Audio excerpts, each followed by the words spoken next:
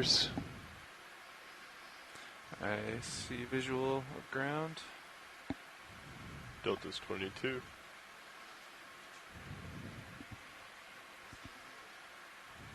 Slowing down just a bit. Understood.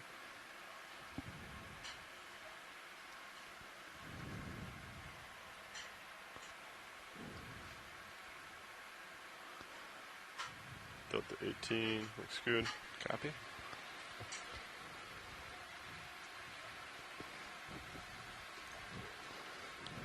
Good morning, Deep Sea Explorers. So today we're on dive 14 of the NOAA Ocean Exploration Expedition North Atlantic Stepping Stones.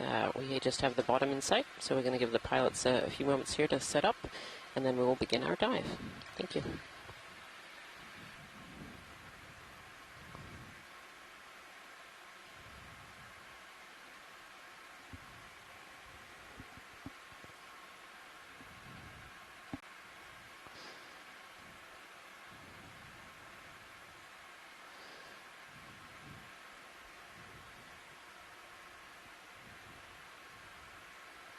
Delta looking good. You want to bring your mini blue view out a little? Yeah, copy that, nav. Sounds good. Okay, I'm going to go ahead and pick the mini Zeus up. Look forward. Sounds good. Copilot. There we go. Nice. Okay. Okay. Mostly sandy here. Yep. Going to go ahead and start doing your lights. Thank you.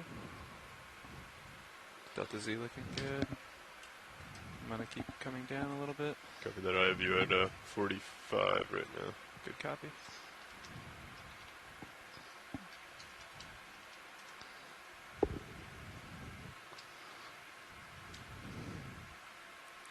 Couple fish down here to greet us.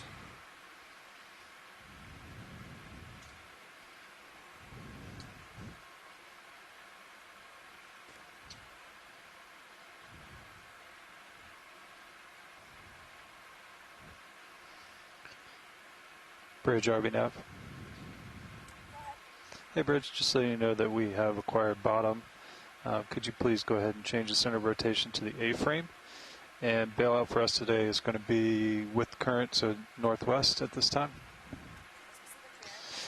Yeah, we could do a 325.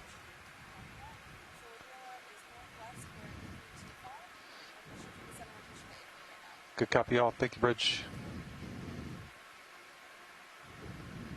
Did we didn't take any weight off yesterday, did we? I don't believe so. Copy that. All right, pilot, center of rotation is the A-frame. Copy that. Thanks, Nav.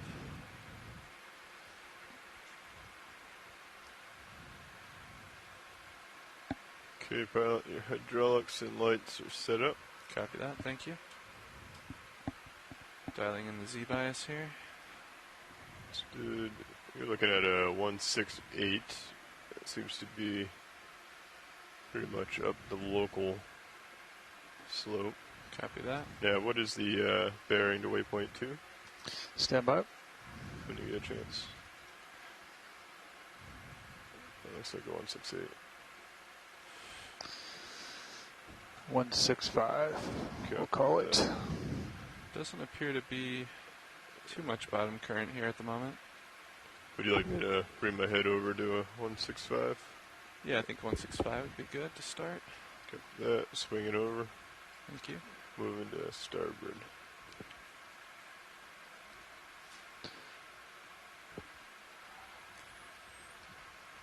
I think I've got Z bias at a good starting point. Copy that. You're going to be holding right around here, pilot, for your reference. Copy I that. have you at 45. Copy, 45 degrees.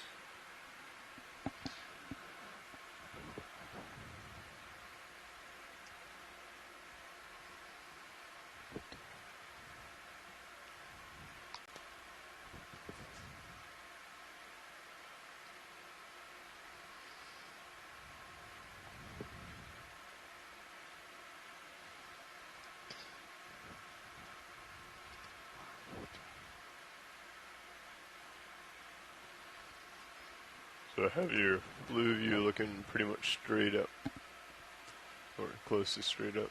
Copy that. We're going to do a little perimeter sweep here. Appears to be similar slope all around us. A few boulders in distance.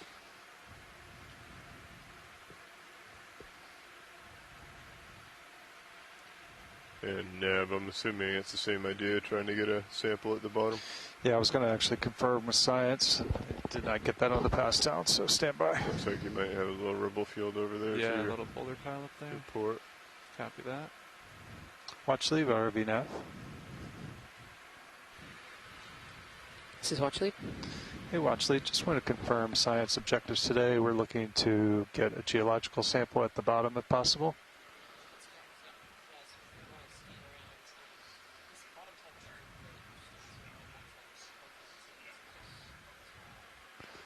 Good copy. Thank you, watch lead. Okay, pilots, not sure if you caught that.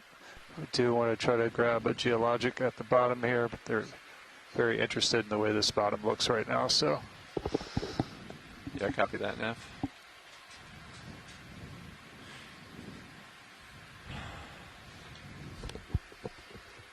We seem pretty stable here, co-pilot. How are you feeling on Sirius? Do you feel relatively settled? I think so, yeah. Copy that. If we, Layback is still getting better. You're closing in inside of 50 now. Copy. Copy that. Yeah, so keep that in mind, pilot. That means I'll be sliding in upslope. So I'll Roger that. down a little bit, but I'll keep an eye on it. Yeah, I wasn't too sure, but I think current is also pushing us upslope whenever I went off stick. I'm going to try to gauge that again real quick.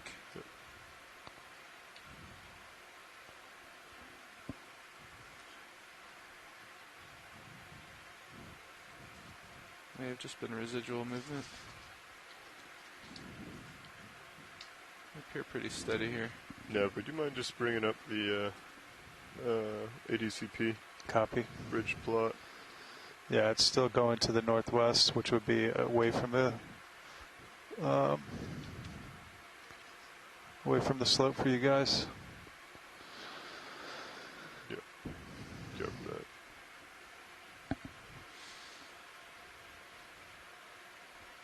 Well, I think our best bet, if we're going to try for geologic samples, would be that little pile you spotted, co-pilot. At least to start. Sounds good.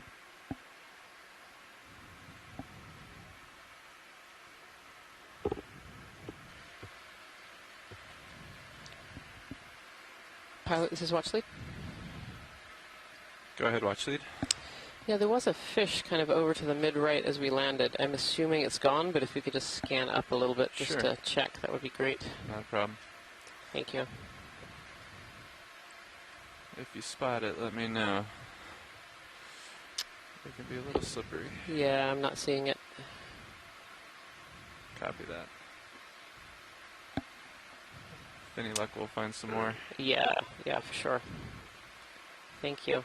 Yeah, we're very interested in kind of poking this bottom material that looks a bit like cobbles to see what it's actually made out of.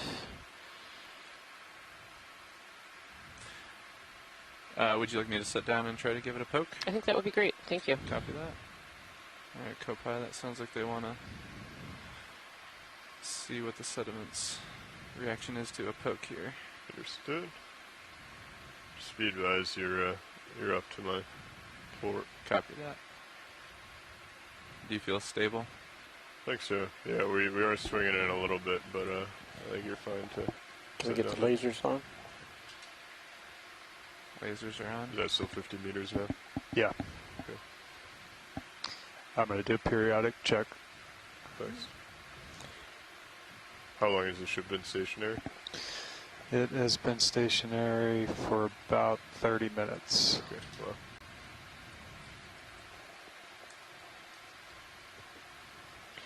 Yeah, it looks like the current has been pretty constant at 1.8.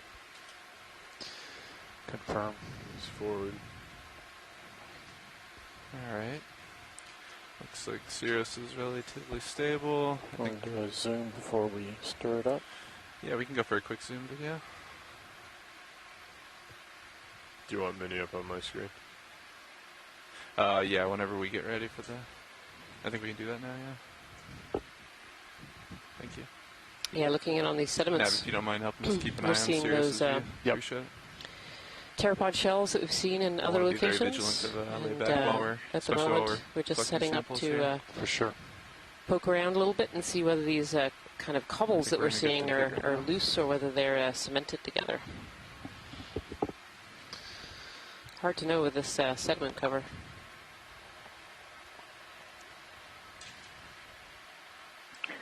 Yes, it might be fooling us today, but we'll see. Thank you, video. They sure have a more Actually, nodular pilot. kind of appearance than the petroidal We're crust set up here. Are you that ready we for a poke have test? seen, that kind of grape-like texture for the Turning on manganese crust. hydraulics. So Ramping up. while we're here, we can give them a little nudge to see if they're loose or if they are, in fact, part of the pavement. Craft coming on in 3, 2, 1. See some of them quite large, maybe 3 to 5 centimeters Well, you across. center So as you move out. Copy that. Thank you.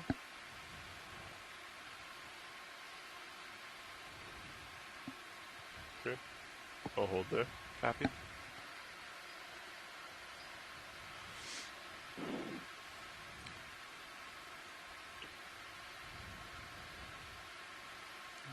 Let's see what the sediment looks like here. I'll take lasers off. A little more rigid than I was expecting. Oh, look at that. Appears a bit more sedimented, actually, or cemented rather. Yeah, Thought it would be looser than this. it certainly looks like loose cobbles from here, but these must be more cemented to the bottom. You want to blow some sediment off? Yeah, we do have the suction sampler. We could exhale and try and clear off a thin layer of... Yeah, I don't see many of those moving. Make a cloud. Interesting. Yeah, there's a decent bit of current there, yeah, right? I mean those are Profile? probably the largest Oh, sorry, pilot. I thought there was a little bit of current when we first set down. Kind of fooling It us a appears to little be bit. kind of moving slightly to port, but it's not too strong. Okay. Yeah, then we probably don't want I to think kick up dust. that's great. That was a good I'll try. try to give it another few drags here. We'll keep our eyes Feels open. pretty Maybe we'll rigid. see more loose ones somewhere. But, Yeah, I think they're just going to have another little poke here, Jason. Just There's a I little bit of understand. loose sediment there.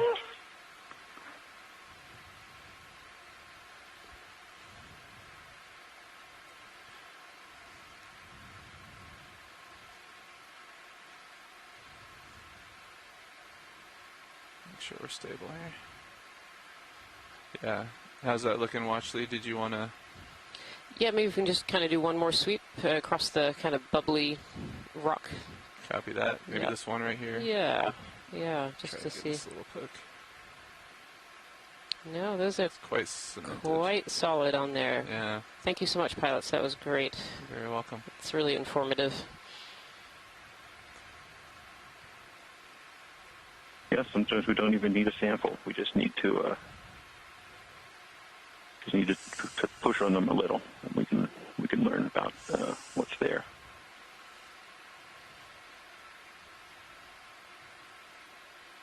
Thank you, pilots. It was great. How's that look, co-pilot? Just bring your jaws in a little bit more, and then you can bring the whole shoulder in. There you go. Nice. All right, securing hydraulics. Set the blue view back up. Thank you. Okay, switching back to my screen. Copy that. Nice initial test there. Yes, definitely. That was really, really interesting. Still holding steady. So I at think the 50 goal meter is to kind of layback. continue on our track, Yeah. but keep an eye out for a loose, angular rock. Copy that, watch lead. Thank you.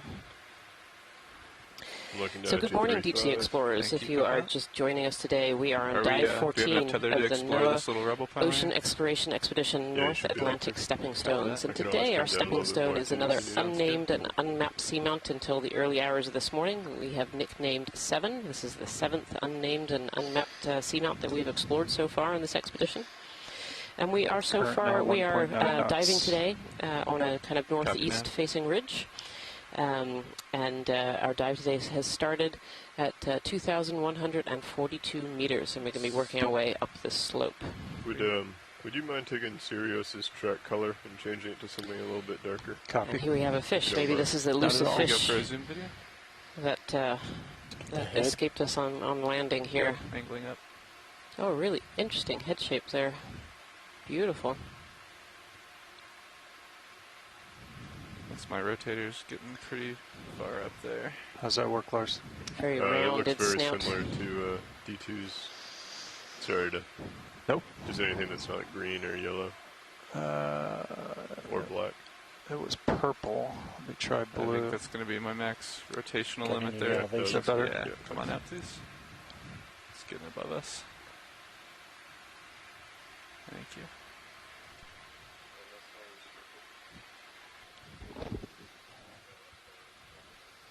The color it was on Beautiful, originally pink was pouch. purple. That was black, the last color, before this one. Say again, video. I missed you. I was wondering if you could lift off and follow him any. I think we're in a good enough configuration to do that. Let me get eyes on him and make sure that he's not too far away already. He might be drifting away too fast there. So from Peter Oster, this is this fish Yeah. here that we've just been imaging is a halosaur. Sorry. We've seen a few halosaurs so far in this expedition of varying different colors as well. Beautiful. Yeah, I don't want to make too many fast movements here, Roland, while we're just getting set up. Let's see if we can spot him again.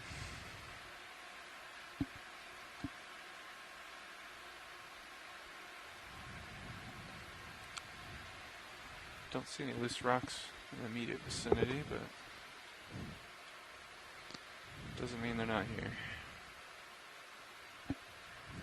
Those loose rocks are often elusive, as we have discovered. The sonar looks good out to 50. Do you guys feel comfortable putting in 10? Yeah, I think 10 is fine once he comes back to center. Copy. It looks like Sirius is picking some things up around 30.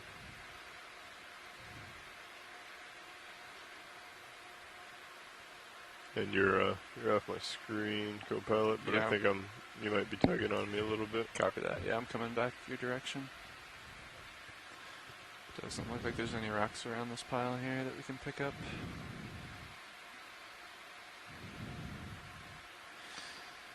Watch lead, I don't see anything that we're going to be able to grab here, so I think we're going to get a ship move in if you're okay with that. Yep, I think that's great. If we could have a snap zoom on the top of this rock right in front of us. I Sure. think there's a little coral sticking up, but yeah, we're Go for happy snap to zoom. get moving.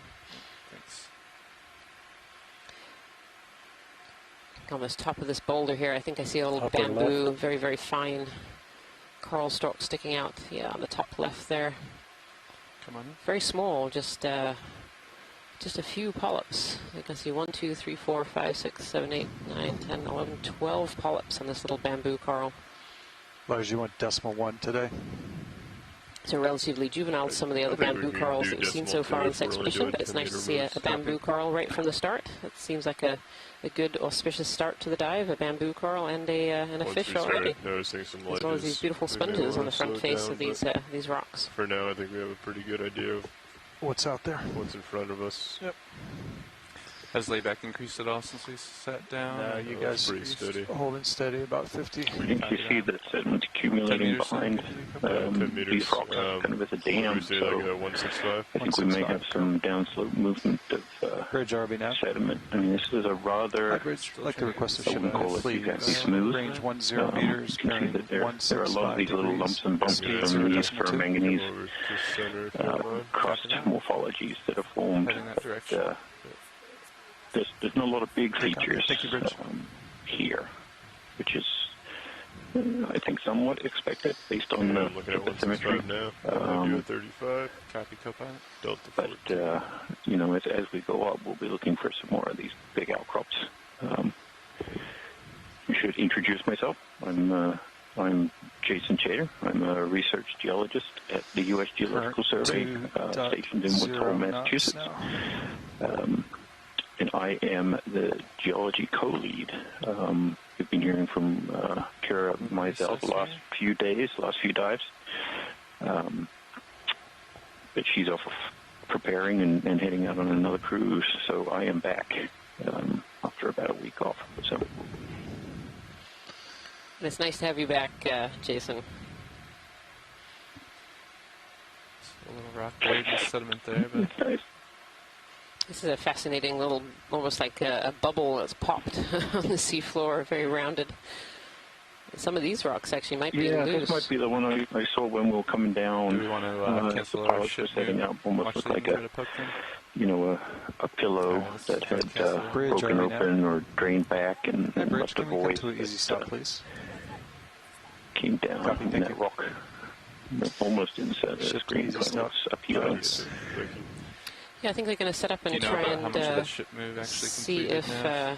either of these two rocks kind of in the center here a are few loose. meters. Couple meters? Yeah. Okay. Hopefully that Awesome. shouldn't miss too much. I mean, they're So professionals maybe now. about They don't even need me here to 5 meters, find rocks. I know. 6 They're meters. very good at finding the looser rocks these days. Go ahead, Bridge. How do you feel about setting down Copilot? You think we're stable here? Good copy. Thank you, Bridge. Sounds good. Okay. Great. Your Thank you. hydraulics are ramped up. Copy, thank you. Yeah, ship's all stopped. They went about 6 meters. Copy that. Thanks, Nav.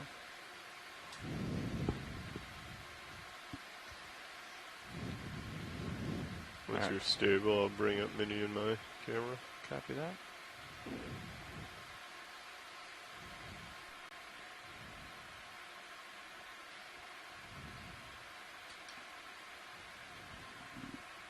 Stand by. Let's see if we're stable here.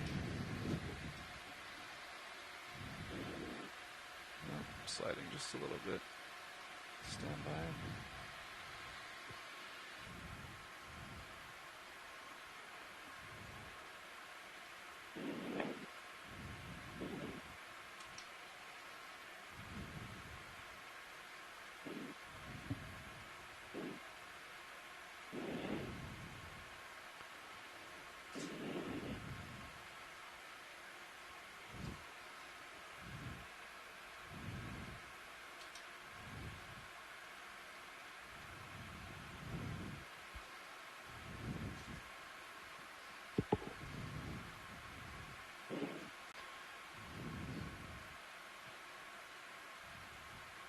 You doing some color adjustment video?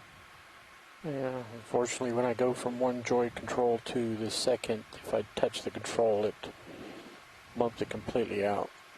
So then I have to roughly adjust it back. Copy that. Alright. I think this is relatively stable here. Copy that. Hydraulics are ramped up, you said? Hydraulics are up. Thank you for that. You have Mini online. I'll Copy bring that. it over and watch it as you come out. Thank you. Craft coming on in 3, 2, 1. I'll follow you to center. Copy, thank you.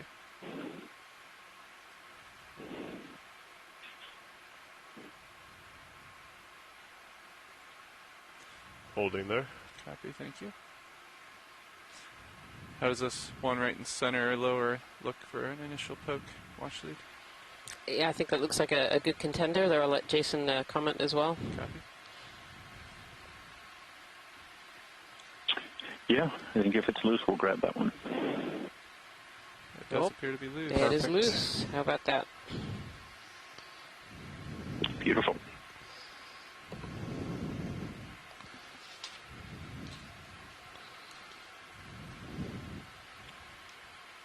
Does this one sound like a good one to go for then, watch lead? Yes, that would be great. Thank you so Copy. much, pilots. Which box would you like to put her in? I don't think I have a preference. Do we typically want to start with the port one? Or is starboard okay? The idea is generally if it's smaller, put it in the port one. Copy. Or it's covered, but How is this on? This one seems kind of medium sized. The lasers are on now. Copy, thank you. 10 centimeters. That is relatively small, I suppose. Yeah, I think it could go either way. Copy. We could probably put it in port. Understood. Let me get the drawer open real quick.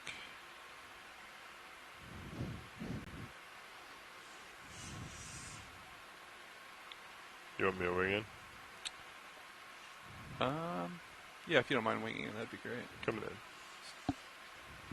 Thank you. Okay, wing is fully in.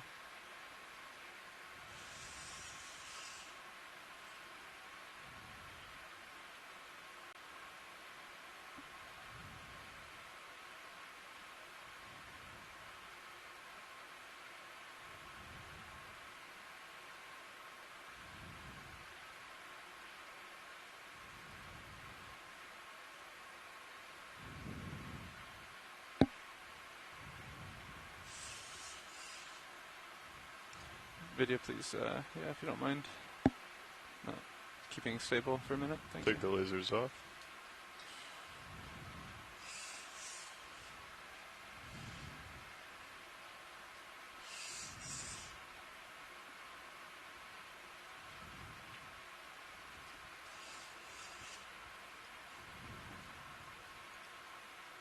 And it did look like there may be some that's still under the sand, so it might be a little bit larger than what you see. Copy that. Thanks, co-pilot. We'll keep an eye on it. If we deem it too large, we can call an audible here. Yeah.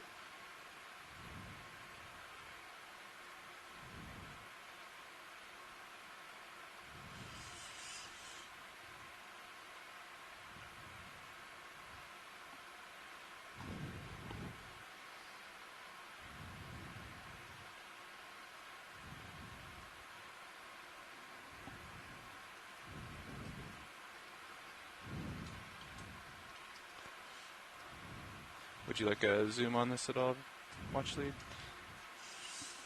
Yes, a quick zoom would be great. Thank you. Copy. Don't have a lot of light on it. I can bring your rotator up if you would like, pilot, so you can bring into the light a little Yeah, more. if you don't mind, that'd be great. Thank you. All right, bring the camera up. Copy. If you want to follow me. Following.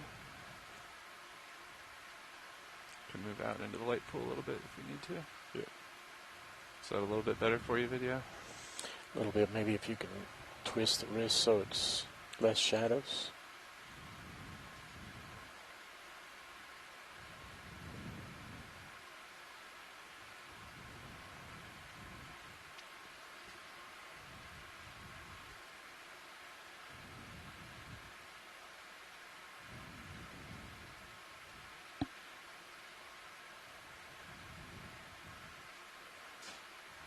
Looks good. We'll keep that one. That's great, pilots. Thank you so much. Copy that, watch lead. Thank you, video. Okay, coming down. Thank you. The sediment there was quite thick I'll too. bring mini That was zoom over as interesting. well. Holding there. Yeah, you can really see the claw Thank you. marks That's perfect. in the sediment there, Jason.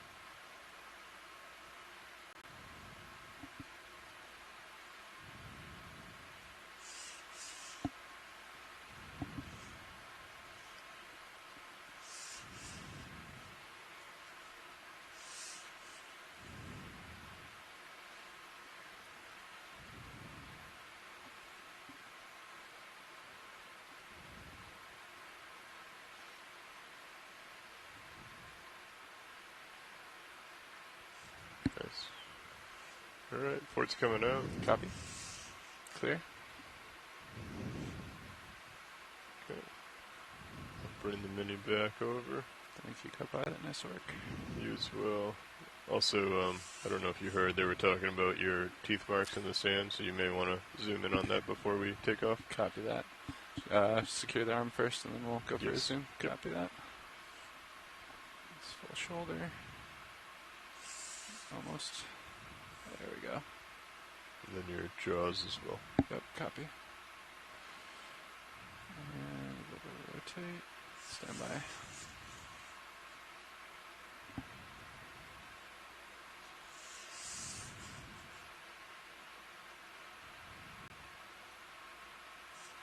Securing hydraulics. Hydraulics secured. Putting the mini back up and looking forward. Thank you. And we'll get a quick zoom on the claw marks there. Watch lead before we take off. Yeah, that would be great. Thank you. As Jason Chater was just noting, the sediment looks pretty thick here. I'm going to switch my camera. Copy. I'll try to rotate just a little bit. That does look pretty thick, Jason. Yeah, this this broken open pillow or what actually it is, well, not quite sure, but it's allowed this really thick accumulation of sediment. You can see the pteropod shells, and even be like polychaete worm tubes and bits of coral and everything in here. So excellent long-term sediment accumulation. Probably tens of centimeters thick, perhaps in places, which is, something we would target if we're trying to collect sediment cores. Probably the shorter variety from an ROV, but that's pretty. Yeah, that's great. Thank you so much, pilots. Very welcome. Thank you, video.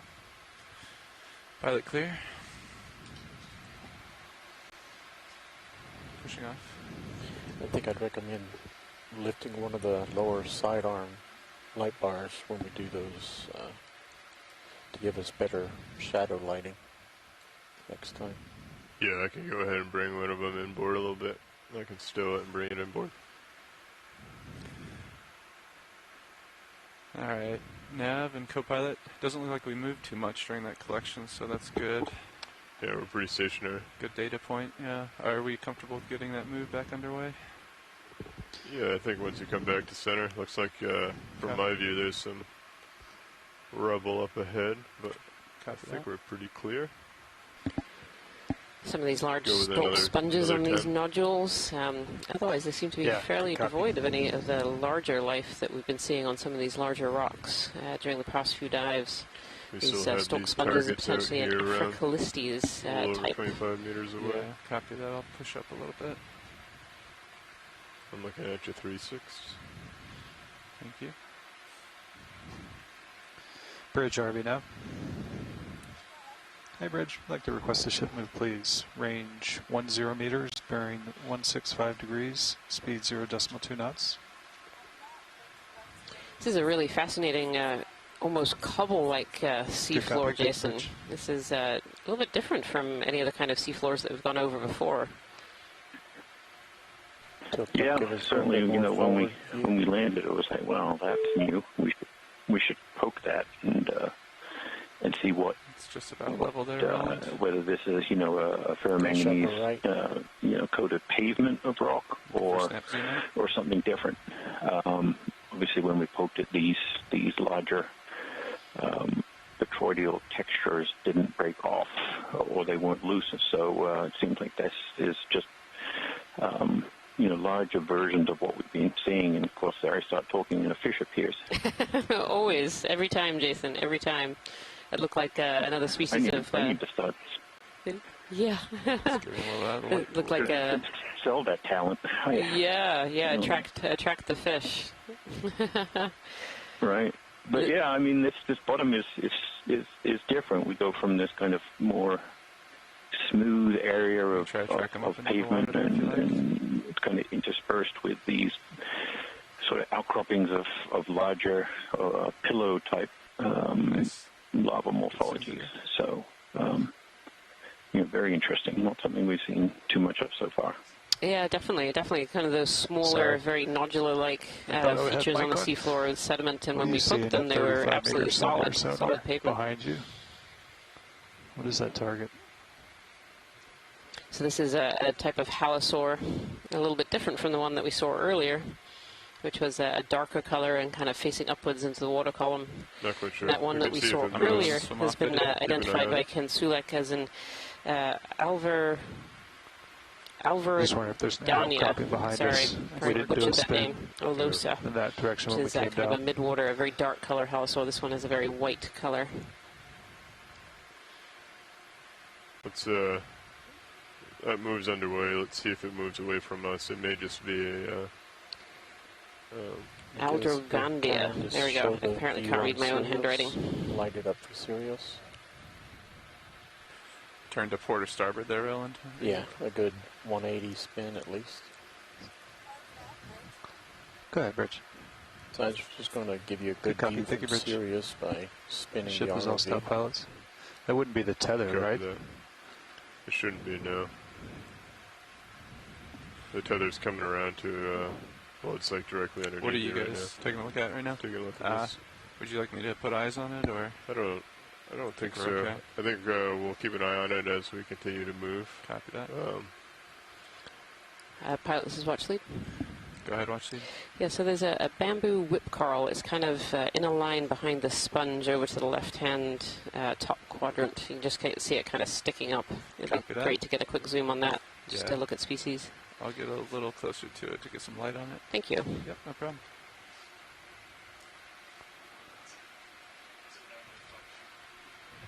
Okay.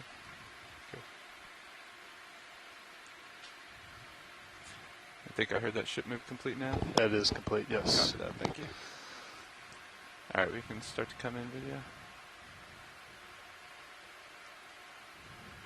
I think they just want an ID on this. Yeah, it'd be great just to get some eyes on the polyp structure and the skeleton there.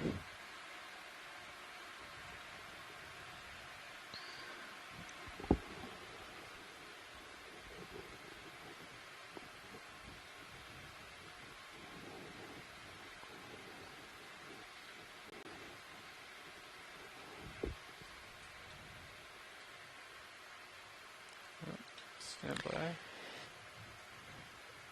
So this coral that we're looking at today is this is a bamboo coral that we've just found as we begin our transit. We landed here not that long ago, about 30-ish minutes ago, on 7 Seamount, or nicknamed 7 Seamount, as the 7th unexplored and unmapped seamount that we've looked at during this research cruise.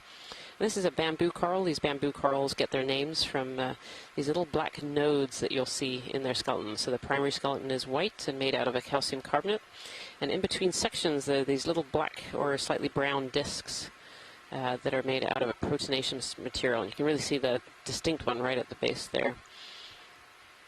And these are a type of octocorals. They have 8 tentacles. You'll see those 8 tentacles drifting in the current there, going from the right-hand side of the screen over to the left.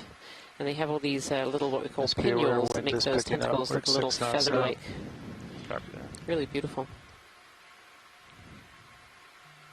This one has a suspicious bend in the midway too, which makes you wonder if it was damaged there at some point and kind of grew off at a slightly different angle. You can just see those really fine little nodes, those little bamboo nodes, as we go further up the polyps here.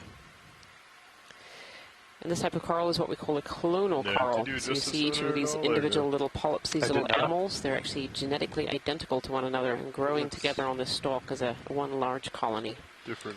We do see corals in the deep ocean that are solitary corals, and those are corals that are single polyps living by themselves on rocks or sometimes sediments. Yeah, you see, and those are like genetically distinct usually from one another in an area. Oh, you did not do that, okay. No.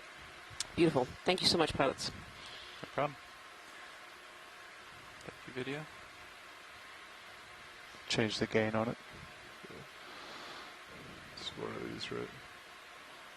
It's been a while since right there. So dB up or down. Yep.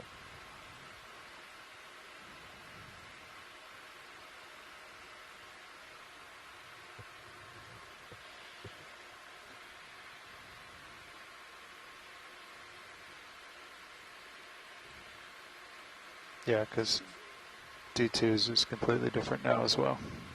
Yeah. That's Did a setting change on the sonar? it shouldn't have. Kind of coming out of those small little nodular looking down below and kind of into more larger pillows here, Jason. This looks like a different morphology already in this dive.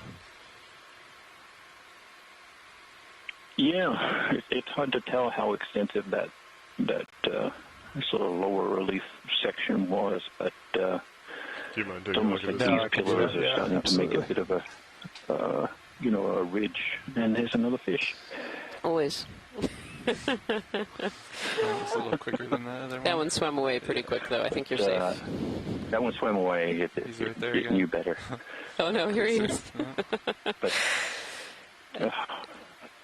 Looks like a small little cusk eel of some kind. Very, very Should, dark. keep an eye on that and see if it happens again. Not sure this one's going to let us Copy. have a good look at it. It's moving quite fast and it's quite small. Got quite a bit of energy. Yep, blend into the background really well. definitely. Yeah, I thought we didn't have enough light on it at first, but it's There we just go. quite dark. Thank I you, mean, pilots. in the chat room, it'd be great to hear, people say what fish they would like to see, and I'll try and say the name, and then, perhaps I can make it appear.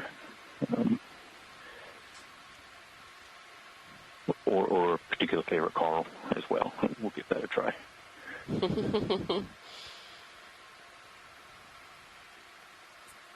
But certainly we'll hopefully start to see more relief on the bottom here. With these certainly look like pillow lava textures, coated with this nodular, botryoidal, grape-like. Pick your morphology term of choice for a manganese crust. But there are pieces that are broken off, and it's kind of scattered.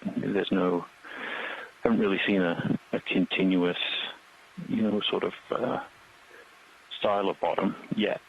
It kind of goes back and forth between the lower relief pavement and these little ridges, almost like little eruptive ridges, flow fronts and things. So and a little bit of sediment. So we've got a bit of everything today. Lots of sponges as well. Yeah, lots of these kind of sponges on the edge. Areas. Pilot, is it possible to get a quick snap zoom on kind of this edge that's almost directly in the center right now? Yeah, we can do that. Watch Thank you. it. Come on in, video.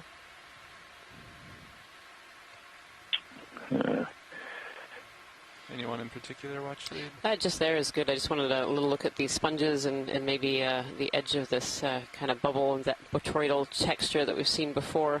Copy. These sponges are interesting because it's really a mix of live sponges, which are that kind of bright white, and these dead sponge skeletons that have been left behind. And I think I see other sponges. Oh, there might be some cup corals on the right there. Bottom right-hand corner. We're going to have a quick zoom on those. They might be sponges, or they might be cup corals pretending to be or cup corals. No, I think they're actually sponges that just have that kind of triangle-like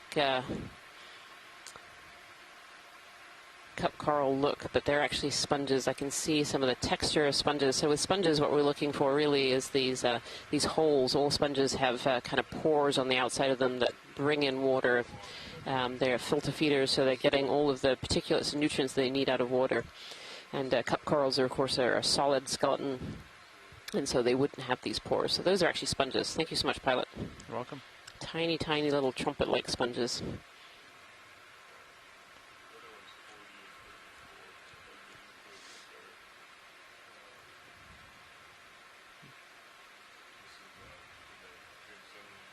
And again, quite a lot of sediment, Thank as you, Jason Gideon. was saying earlier as well. There just seems to be quite a thick deposit of sediment in between all of these mounds.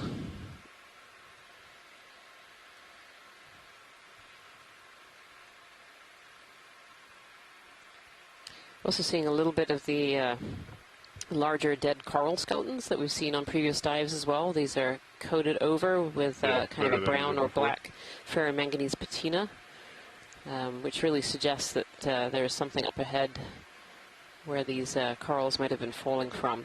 I see something red in the top right quadrant, just kind of tucked in behind a boulder pilot.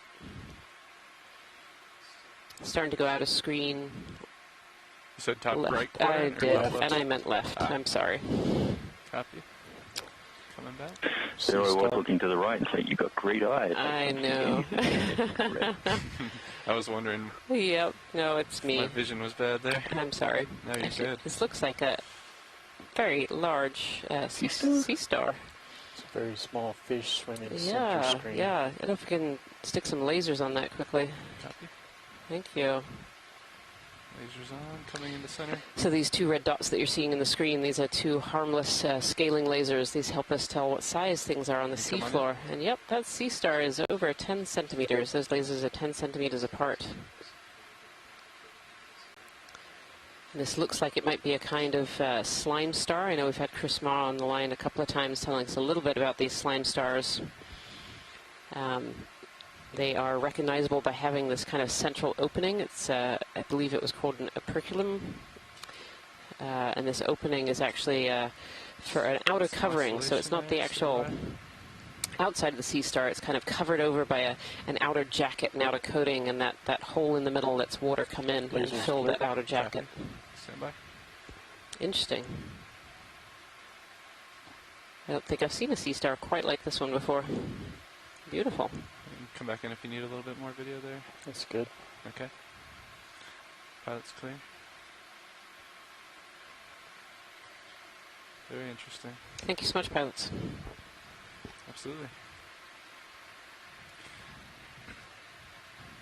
I see you looking down at me, co-pilot, about 3-5 degrees. Yep. I assume you're steady by now. I think I'm steady. I'd come back to So center and kind of do a requests pan for around. different Copy that. fish Okay. have come in, and also some corals. We want to. I'm not sure if it's an I4 clade or an O4 clade for a coral. I believe we're looking for. Using your fauna we're looking whispering. for a tadpole. Yeah. And Bathosaurus mollis lizard fish. I'm not sure if I even said that right. I Wow. would like to see whatever that is. And then there's a lot that if I say them, I will mangle them so badly that the complete opposite will probably appear. Right. And this is a good moment to say that, you know, this research expedition from NOAA Ocean Exploration is a telepresence expedition, and so you're watching us at home, but there are also scientists all across the globe who are helping us with this dive today. So my name is Rian Waller, and I am Associate Professor of Marine Science from the University of Maine, and I am the lead biologist actually on board the ship right now, and Jason Chater is the lead geologist, and he's from home on the telephone. But we also have this presence of other scientists from around the globe helping us with IDing seafloor features and also organisms as well. And we have this scientific chat room that we might refer to throughout this dive, where these scientists are helping us to identify what they're seeing on the screen and identifying new and unusual things that we should maybe take just a little bit of a closer look at. So a huge thank you to all of those scientists on shore who are helping with the dive today. Going to get a look to our starboard here. And part of the chat room today has been all about Jason's fish whispering tendencies and ability to find fish whenever he talks, and putting in their requests for what they want to see today. White sea star, Yeah. right? You know, Fish, so we can lower go with center. like jellyfish and Shrimp upper right. Anything in particular we should go for? gulper eel. Maybe try for shrimp, I guess. Yeah, I like the common names. I can usually say those. And there's another Go fish. in when Look, you're I ready. spoke and there's a fish. Yeah, this one's actually a shrimp, I think. This one is a crustacean rather than a Did you adjust the upper, fish. Lars? It looks Yeah, it's dark in that top beautiful, right corner. pleopods. The swimming legs on this upper corner. shrimp is On actually the main upside down HD, compared to yeah. us, so we're seeing the Yeah. underside. I kind of adjusted. I have not moved it though. Copy. Go for the star. Copy that. Oh, we've got For star? Henrysia sea star as well on the seafloor here. These long, long legs. Maybe darker where he's angled away. Yeah, I So think it's- that's what it was. Port side's closer right now. Yeah. These sea stars are echinoderms, so they're actually related to sea urchins and brittle stars and sea cucumbers. They have that pentaradial symmetry, so that's where they get their 5 legs from. Clear. Pilot clear. Beautiful. Thank you.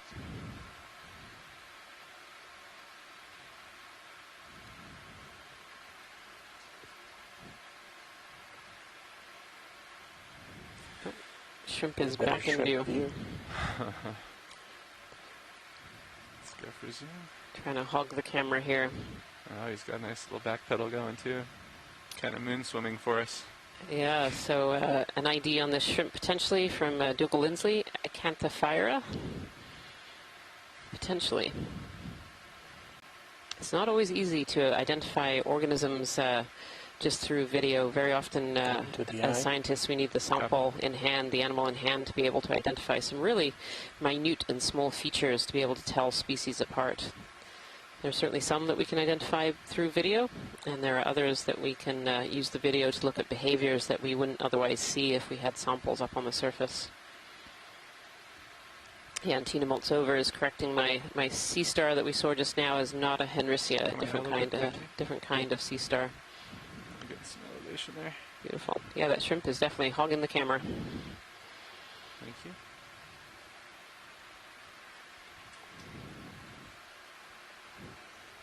So one of the interests that we have in doing these exploration dives is trying to cross over into different what we call transition zones, so looking for different bottom morphology, different geology. And that's interesting not just from the geological perspective, but also from the biological perspective as well. As we start to transition into different geological features, we see different animals that live there too. We have organisms that really like living on sediments, and those are the kind of animals that we'd see in sediments. And then as we transition into rocks, we'd start to see more organisms that like to live on rocks. And so looking at these transition zones for an exploration expedition is a great way to get a sneak peek at a lot of different habitats and a lot of different organisms that live in this area.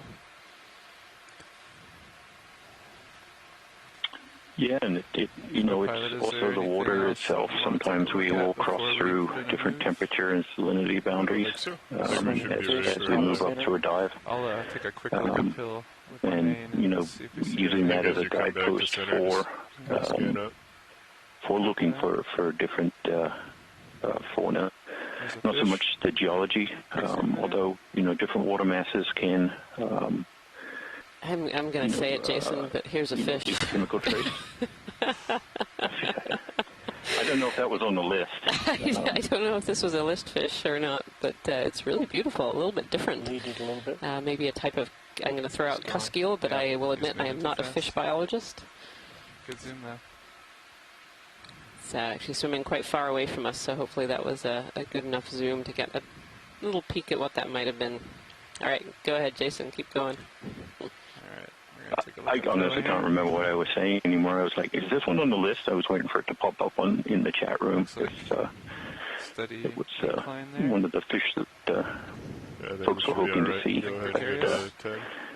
Yeah, I'm good anyway, with that. we seem to have changed at least bottom morphology into this more rugged. I'd like to request a shutdown, please. Range 10 meters. Sort of bearing mix 165 of degrees. Speed 0.2 knots. Pillow-like lavas, but also these kind of chaotic bottom that we're seeing now, which doesn't really have sort of a continuous structure. Kind of seems broken up, so it might be the top of an older flow or the front of a volcanic flow. Look at that. But definitely not a boring bottom yet. To the left of that Y-shaped Yeah, it's definitely very jumbled and kind of mixed up.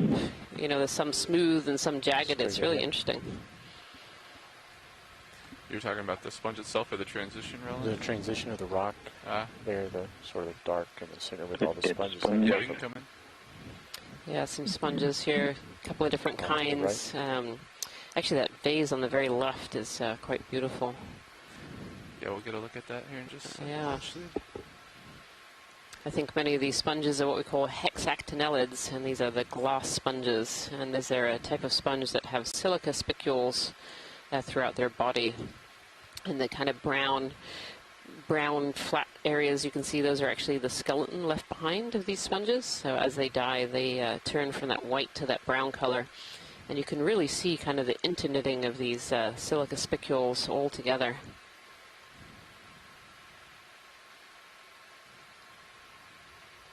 And on top of that skeleton there, you can see these are likely to be benthic forams, these kind of branching little organisms, utilizing the skeleton of the sponge to get them up into the water column and feeding. Some oscillation there. Sorry, video. Morning, Rian. Scott here. And as I'm looking at all of these really small sponges, it's making me wonder, you know, are these lots of recruits that haven't yet, you know, grown to a really large size? We're used to seeing so many large sponges, and you have to wonder how many recruits does it take to get to, you know, one, two, or a handful of really large sponges. They have to be in just the right conditions and flow and food and so on. We can see a lot of these seem to have died at a fairly small stage. Sponges. Yeah, it's really interesting, and it's, you know, I think it's something that's a little bit unknown as well in the deep sea, is how these sponges actually grow. Do they stay the same morphology and just get bigger, or do they start with a slightly different morphology and then grow into these really large curly shapes? This is a really beautiful hexactinellid that we're zooming in on now. And it's actually sitting on a base of fossilized cup coral. Go ahead, Scott. So you can see that. I was just going to say you can see the top opening is somewhat occluded. It has these rays that go across, so it's solid. And these various sponges have different degrees of closure at the top there. And I think there's, I guess, a little urchin on the rock face behind it. Yeah, on the top right there. I was going to have a peek at that top right corner. Oh, this might be one of these urchins that was actually of interest. Excellent. Yeah, can we zoom in any closer than that, Pilot? This is max zoom at the moment. I can try to get closer, though. This could be potentially a collection target, so Copy. Thank you. Thank you, video. So there was some interest from a couple of dives ago. There were these really different urchins that were very, very flat, and they had their spines coming out around the outside and kind of a flattened top. And this actually looks really similar to what we had seen. And we missed the opportunity to collect some of those last time. So we'll have a zoom here and see if it is what we were looking for. And would you mind switching the section sample? Think about either collecting or moving on. Currently have a move going. Move finished, I believe. Move finished. Ship is all stopped. Copy that. Okay, I'm probably still moving, but you're out there pretty far, so I don't think it's too much of a Copy that. concern. Do you see a good location that I can sit down without landing on something? That might be the trick here. Yeah, I think right there. Yeah, You can get your port tail up a little bit if you continue rotating to port. Rotate to port? Sorry, rotate to starboard. Get your port tail right in that. Right on that little edge, maybe. Yep. That looks reasonable, and then you can kind of come in, because remember with a suction sampler, it's much easier to move from starboard to port. Are we too close to get the drawer out in this location? Probably. Yeah, let me back up just a little bit. Let's see if we can sit down. Go, watch lead. Roger that. Suction sampler. We can do that. Give it a go. I knew what you meant. No, you're fine. I like your terminology much better. Give us a minute to stabilize here. Are we still too close for drawer out, you think, or? We might be able to get it just enough to be able to grab onto the suction nozzle. I'll see if I can give us just Pilot also a reminder they wanted a closer visual. Roger that. Yeah, watch lead. Would you like a quick zoom before we try to go collect it again? If we have time to do that, that would be great. Okay. Just confirm it is the what we are looking for. Thank you. Come on in, video. And keep an eye on my port swing arm if you guys could. Yep. Thank you. Yeah, you should be secure. Yeah, so this definitely looks very similar to the urchins. In a couple of dives ago on the corner rise, we saw some urchins that were a little bit different. They have spines around the outside and kind of this flattened top. And these are apparently very unusual. So this would definitely be a collection target, please, Pilot. Thank you. That.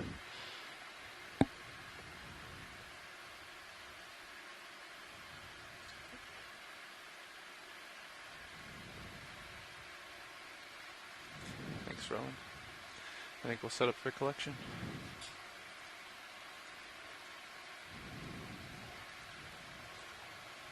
crept up just a little bit there, so I'm going to go down the hill slightly.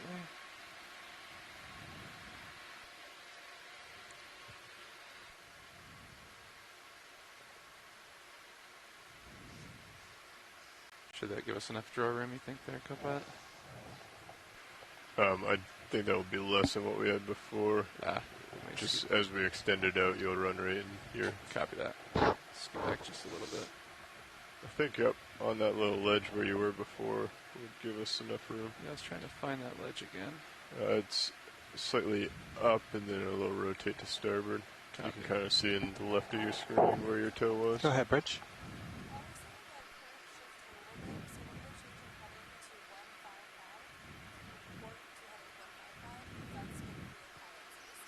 Yep, sounds good. Thank you, Bridge.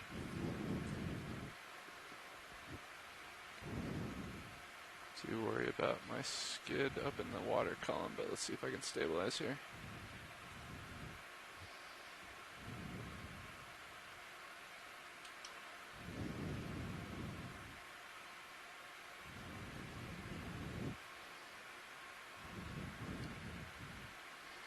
Appears relatively stable. Okay. We can do a little draw out test here. Yep. I'll switch your mini Zeus over. Copy, thank you. Hopefully we don't hit the left side of the ridge there with our port. Okay. You ready for a draw out? Yeah, we can give it a shot. Alright, coming out. Might also want to raise the lower left swing arm for lighting. Yeah, copy, standby video. Coming out slow. Is that... Okay. Yeah, we're hitting. You're pushing. Yeah, pushing just a little bit there. Okay, I think you might be able to reach in and grab it. Your toe has come out though. Copy that. Let's see if we can stabilize here. Standby. Yeah, we're drifting just a little bit. Let me try to reacquire.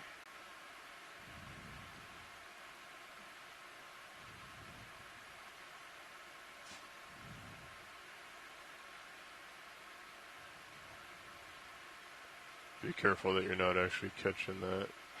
Yeah, I'm watching the port drawer. Yep. How does that look? Looks reasonable. Copy.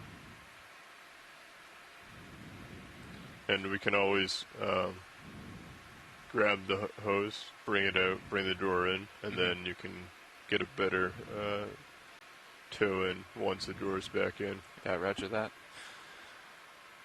Let's try to get the hose out and we'll go from there. Understood. You're ramped up. Thank you.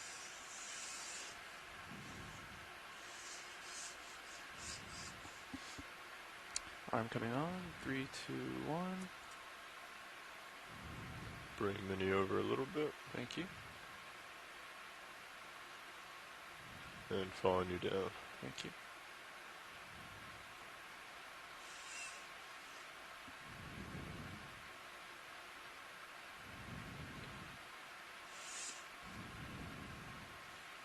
With the drawer not fully out, you might have to use more of your wrist to come back in. Yeah, copy that. It.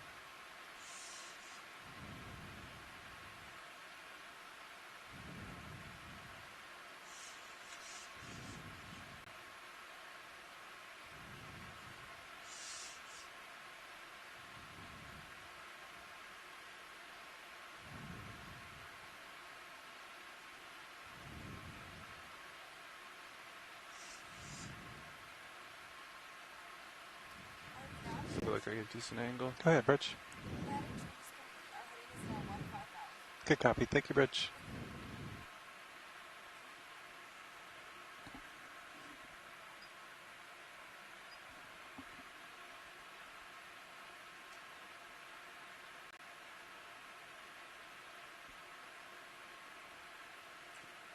That should be enough of a grip on it, hopefully. You're going to want a little bit more. Yeah, you're just right at the very edge of it. Copy that.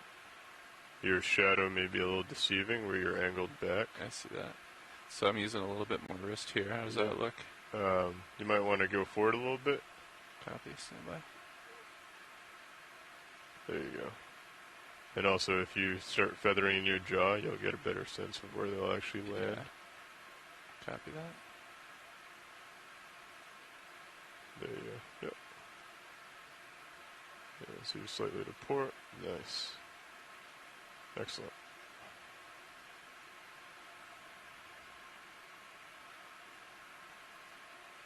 Okay. Let's start pulling out. Copy. Once you get out a little bit, I can bring the door in for you.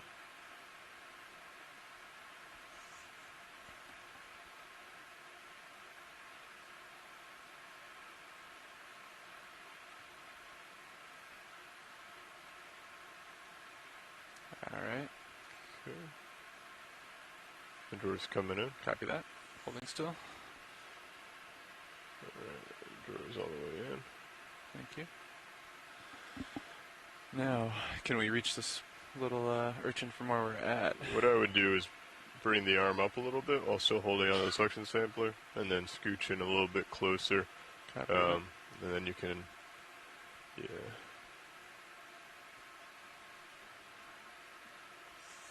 Excellent, right there. Keep an eye on the markings for me if you could. Yep. I'll come up just a tad on the camera. Copy. Stand by.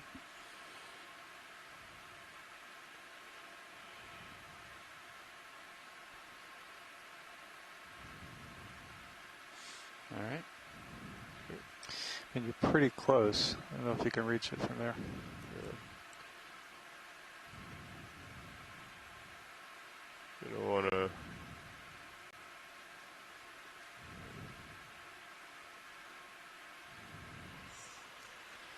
We're getting close there. How's the hose look? Hose looks alright. Copy. I can come up on the mini if you'd like to get a little closer zoom. Yeah, let's try to go for a little zoom on the mini Zeus there, I think. Okay. And I can try to wrist out of the way if you need a better angle on it. Sure. Just have video start coming in on the mini Zeus if you don't mind. I think you're covering it just slightly. Copy that. Stand by. I think I can give you at least a better view of it if nothing else. Sure. Yeah, there it is. Okay. Oh, we're drifting. Yep. Just be careful. You have that nozzle. You're right underneath it. Yeah, copy that. If you want, I can start giving you some suction. Yeah, let's try a little suction here. Okay, so we have slight suction, 600. I can ramp you up a little Copy bit. that. Go for I ramp. highly doubt it will suction it right off the rock. Yeah, copy that. That's max suction at the moment. Max suction, okay. Well, let's keep that ramped up, and I will try to get a little closer. I'm thinking a little above it, actually. Oh, yeah. Yeah, you're right below it, it looks like. There you go.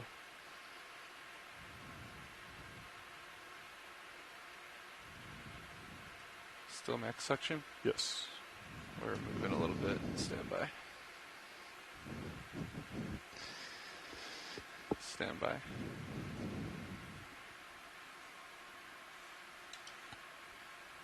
I got your arm. Copy. Thank you. Yep.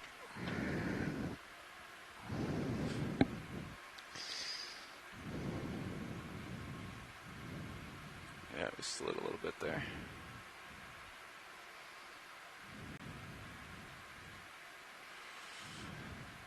It looked like the nozzle was pretty much under it, but it wasn't getting it. Yeah, it looked like you had it right in the area influence. Does that mean that it might be a little too sticky for us? I think you're going to have to try and get underneath it and kind of, I don't want to say scrape it off, but... Yeah, I copy that. Let me get into... Try to tempt it to... the water column here a little bit. Try to stabilize. Yeah, we keep oscillating here a little bit. Stand by. Yeah, you're definitely going to want a good toe in for this. Yeah, you got time. Thanks. Mike can creep a little bit closer as well. What do you like, mini Zeus zoomed out? Yeah, let's zoom the mini Zeus out if we could, just a little bit here. You say out or in? Out, please. Out for now, thank you. Kind of want to move the hose out of the way before we go back in. So let me just stabilize here for a second. Alright, I'm just going to move the hose up a little bit. Copy that. The mini Zeus is centered on you. Watch out with your wrist. Yep, copy.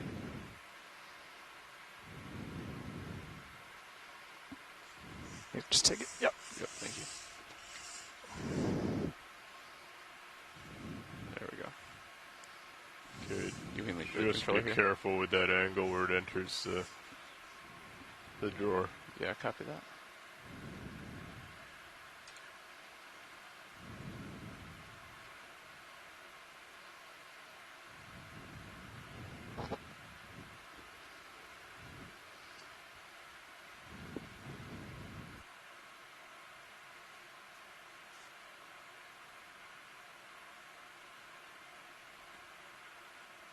Do we want to try to use that same perch again? Or? Yeah, I think right here in front of your port toe, you can get the very tip of your toe up against that rock there, right next to the cylinder sponge, up a little bit further, I would recommend.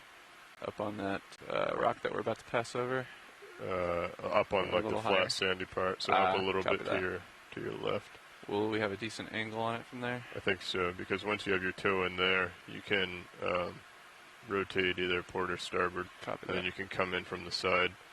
So one of the biggest things with the suction sampler is, or at least the nozzle, is if you can get your arm coming in from the side, you have a very good view of the subject that you're trying to grab. If you come directly straight at it, then you have the arm in the way, you have the hose in the way, and you have the handle part of the nozzle that makes visibility a little more difficult. Copy that. It's also a little bit easier on the hose if you can come around kind of a wide angles. Copy. Give it just a second here to stabilize.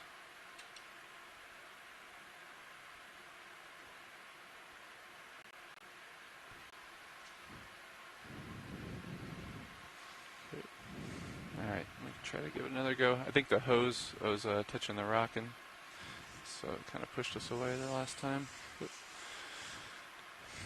So you're up pretty high with your hose now. Gonna turn it on and come down a little bit. Copy that.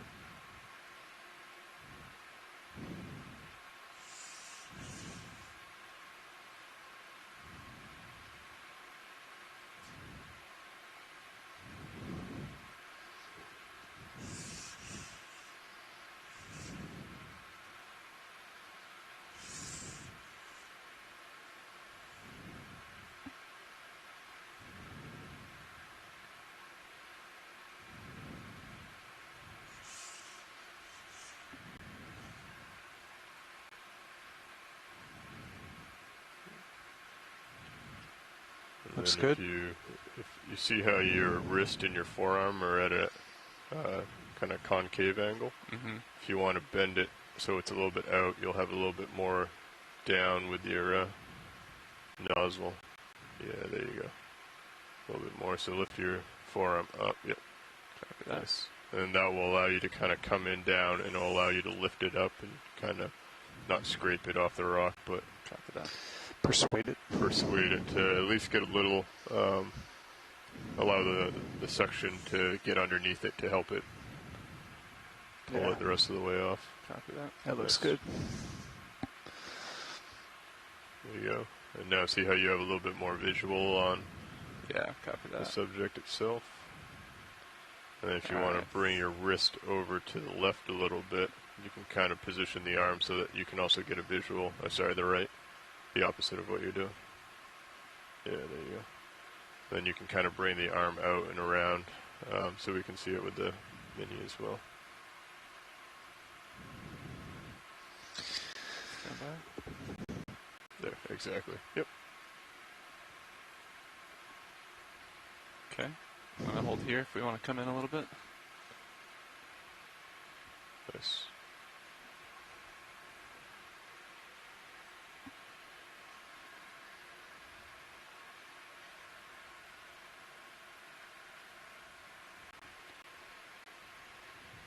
It's small. It is quite small. Very small. All right. Stand by. Coming on.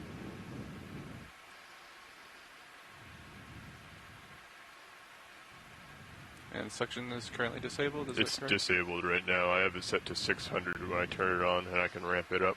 That looks good. Do I look in line with it? Yeah, that looks pretty good. Yeah, right there. Copy. And then as you come up, kind of pick up and to the left. Copy. All right. Do we Looks want a little bit high on HD1's view. Yeah. Yeah, copy that. Thanks. Good eye video. Stand by. I'm going to try to get it a little under on my main HD. Be careful, because as you push down, you're going to hit that rock in front. The So you're going jaws to are want to hitting. tilt down Roger. or pull your wrist back. Do we want to try suction here or pull back first? We can try the suction. Let's try here and then... I have it on 600 right now. Yep. I'm ramping up. Copy that. Okay, the toggle is moving. I see it's starting to move. If you want to move it in a little bit closer, we might. Copy. Stand by. I'm going to try to do very fine movements here. Yep. Suction is full. Now keep a close eye on that jar. When it comes, it's going to come quick.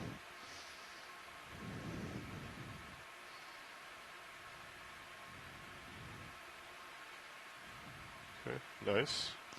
Nice. Come down a little. Nice. Boom, got it. Slowing down, suction. Nice. In the jar. All right. Oh, great job, pilot. pilots. Thank you. Thank you for all the assistance, Farrow. I appreciate it. All right. Might want to zoom out on the mini. Yep. And then we might want to come off the ground to stow it so we can bring the drawer out. Copy that. Stow it correctly. Here's a sticky little guy. Actually, pilot, this is watch lead.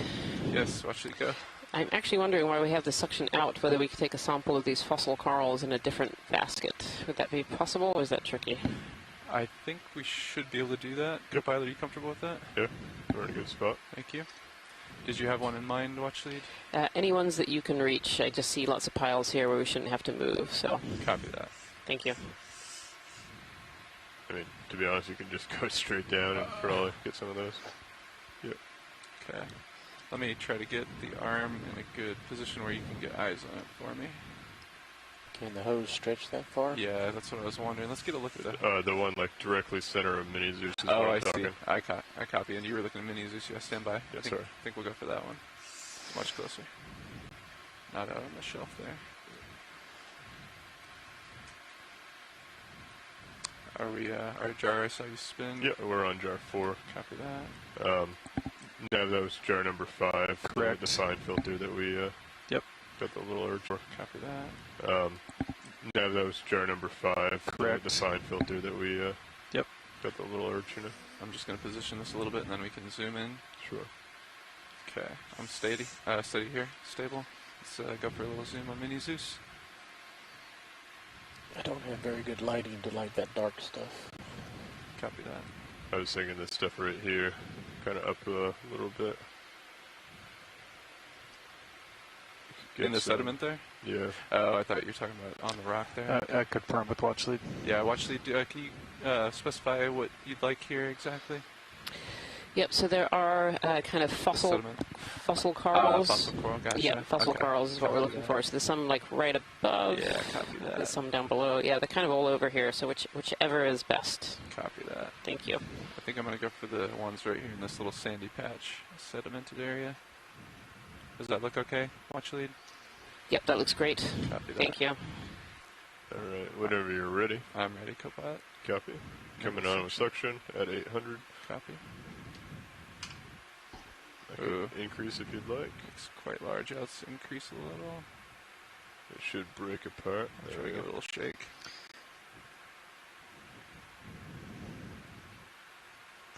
Okay, that's max right now. Copy. There you go. It's stuck in the front. Copy. I'll try to give it a little shake. Yep. Jiggle. And we can always dump it out into a buy box if it's too big. Yeah, it's quite large.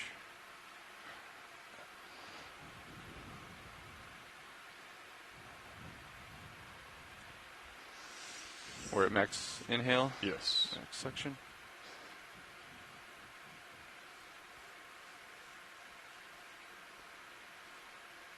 Yeah, I don't think they're Yeah, doesn't look like it. Okay, I'm going to reduce suction a little bit if you want to go to a bio box. Copy. We will have to take off to be able to put it in the... Yeah, roger that.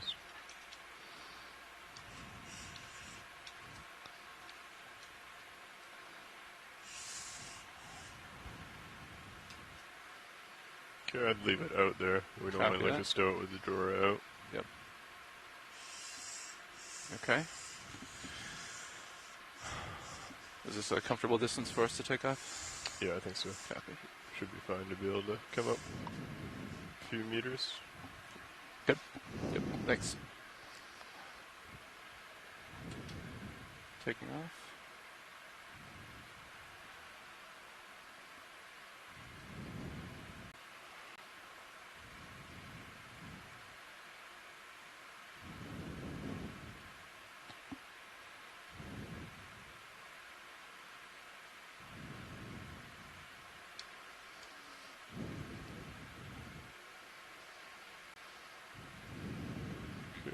Be advised, you do not seem to have altitude Yeah, lock. I was noticing that just now. We just got it back. Right. It may adjust as we move the hose in, so... Roger that.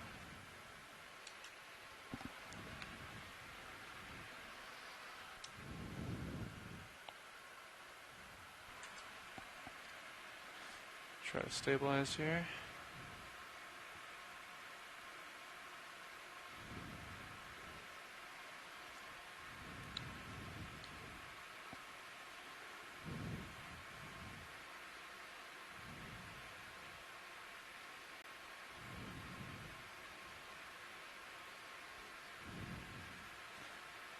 Rocking just a tad, but we seem to be relatively stable.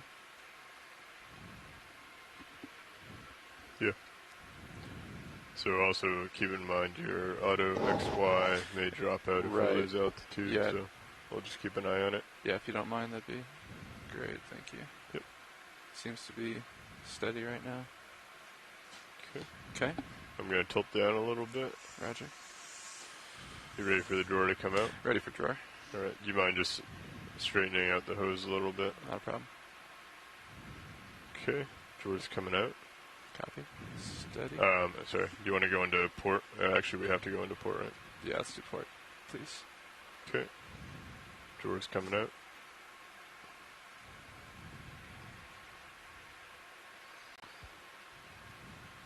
Okay.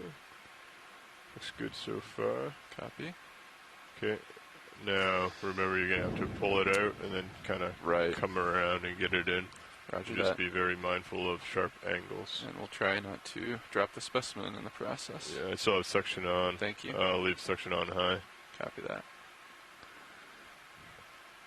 Sounds like a good plan.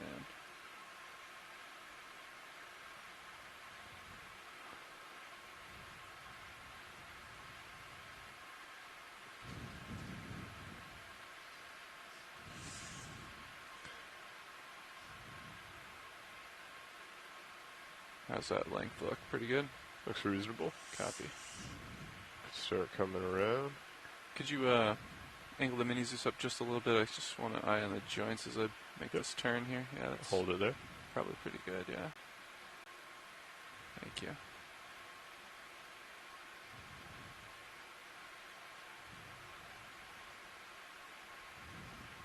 That's perfect, thank you. Follow you down as you come down. Yeah, I appreciate that.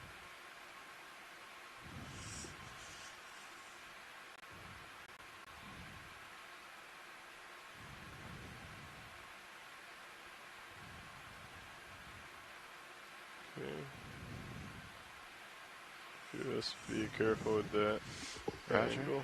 I'll make nice slow movements if I can. Altitude looks like it's holding well.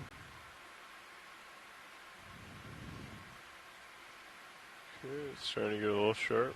Copy. I think I'm going to go for outer to lessen the angle there. Copy.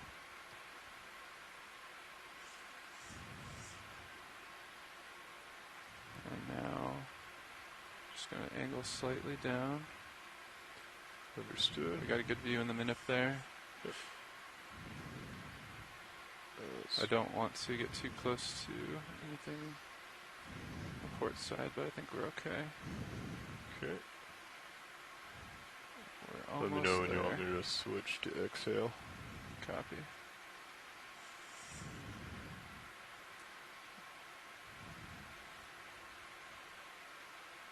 stand by. I'm hitting a limit. Yep.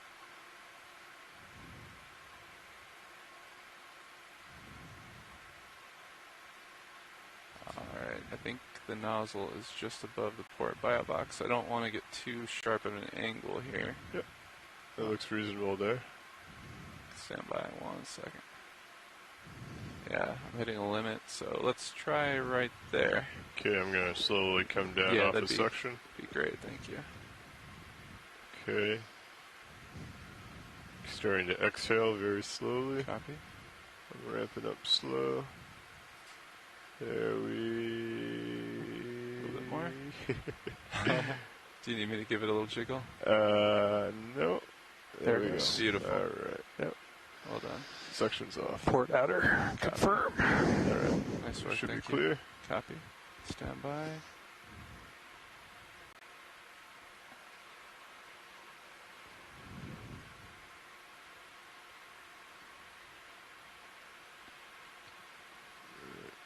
As you come back around, I can go ahead and clear the rest of the hose. Copy that.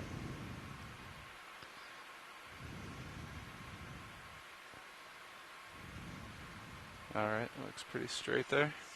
Okay. Drawer's coming out. I think it's out of the way. Okay. Excellent, thank you.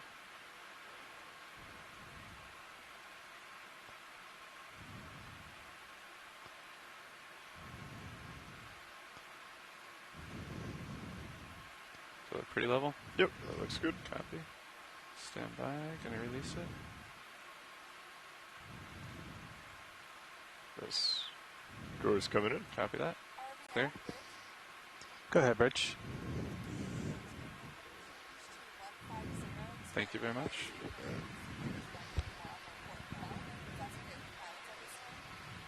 Pilot confirms 150.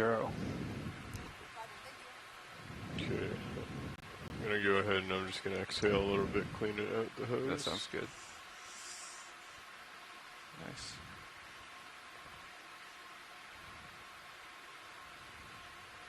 Alright. Hose is cleaned. Copy. I'll follow you over, sorry. Thank you. I think I've almost got it, but yeah, finalize would be good. Yep. Nice.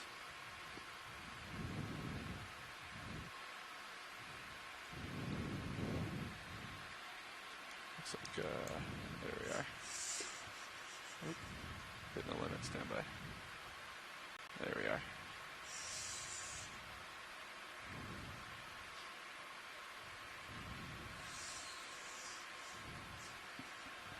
Copy that. I will move Vinny back where it is. Thank you. Coming up. Excellent. Thank you so much, pilots, for that very tricky set of collections. We really appreciate it. Absolutely. Thank you for your patience, Washley. Alright. Hydraulics. If you've just joined us here today, we are on dive 14 of the NOAA Ocean Exploration Expedition North Atlantic Stepping Stones.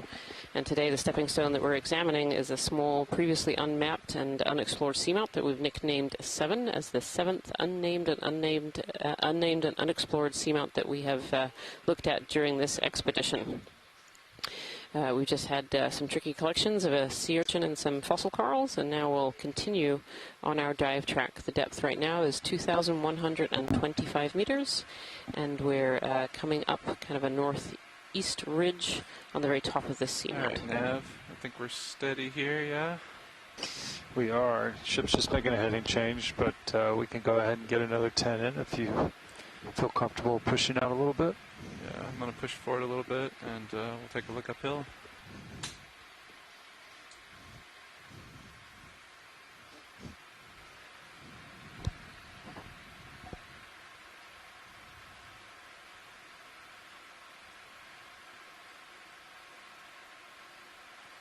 Coming up just a little bit, co-pilot. Copy that.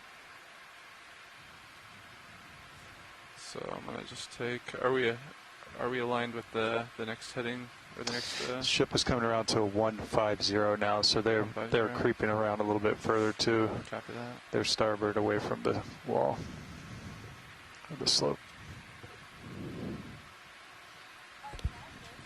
Go ahead, Bridge. Good copy. Thank you, Bridge. I'm still on a 160. 160. Is that the? That looks like that'll probably be good for another move. Yeah, 160. 150 could work too, I suppose. Somewhere between there. Could we have a zoom in on the pink sea star, please? Sure. Thank you. Just a quick snap zoom is good. Copy. Snap zoom video. Thank you. It's a pretty one. Yeah, beautiful. Really beautiful. So this looks like another one of those slime stars. It has that central opening to let fluid in and out of kind of a coating on top of the actual surface of the sea star. Looks like he's taking a run for it. It does look like he's taking a run for it.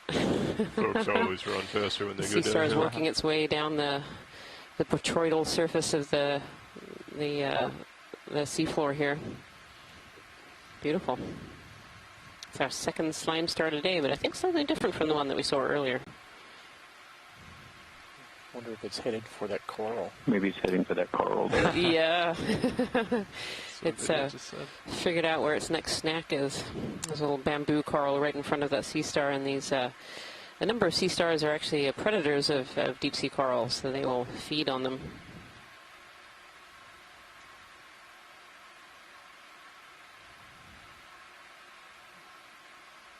See some crinoids atop a white we're sponge. Continuing to go back and what? Hey.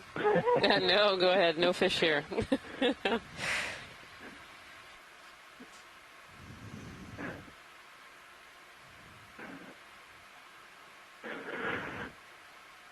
So I was saying, we're going back and forth between these more pillow lava type textures with ferromanganese crust. We're getting a lot of overhangs in places where these sponges and other fauna are kind of congregating, perhaps from some upwelling or the way the currents sweep around. And then we go into more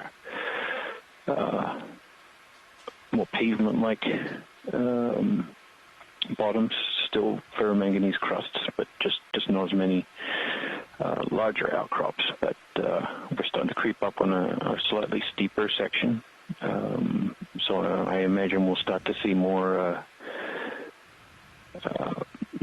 more exposed rock as we go up. Probably less sediment. I think we might be able to. Sediment isn't too thick here, so we are seeing lots of coral debris, sponge skeletons, coral skeletons. So I'm expecting we'll start to see some bigger corals as we go up. And one quick peek up. Another shrimp. How's the layback looking now? Yeah, there's definitely a lot of those coral skeletons that are quite old, covered over in that ferromanganese patina, and where we've seen these piles of corals before, as we've kind of gone up our track, we found larger walls where these corals might have lived and fallen down. Yeah, let's do 155. Very red on that Bridge, brown RV now. sponge. Hi, Bridge. I'd like to request a ship move, please. Range 10 meters, bearing 155 degrees, speed 0 Yes, lots of larger branches I can actually see here, as well as those small little cup corals that we collected earlier. So the last little collection that we did was of some of these fossilized cup corals called Desmophyllum dianthus, this species that was really abundant on these seamounts in the New England seamount chain and also on the Paraguayas. Going back in time, some dating work that's been done on those fossils suggests that there was a big boom of them around 20,000 years ago, the last glacial maxima. But some of them have dated all the way back 100 to 200,000 years.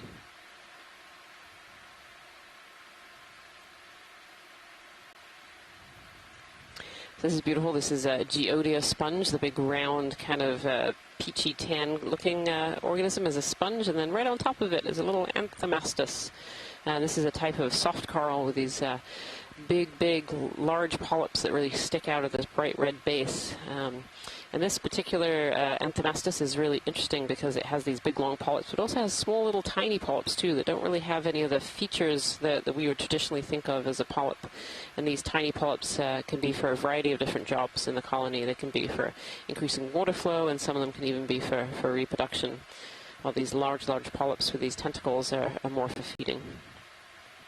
Beautiful. And I don't think that the Anthomastus is actually on the sponge. I think they're actually sharing a stalk of one of these fossilized corals instead. I can kind of see the stick sticking up, and on the left-hand side the sponge has taken over, and on the right-hand side the Anthomastus has taken over. Beautiful. Thank you so much, pilots.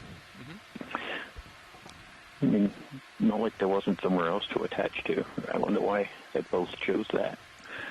Yeah, it's always intriguing where larvae settle and end up growing. You know, you see all these beautiful boulders, and it's like, well, why isn't more living on the boulder? And that's really a kind of a huge question. I think there's a lot of different factors at play.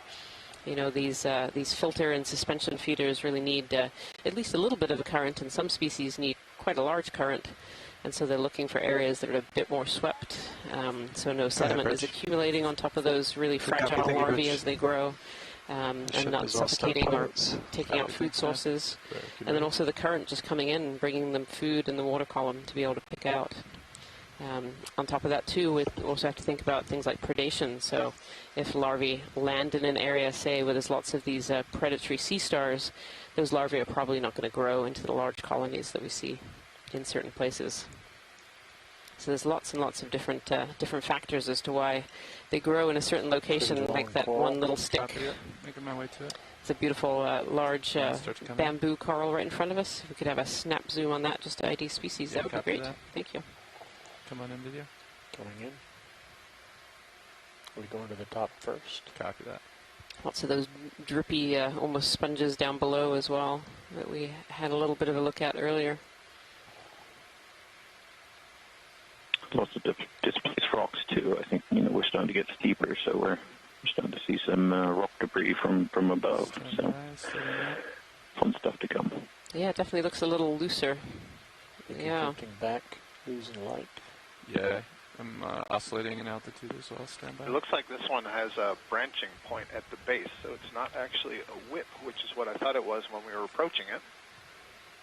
But a relatively thick skeleton and pretty good-sized fleshy polyps. All right. This may be similar to the one that we imaged earlier on that we thought was B1 clade, perhaps. You can see the spikes really well. Thank you, Scott. Top. Yeah. The Z-bias has been tricky. You can see some of these polyps are all sucked up, all the tentacles are all inside, and others are hanging out in the water flow. And the polyps hang out like this, looking for food particles to bring in. You can just see their little red mouths right in the middle there. They're also relatively large polyps. They are. Thick and fleshy, and somewhat densely grouped together on this stalk. Just a few minutes ago, we passed a different colony that was really thin and very sparsely presented with polyps. You can nicely see those needle-like sclerites between the tentacles, intertentacular sclerites, and that is really helpful for IDing these things, or at least getting them into groups. Wonderful. If you wouldn't mind, just a brief, quick look at the base before we go, if it's not too late. Yep, I think the pilots are scrolling down to the base now to see if we can take a look at that base point with that branch. Yep. There we are. Yeah, definitely two extra little branches there with two little solitary polyps, potentially three on that actually tertiary branch, I guess. Oh, current here, I think. Yeah, so it's hard to tell if that's real branching or if that's, a larva has settled on an older skeleton. I'm going to predict that it's real. A little bit hard to tell, though, to tell you the truth. All right, thank you for that. Thank you so much, pilots. That was great. No problem. Pilot clear. Video swapping out. Copy. Thanks, video.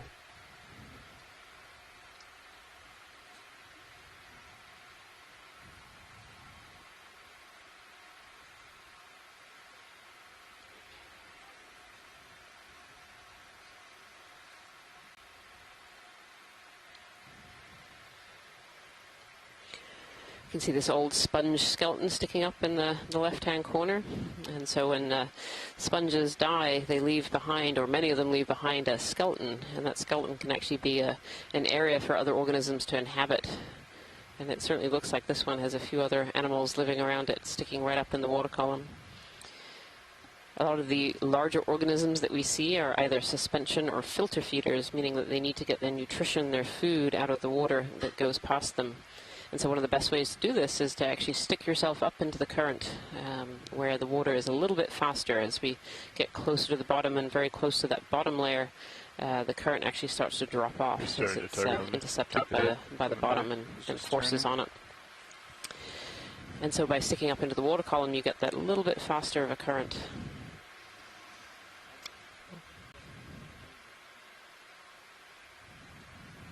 Beautiful.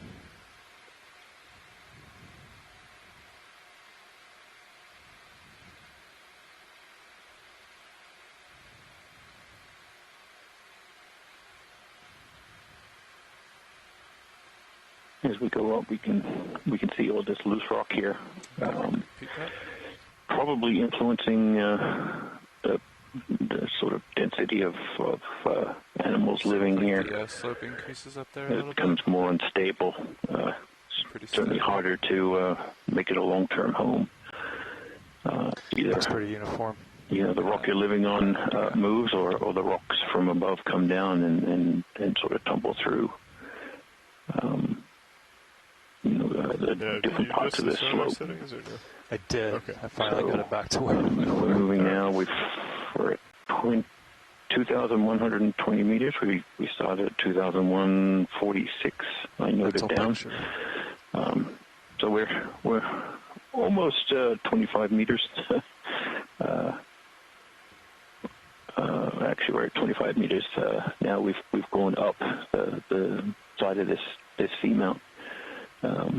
But we're starting to see some different environments now. It's getting a little bit steeper.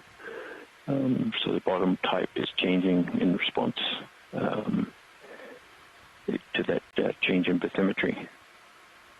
But still seeing, a variety of sponges, especially where these little overhangs and little protected areas from stuff coming down slope. Maybe that's helping. Of course, where sediment isn't accumulating too thickly. Bottom right. Usually that occurs on more vertical faces or in these overhangs. So another big coral, maybe a bamboo. Yeah, this one's a little bit unusual. It's got a long stalk and then it's kind of branched at the very top here. This is really interesting. I'm not sure if Scott France is still in the areas. Oh, I'm here. Yeah. Jason, you're not going to believe this. This might be I-4. I-4? Wow, you are the whisperer. There you go. This is the first one we've seen in the expedition. So we need to get a look at where all the branches are originating and see if it's coming from like a trident-type point, but I'm pretty certain it's going to be. You can see that the branches are arising from the nodes, and what happens with this coral is it continues to put out on the edges more branches, and so what begins as a trident becomes essentially a candelabrum-type coral. So this is a new species that Les Watling and I are working on that we first found in the New England seamounts on, I believe it was Bowness Seamount. And so really exciting. We've now found it in the North Pacific. So it's relatively common in a narrow band of latitudes and depths. But it's very distinctive because of its growth form. It always has the same pattern where 3 branches arise from that single point in the center, and then new branches are added on to the side. Yeah, it's a really, really different form from the bamboos that we've seen so far in this expedition. This is really exciting to see that. It looks like it's almost forked at that point. Yeah. Again, we're not seeing the right face. That center point is really important. It's got to be a trident. So where you see the main stalk coming up, you would basically have one continuing up the center and then 2 going off to the left and the right. Interesting. Okay. The critical point, because there are other corals that grow in a kind of quasi-candelabrum-like format, but none that have that branching pattern. Nice pirouette. Yeah, this one might just be a fork. It's hard to tell. We're at quite a different angle. It's laying relatively flat against the seafloor a little bit. Beautiful. Yeah, the thing is, it's branching from the nodes. That's what's a clue to me that, in fact, it is this trident.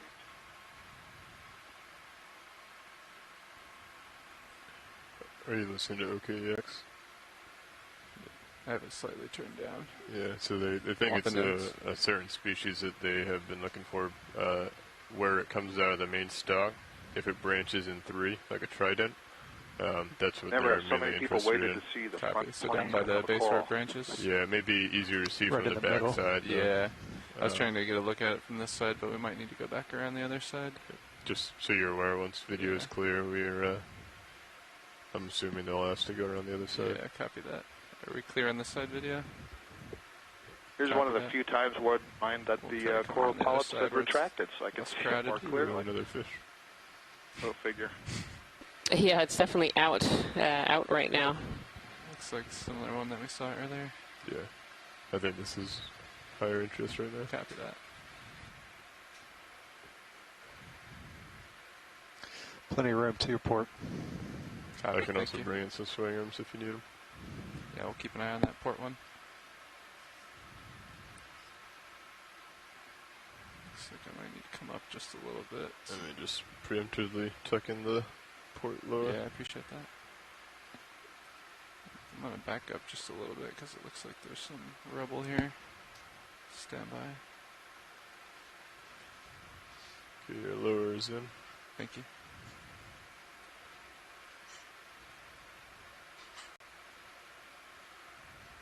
Starting to get a better view on the branching here. I agree with what you meant earlier there, Rian, that it looks like it's forked at the base there. Yeah, it seems to come out in kind of a forked branch, these two branches, and then splitting, forking again as it goes. Right, and that's the pattern of the candelabrum, but yeah, that key is that trident in the center. Got a better background here too.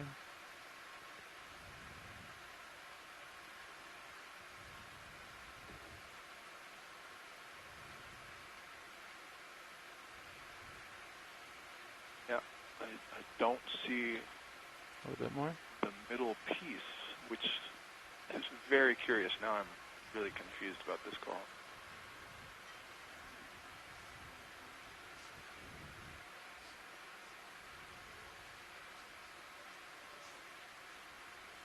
Yeah, I believe the one that they've seen before normally branches 3 times at the same node, where this is only branching twice from what it appears. Copy that. I'm going to set down so we can have a more stable look at this. Copy. You want me wide while you're setting down? Yeah, that's a good view there.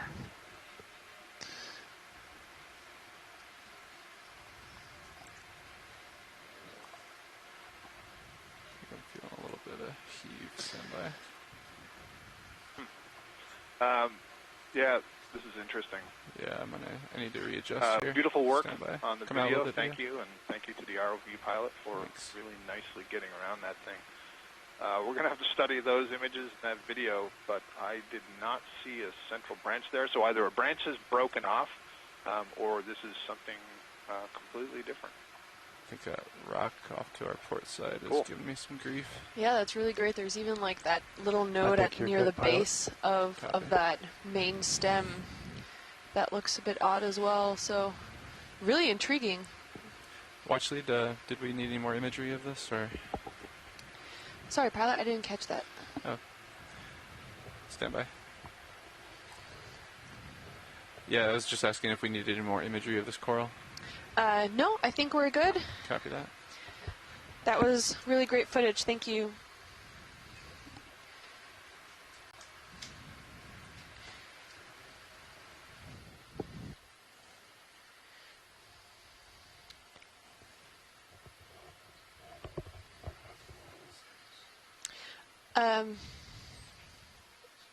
Oh, quick pilot change. Hold on 1 second.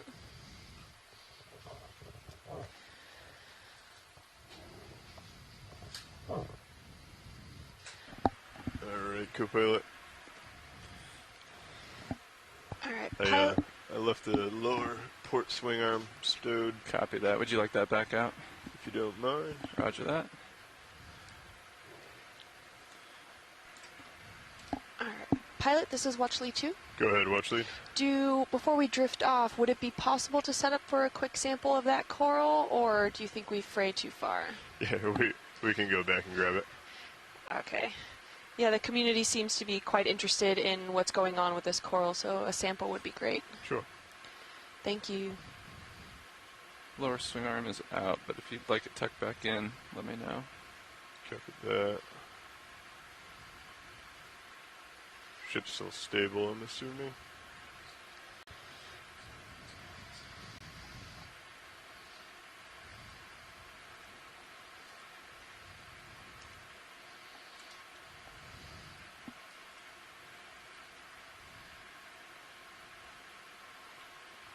Pointing 165 here. Looking down at you 40 degrees. Copy that. Thank you. Nice and stable. Scott or anyone in the chat room, is there a preference as to what kind of sample that you would like? Should we take off the tip, or is there something with the nodal branching that maybe, or internodal? I didn't get a good look. Yeah, it's Kim. The nodal branching is absolutely critical on this one, and so what I would suggest is I'm looking at it right now on the left side. If you could try to get the fingers in so that you're getting at least 2 of those branch points, even 3 would be good. Ooh. Copy Okay, thank you, Scott. You cut out a little bit there. Yeah, It sounded a bit weird. Sounds like left side here. He needs at least 2 branches. Okay, do you want me to repeat what I said? No, we were able to hear you. Thank you. Pilot, did you catch that? I believe so. That's left side below the node, at least 2 branches.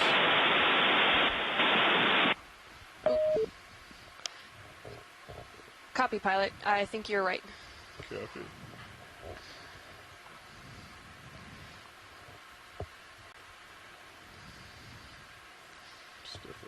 All right, we're going to give them a few moments to set up for the sampling. Thanks, everyone.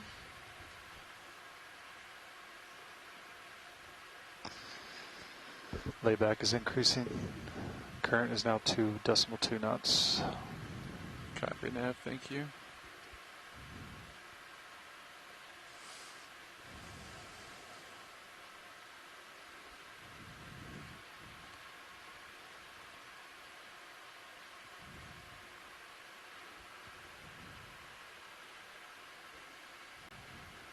Nev, can you keep eyes on that lower swing arm? I can actually stow that if you prefer, Pilot. I've got eyes. Copy, thanks.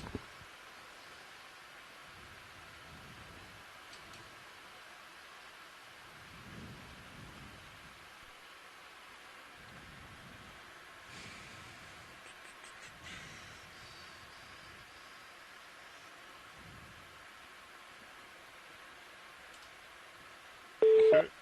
If you wouldn't mind pulling up Mini for me. Copy that.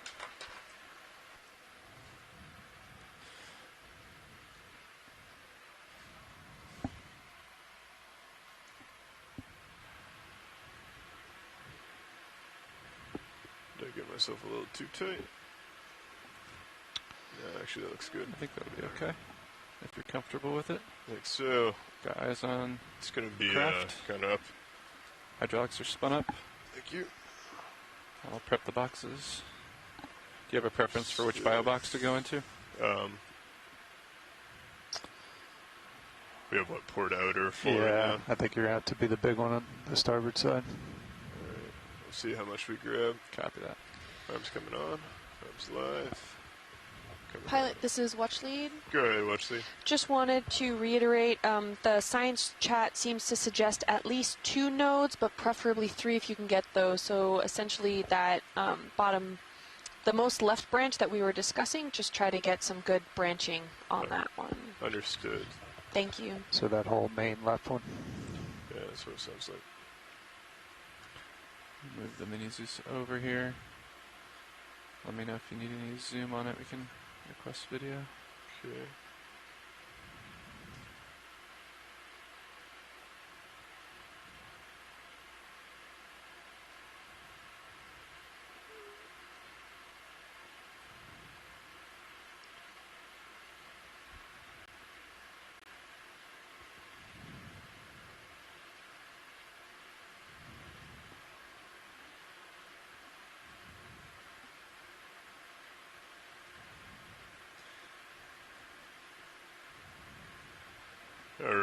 much sleet. I don't know if you can see where I am. I have my fingers kind of halfway in, and as I come down, I should be able to get quite a few of these, I suppose.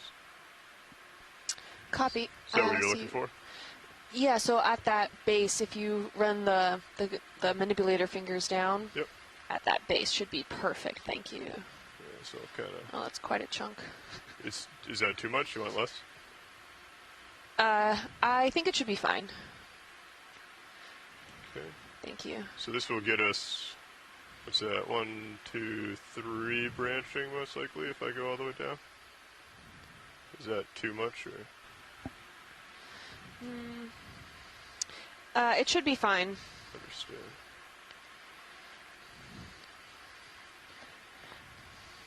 Let's see, gently.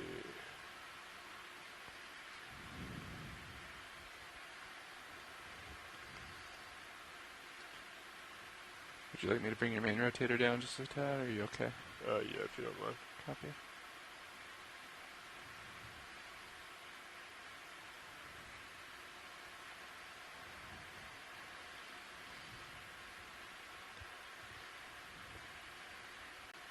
Okay, so right around here, I think is as low as I can go without. That looks perfect, thank you. Right. 4, so closing.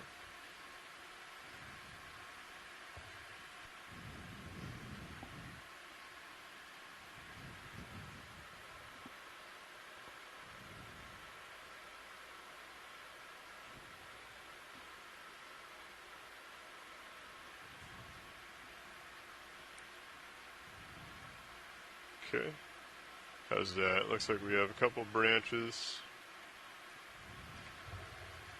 Will that work, Watchley? Looks perfect, thank you. Understood. Let me know when you're ready for drawer out. Yeah. Go ahead and start bringing the drawer out. We'll go to the starboard side. We'll keep an eye on the left toe and make sure we don't move too much. Yeah, I'll bring the rotator. I have mine back. Copy that. Drawer coming out. Pin extended. Understood.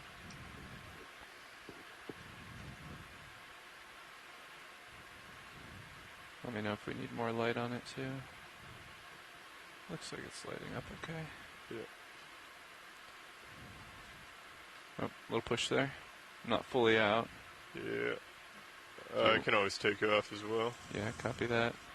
If we need more drawer, we'll probably have to do that. Yep. Alright. Coming out, joy lock coming up, backing off.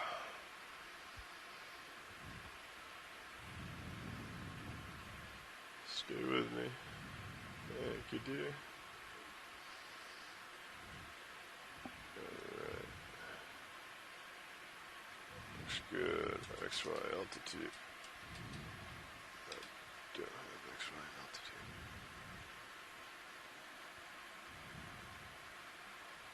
Okay, go ahead and come out a little bit more with the drawer. Copy that. Coming up. Till you're full.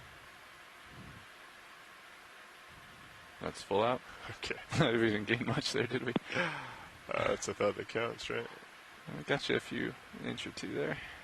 Okay. Do you need more light on the boxes, or are you okay there? I think that's alright. Copy that. I have a little bit of a drift, but that should be fine.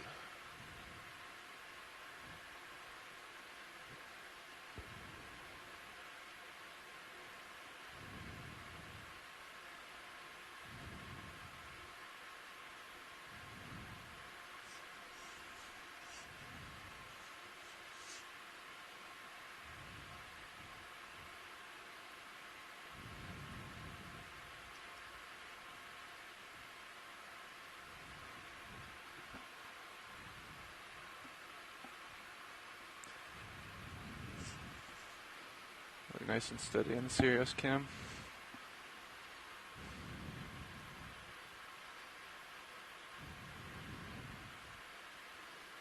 It's going to be kind of tough.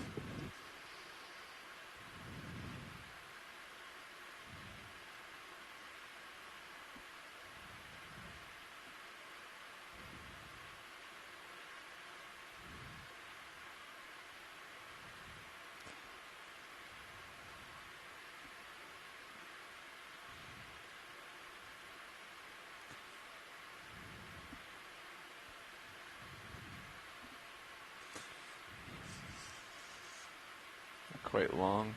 Yeah. That should go. Yeah, if you can get the tips in and kind of...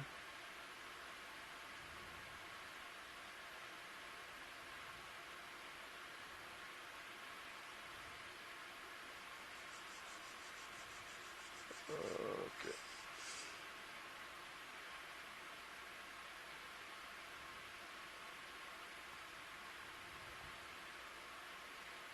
It's looking good.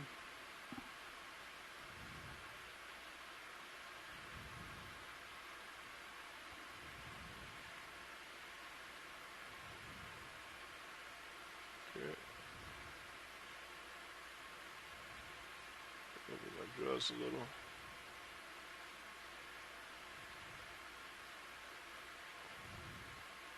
There they go. Nice job. Gravity.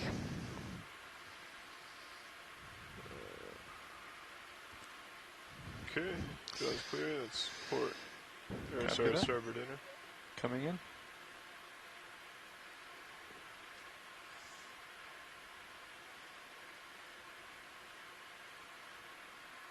Nice collection. Thanks, pilot. That was a great job. No problem. Arm stood, coming off. Nev, did you get the point? Excellent, thank you. Alright. Going back to main HD on Sirius. Cover that, coming back to bottom. And we will continue.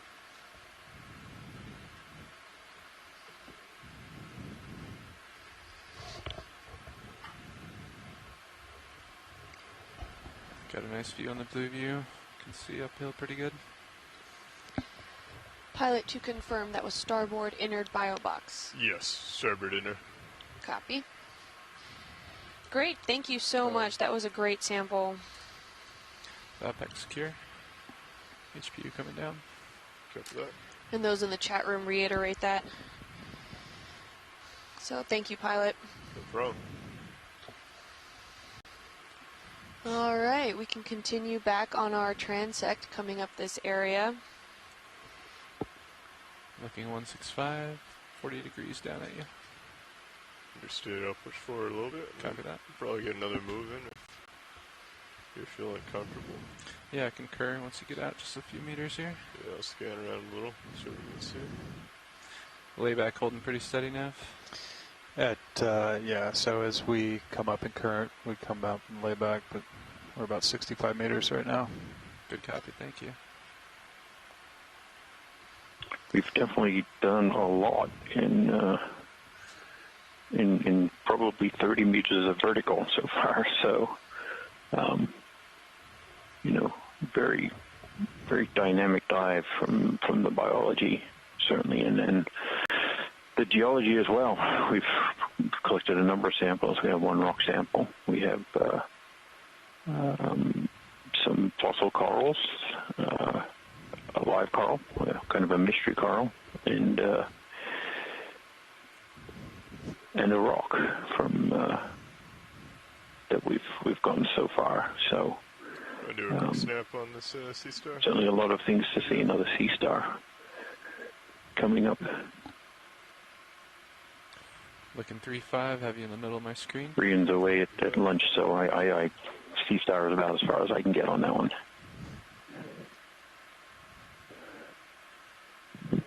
Okay. Pilot's clear what video is. White sea star. That's as far as I can get too. The only known facts that I know about certain sea stars are that because of their pentagonal morphology, that each from one arm to the next one is about 37.5 degrees, and that's pretty consistent Range across all the different meters, arms. So that's my extent of knowledge. Degrees, speed 0.2 knots. Good copy. Thank you, Bridge. Is this a similar... Crossing. Oh, go ahead. No, you go. I was going to ask you if this has been a similar geomorphology that we've been observing throughout this dive that we've seen.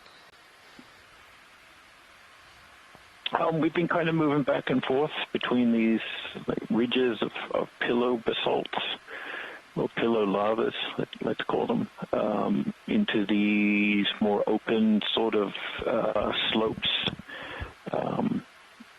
At the base of where we started the dive, we it was very low relief, and we saw a lot of these botryoidal, really quite large botryoidal ferromanganese crusts.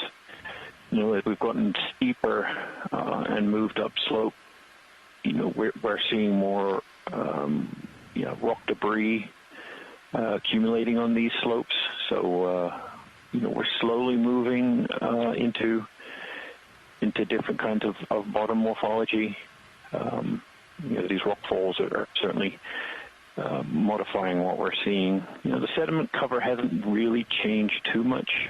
There are pockets of sediment cover where they're getting caught behind John, that was at a rock piles or actually moving down slope. Copy that, thank you. With some of these displaced rocks and ponding behind those. So it's changed a little bit. But here, I mean, you can see we're not really seeing those little ridges of pillow lava morphologies. It's more chaotic, looking 155 and spread out. So I think it's a mix of those in place pillow shapes and then material that's come down from above. Copy. Thank you, Bridge. Ship is sort of all overprinting that, so it becomes a little more complicated, almost like a little chute. Little erosional or debris chute between these ridges, which we kind of expected based on the morphology that the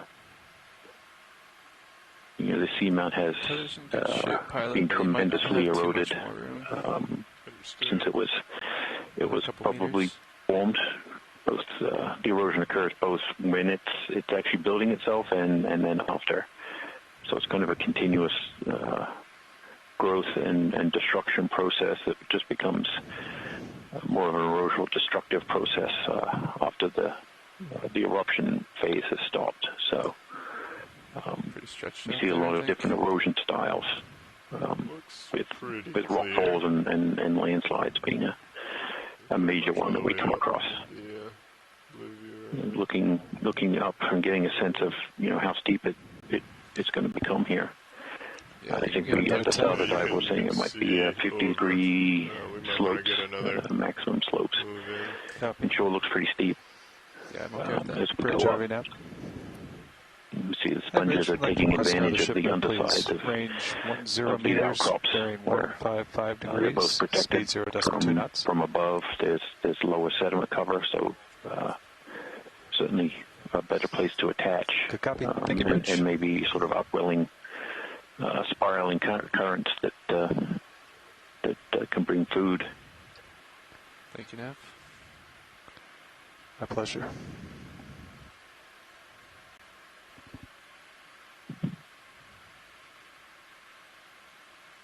I want to do a snap zoom on the sponge as we come by video.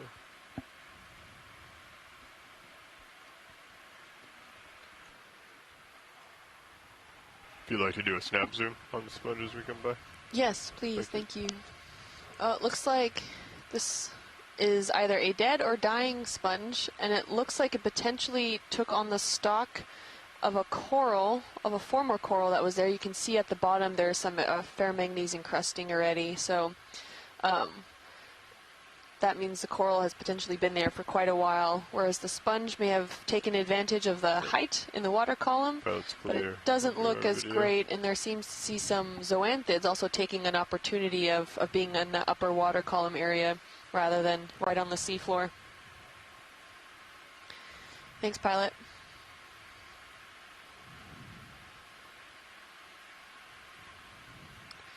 Oh, is that a cup coral that just came into view on the upper right-hand side, that orange disc?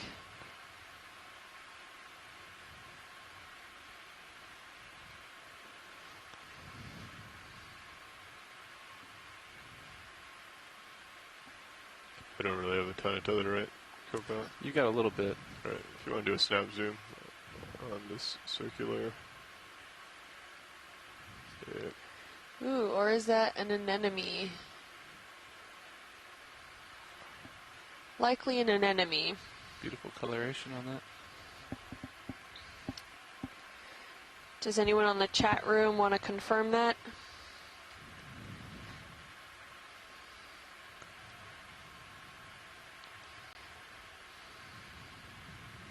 Trying to get a little stable for your video.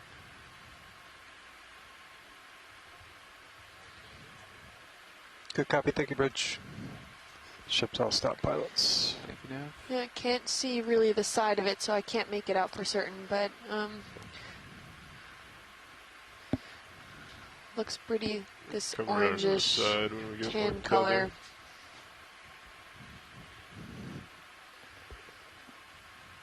Further I get out from you, the more oscillations I get.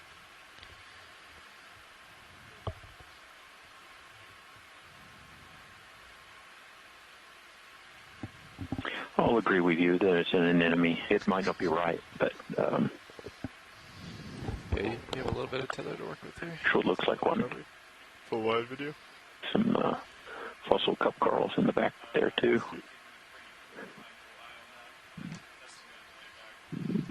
Thanks, Jason. Yeah, I wasn't sure. I'm having trouble connecting to the chat room currently, so thanks for anyone that was able to chime in. It was confirmed that it wasn't an anemone, so. All right, thanks. Here's another one of these little pillar lava ridges that were, I think, you know, as we've been moving side to side as we go up the slope here. We probably keep crossing back and forward over this one, and seems to keep continuing up, covered with sponges. Pushing everything up into the water column where they can, coming up a little suspension feed. There's more food up higher, and probably a lot of coral and sponge debris here at the base. Looking down 35 degrees. Copy that.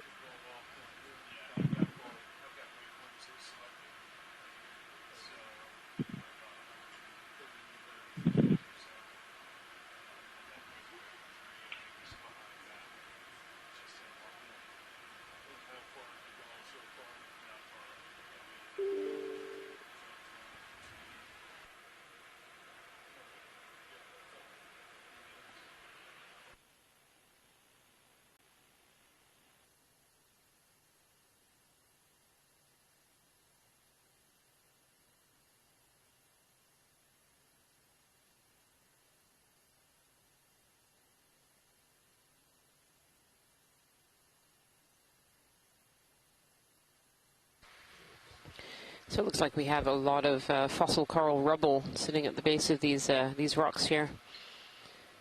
And those fossil corals, as we've been discussing in the previous dives, that these are not recently dead corals. These are corals that have died quite a considerably long time ago. Some of the dating of these corals has gone back 10 to 20,000 years, and some of the oldest ones have come back dated at 100 to 200,000 years. And so at one time, these seamounts were definitely areas where this coral growth was very prolific. We see thousands, if not hundreds of thousands, of these coral skeletons along our dive tracks usually. We often collect some of these fossil corals. We collected some earlier in this dive because they can provide really important records of climate going back that 20,000 years or 100,000 years. As they build their calcium carbonate skeletons, little signatures get left behind in that calcium carbonate that gives clues into things like what the temperature of the water was like, what the oxygen was like, and various other factors as well. And so that can tell us a little bit about what the seamount was like back in those time periods. Bridge ROV nav. I'd just like to confirm that the ship is stopped. Thank you.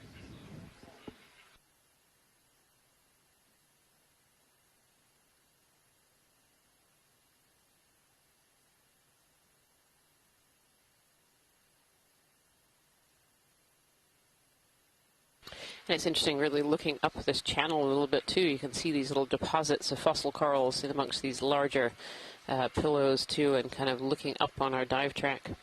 If you've just joined us today, this is Dive 14 of the NOAA Ocean Exploration Expedition North Atlantic Stepping Stones. And the stepping stone that we're exploring today is a small unmapped and unnamed seamount that we've nicknamed 7 because it's the 7th of these type of seamounts that we have visited for the very first time during this expedition so far. We are currently climbing up kind of a northeast ridge on the very top side of the seamount. And we are kind of making our way up. We started the dive today at 2,175 meters. And right now we're at 2,100 meters. So we've come up at about 75 meters already on this dive track. And the goal of the exploration today is really to examine habitats, look at transition zones, and see what lives and what the bottom looks like along this transect up this ridge. Explore for a second. Figure out what we're dealing with. Copy. And co-pilot. And Nav, the ship move stopped a little bit ago, is that correct? It stopped at 15:57, so 5 minutes ago. Copy that.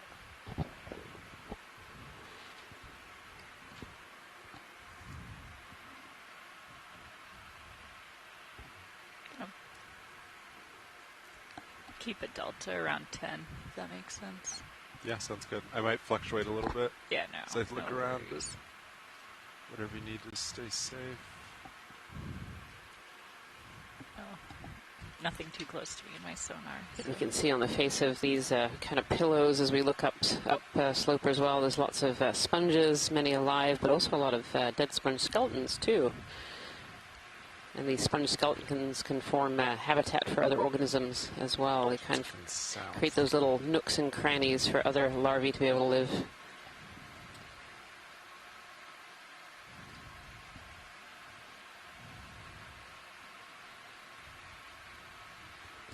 You can see some of these large Geodia type sponges as well. They kind of look like grapefruits on the seafloor there. Right, your a sponge really on a stalk here. No, that might be a Paramarisia. Interesting. Pilot, this is watch lead. Hey, watch lead, go. There's a yellow coral just to the right of the stalk sponge. I wonder if we can have a quick zoom on that just to identify. Yeah, of course. Thank you. Bright yellow sponge in the background too is a Hertwiggia type sponge. We've seen a few of those on our dive tracks. Yeah, this is a Paramarisia. This will be the first one on this dive track. And we haven't actually seen many of these throughout this expedition. We've seen a few. Beautiful. This one, all the polyps are out.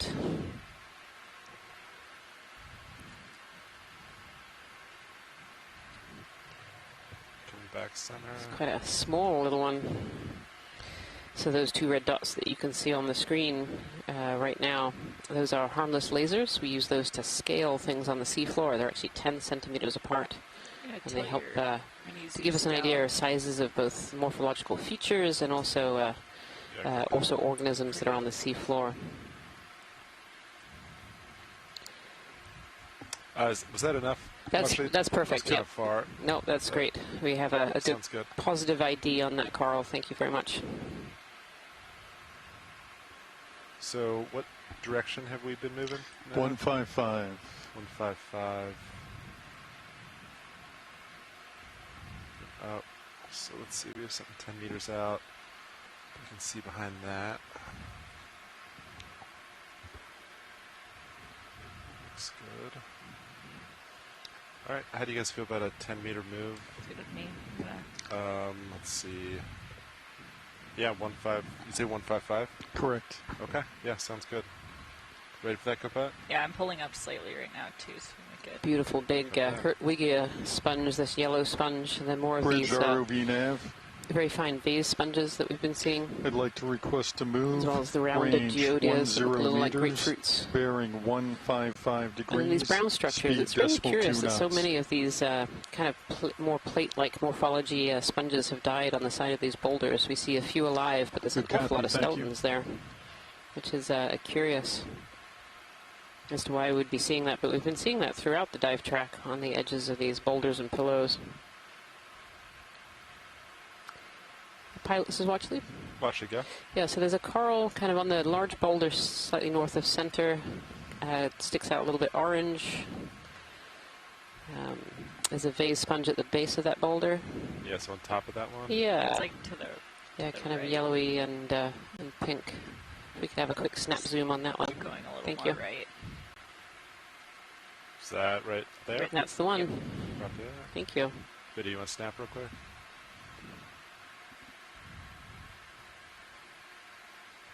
Oh, now this is really interesting. So this is, I think it's a corallium, is the underlying coral here. And on top, we're seeing this yellow zoanthid actually colonizing, taking over this hemicorallium, this red coral. So the yellow, you can kind of see the yellow at the base and how it's overgrowing all of these pink branches. Really fascinating. Is that all you need, Watched? That's great. Thank you so much. So what? Are the zoanthids killing the coral, or just taking advantage of exposed skeleton? Yeah, it's a really interesting question, and I don't think we're hugely sure on what these zoanthids do, but they definitely overgrow old coral skeletons. But this particular gold one does seem to actually kill the coral that's underneath it. So definitely slope, but we're seeing above everything, so it's good. We see this this golden zoanthid overgrowing coral skeletons actually in quite a few locations. It's not an uncommon sight to see this.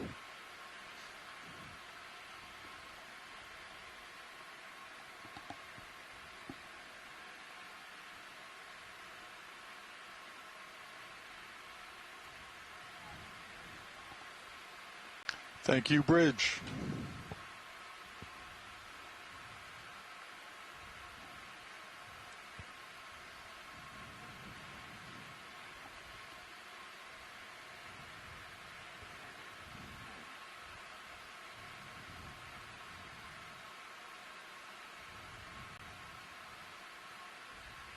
You can see all those sponge skeletons that I was talking about a little earlier, kind of the brown, kind of plate-like morphology on the edges of these pillows.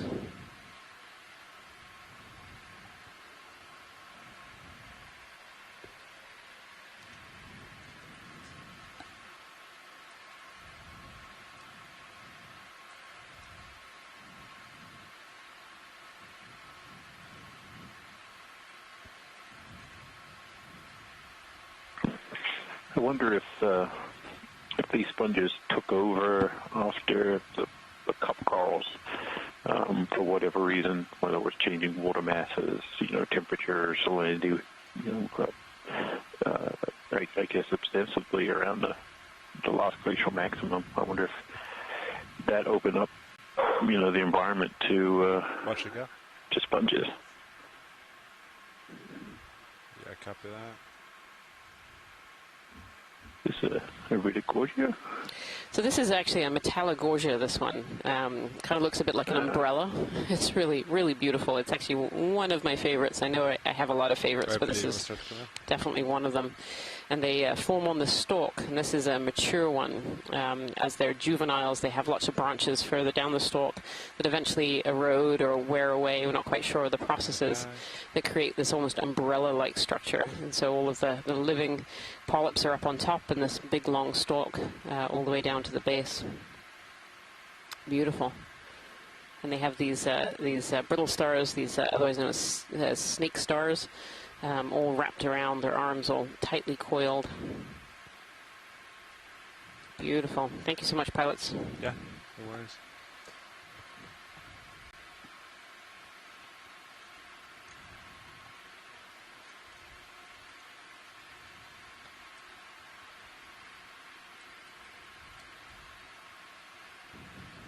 Beautiful.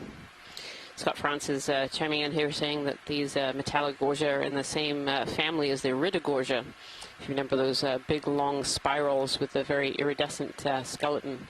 So these Metallogorgia are in that same family, as well as the Chrysogorgia as well. And that, I believe, is the first Metallogorgia that we've seen on this particular dive so far. We saw one at the very end of our last dive. Just as we were taking off from the bottom, we came across a Metallogorgia. So it's nice to see one of those so early in the dive here.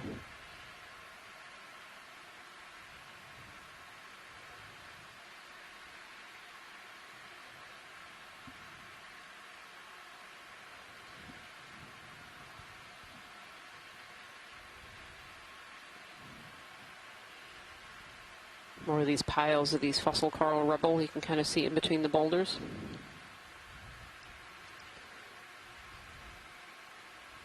The bamboo whip coral. Do you mind if I adjust as well your as sponges. lower swing on the starboard side a little bit? Definitely sure. What do you want to do? entered a slightly different zone than we were in earlier. Not even slightly different, I should say. It's actually really quite different from what we landed in earlier today. We kind of landed in these cobbles and nodules that were cemented and moved up into smaller little boulders. Now we're really into some of the bigger boulders. Yeah, we certainly have approached the steeper slope, and seeing more continuous, larger outcrop of these pillow lava. It ended 4 minutes ago. Morphologies here, not the open kind of pavement, low relief pavement that we were seeing. Yeah, that's good. And a lot more rock debris and coral debris than we were seeing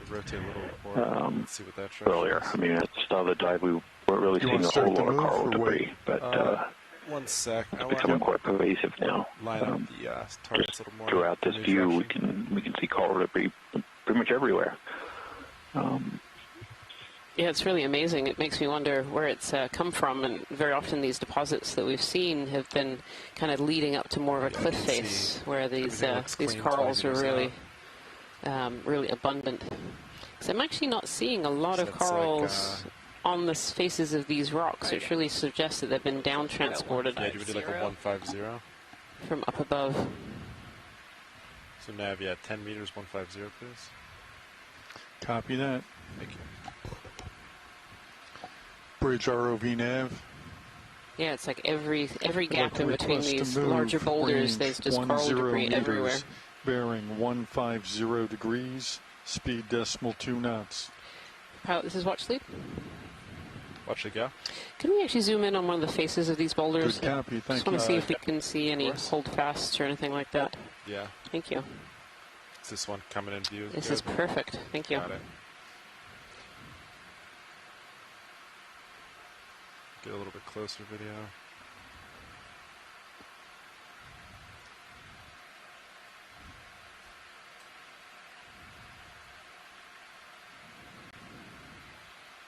All right, video, you want to start to come in?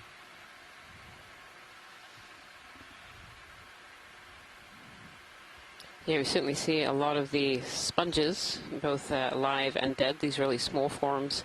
And then it's that botryoidal texture rather than fossil coral rubble, which is really interesting. It definitely seems to suggest that these corals are mostly transported. Actually, I see a few. There's one little cup coral in this view here as well. So some are coming from these boulders, but others potentially coming from further up above.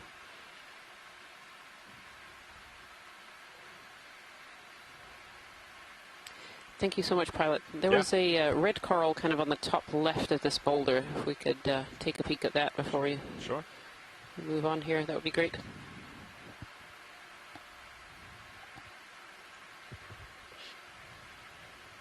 Actually, there's two. What looks like one of our little hedgehog sponges, the Polymastia, which is the white on the very left side of this boulder too. I start to come in. Copy.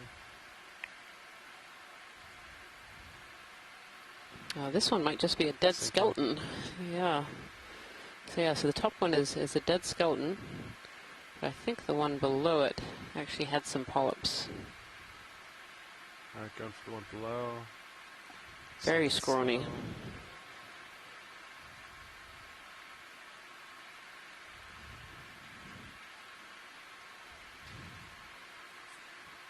Yeah, and Tina Moltsover had pointed out earlier there was a potential Paraguaya, a bubblegum coral, and that's what this one looks like here. Very, very scrawny. A rock in there, side video. These bubblegum corals get their names from how the polyps are contracted. You can see some without the actual polyps, the tentacles out, but they look a little bit like chewed up bubblegum stuck on a skeleton. So not a great name, but it's very descriptive of what we can see. That's great. Thank you so much, pilot. Yeah, copy that. Yeah, Scott France also agreeing this looks like a Paraguaya.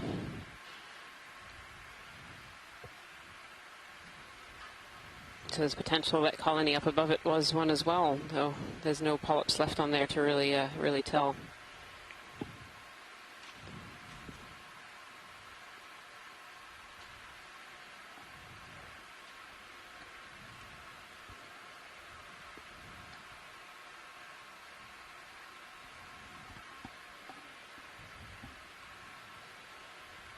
You can see on top of this boulder lots of little feeding traces. We've seen these a few times on this expedition so far. These wiggly black lines that are going over the surface of the boulders, and they're created by organisms that are scraping the rock for bacteria and other food that's been landing on it. And these can be all kinds of different organisms. We have found a chitin that was making that those kind of traces. We also found a slit limpet the other day as well. Beautiful.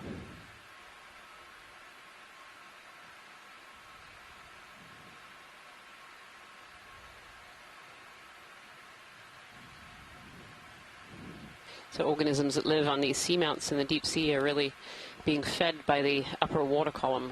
So these seamounts stop the flow of nutrient-rich deep water. It hits the side of the seamount and then kind of spirals around the seamount, and very often comes as far up as to the surface. And those extra nutrients from that cold, deep water allow plankton in the upper ocean to feed and then bloom and then eventually die. And as that plankton dies and falls back through the water column, it accumulates other things that have died in the water column, sediments and all kinds of other material. We call that material marine snow. And it's really that marine snow that you can both see in the pictures, these little particles. There's a fish dead center. Video on Snapfish. And that marine snow falls down to the seafloor and feeds the organisms down below. So it lands on these rocks, and then those organisms are creating those feeding traces on these rocks. Or it's caught midway by these corals and sponges. This looks very similar to the cuskeel that we had seen a little bit earlier. We've certainly seen quite a few fish on this dive so far. It's been really great. That slow moving tail, the sinusoidal swimming there.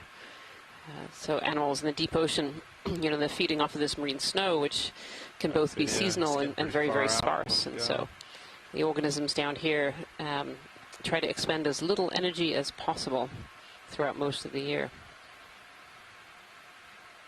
because they're just not getting the large food resources to be able to move very fast or have very energetic processes.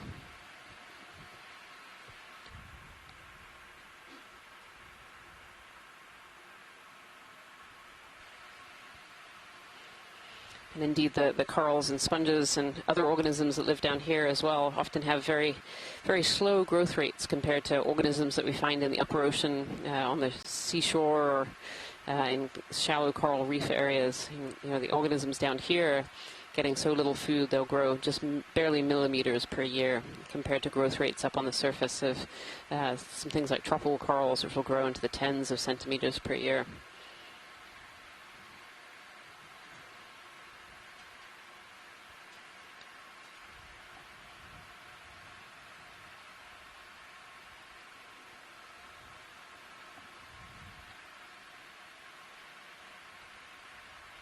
Yeah, we continue to move over this, you know, substantially more dramatic seafloor than we landed in, but dominated by this coral debris that's just littering almost every exposed surface and accumulating behind,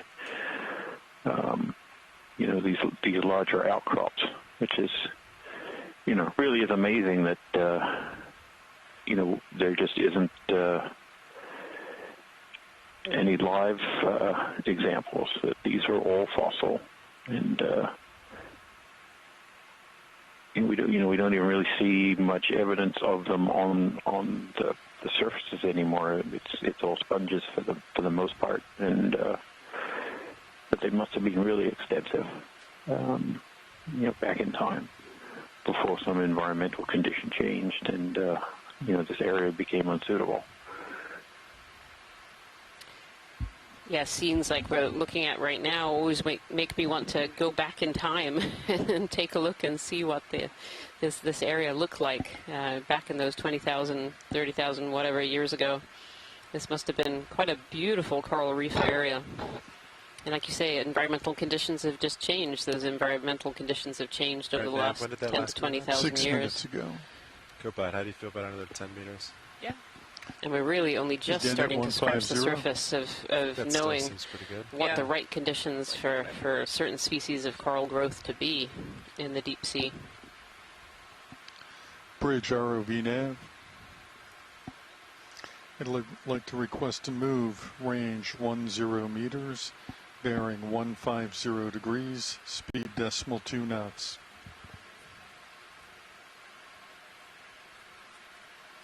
Good copy, thank you.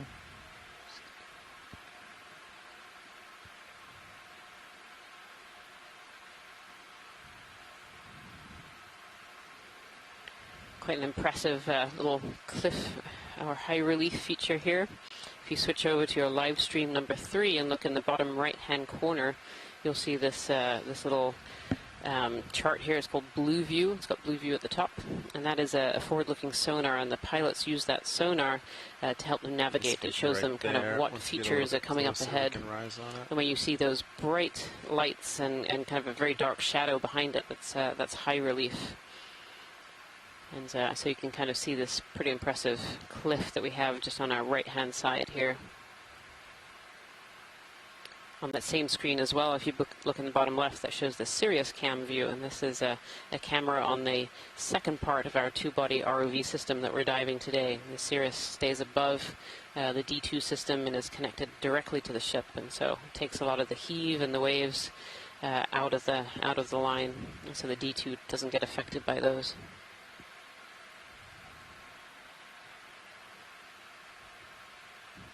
I like to look in the Sirius cam because I feel it gives you quite a bit of scale. You can kind of see these large features that are in front of you and how they're related to the to D2. You know, D2 is about 11 foot or so high, and so here we are looking at these boulders that are just towering above us. It really helps to bring a sense of scale to the dive. Pilot watch lead? Sure, watch lead. Could you zoom in on the bright white sponge, dead center? Yeah, copy that. Thank you. Video want to snap? It'll just be a snap zoom. I think this is a Polymastia Sponge. We saw a few of these out on the corner rise on our first couple of dives. And I like these sponges. They look like little mini hedgehogs. And this one is quite large. Those lasers were about 10 centimeters apart. Use them for scaling organisms and features on the seafloor. You see this very fun and funky looking sponge here. Come out a little bit. Yeah, hold that. Beautiful. Is that all you need, watch lead? Yeah, actually, could we pan up a little bit? There's a red Anthomastus too, just above it. Kind of poking out from the debris there.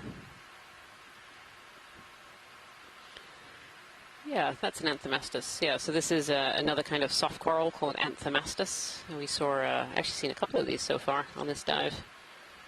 Again, pretty little.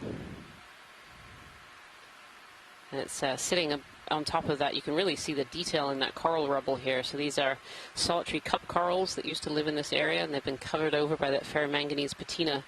And this little Anthomastus is sitting on top of some of these cup corals. Thank you so much, pilot. That's great. Copy that.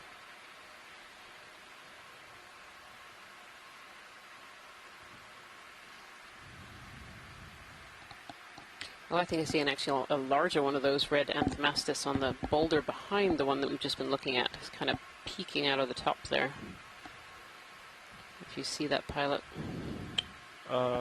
Where is it relative on screen? So go north and then left at the lasers. Thank you, bridge. Yeah. Kind of looks like a little bright red fan sticking out. So go left right now. Your lasers. And it just below the lasers, yep. After that, video, let me get closer first. can turn to keep my These head on. Anthomastus soft corals, they're true soft coral. They kind of look like a little Medusa head with all these giant polyps sticking out of this round body. I think this is actually a large one and a small one sitting on top of this rock.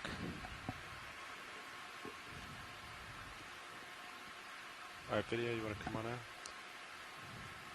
Lasers off. Yeah, it is. It's 2, or even 3. There might be a third one back there as well. Really interesting. So these Anthomastus have these really characteristic, hugely long polyps. So they're sticking up. They're cnidarians, so you know they are still a coral, but they don't form these big fans or solitary. So they form these colonies that are quite squat, also known as mushroom corals, because when all the polyps suck up, they look a little bit like mushrooms. And they have different types of polyps. So these big long ones that you can see that are feeding, and they also have these really tiny small ones you can just see on the surface of that kind of the top of the mushroom there. And these are these could be for various different things, letting water flow in. Some of them are for reproduction as well. And this is really fun because you can see these little mysids, these type of crustacean up in the tentacles there. Mysids are often associated with corals. They use them, again, to kind of get up in the water column and pick off particles to eat. So Tina Moltsova, who is from Russia and an expert in these Anthomastus, says that this is a pseudo-Anthomastus, and they often grow in rows. And so if we look kind of down at the base here, we can see 2 others, a really tiny one of just 2 polyps, and then a slightly larger one. Beautiful. That's a really great view. You can actually see at the base of the large one, these kind of smaller of these large polyps starting to grow. So it almost looks like they grow from the outer edges to create more of these Medusa head polyps here. Is that all you need, Washley? That is perfect. Thank you so much, pilots. Video. Got it. The lasers one more time. Yeah, those lasers are 10 centimeters apart. So you can see that colony is about 5 centimeters or so.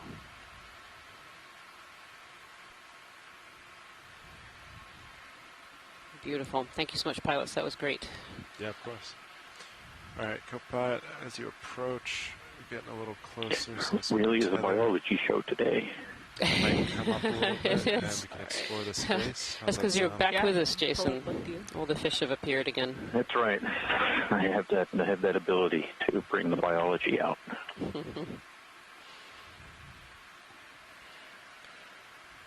As well as the biology. The geology is impressive. I mean, look at that pile of coral debris there. Yeah, I was just going to say the same. It's a really impressive pile of coral debris.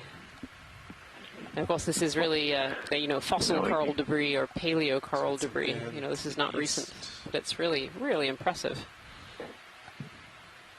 Yeah, I mean, even if they weren't all living at the same time, they all seem to have similar, amounts of this ferromanganese, patina on them. They're not covered by sediments. So they weren't living that far apart from each other, and just those environmental conditions changed, and they just became part of the fossil record. And it's just interesting that there are few, if any. I mean, we've seen a couple as we've gone along, but where they used to live on these vertical faces and other exposed substrate, they're just not retained there. There's not a lot of bases left behind. It's almost like they were scraped off and just dropped down onto the sediment. So this may be the most impressive collection of this coral debris, this fossil coral debris that we've seen, and we've seen a lot, on this expedition.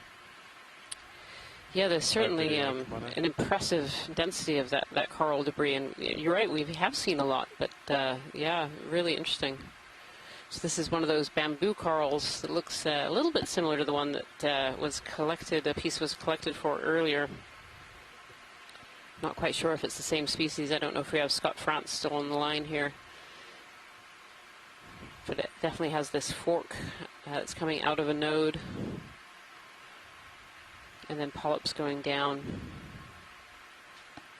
Beautiful. So this is what we call a bamboo coral. These bamboo corals look a little like bamboo, or the skeleton does. It has these white calcium carbonate parts, and then these black or slightly brown what we call nodes made out of proteinaceous material.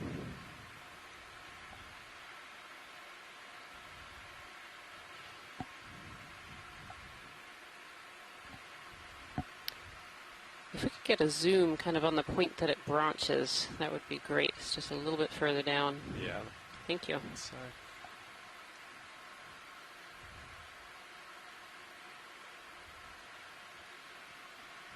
Alright, video, I'll try to hold that. These bamboo corals have these really large polyps, and they're octocorals, so they have 8 octo tentacles that you can see sticking out. And each of those tentacles have these things called pinnules that make the tentacles look like little feathers. That was great. Thank you, pilot. Is that all you need? Yeah, I think that's a pretty good look. Yeah, copy that. So inside those polyps too, you can see these white, almost needle-like structures, and those are what we call spicules. So they're also made out of a calcium carbonate. And part of the taxonomy of this, these octocorals is actually looking at those spicules and what they look like, the arrangement, and just the morphology of those spicules can give you a clue about what species it is, and also evolutionary relationships between one another. Same thing, I'll push forward a little bit and we'll keep inspecting dead ahead. Looks like a nice solid return.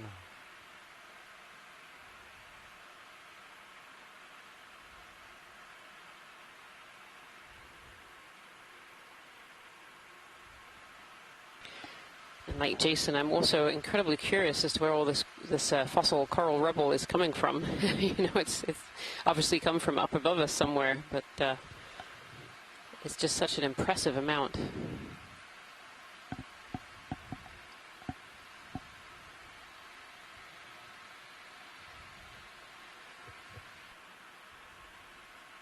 And that's a pretty impressive view, sort of tilted up looking at the wall ahead of us, and as mentioned before, on stream 3 there's the blue view sonar, which is kind of the forward-looking, terrain sonar, and right now it's showing a really steep wall right in front of the D2 ROV, and this may be, I think this is probably getting towards the steepest part of the dive for today.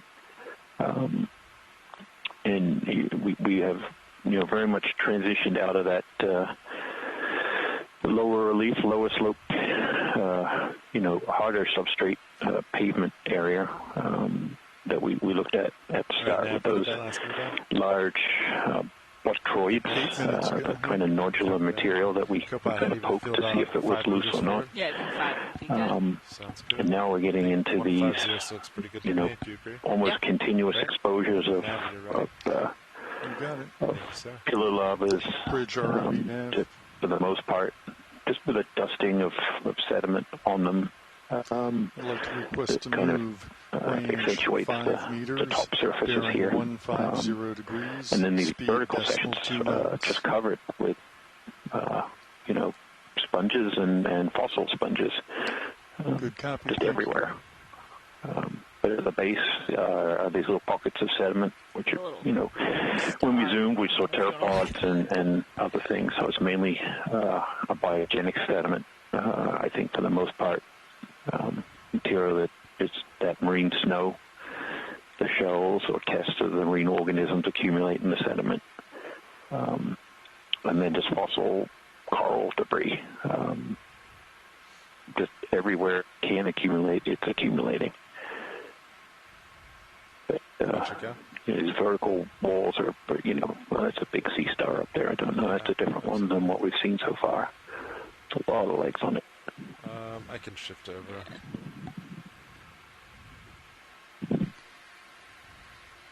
Almost like a spider. It does look a bit like a spider. The pilot's just coming around to take a quick look at it. This is a persingid sea star. Don't say that too fast. Actually see some beautiful red crinoids on the sponge skeleton in front of it as well.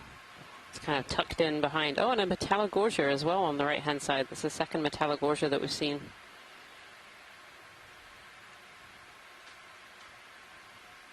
And I think that's a record for our dives so far, seeing 2 of those. I think our other dives, we've only seen 1.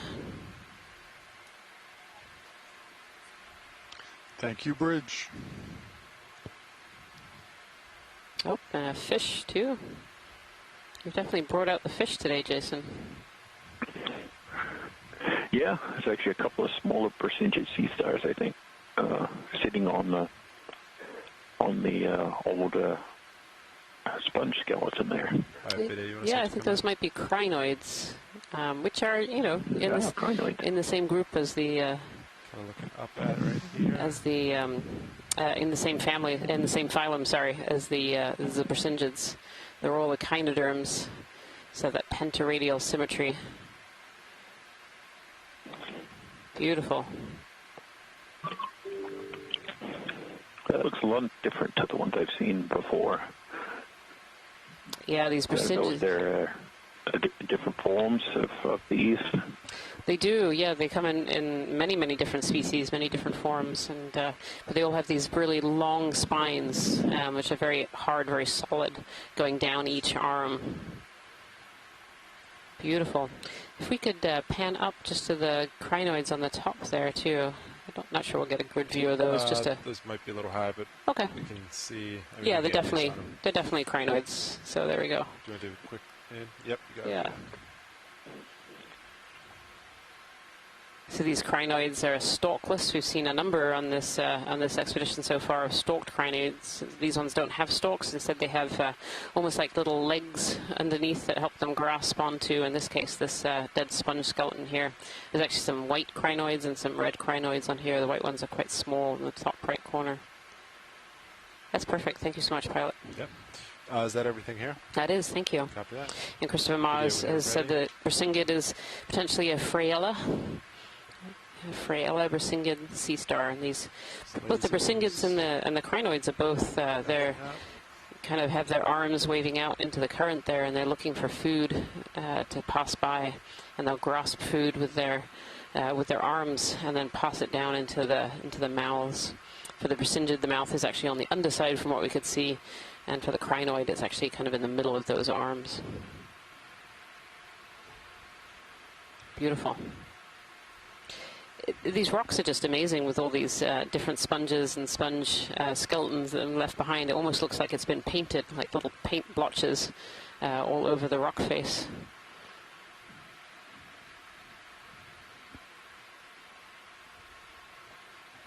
Yeah, I mean, every vertical surface, you know, so the tops and the back sides where this ferromanganese crust has made them kind of very rough, and they are able to accumulate, you know, sediment. Not a lot of sediment, but it's really those vertical faces where things are attaching to, and the rest is somewhat free of, animals hanging on there. It looks here, we see some of these stalk sponges, and things they seem to be okay. They can push themselves out into the water to get that food, that marine snow. You can see now with the lights kind of panned up. The stalk ones don't seem to be as sensitive to where they attach. They can just push themselves up and get the food. Space there. Looks good. 5 more meters, please.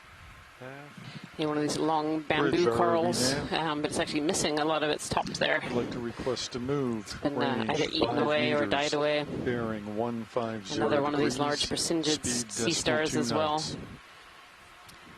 Maybe slightly different from the one that we saw earlier. It kind of wrapped around what looks like one of these old coral stalks here. Oh, another one of these little hedgehog sponges that I love. The Polymastia.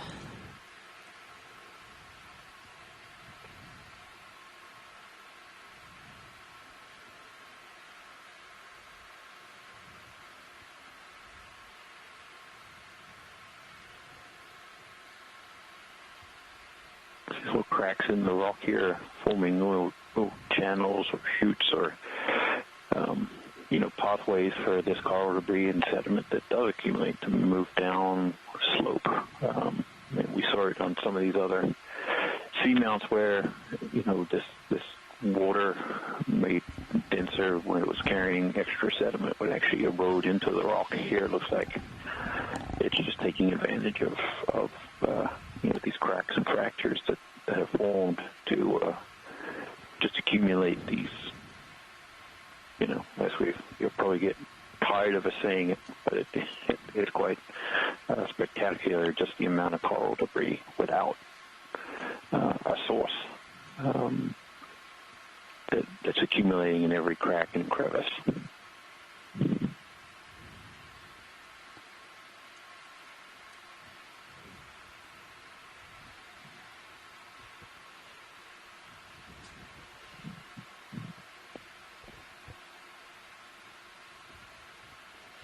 A little cave coming up. Yeah, it usually has an octopus or a fish or something in there. Now you're trying. I'm just going to say it because maybe it'll happen. Maybe it'll appear.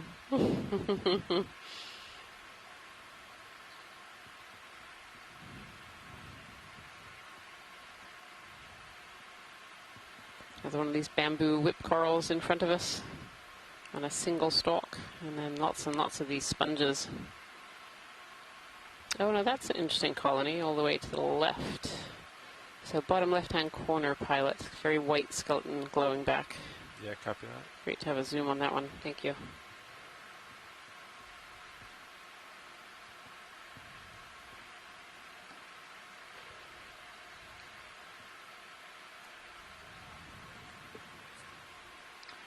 Thank you, Bridge.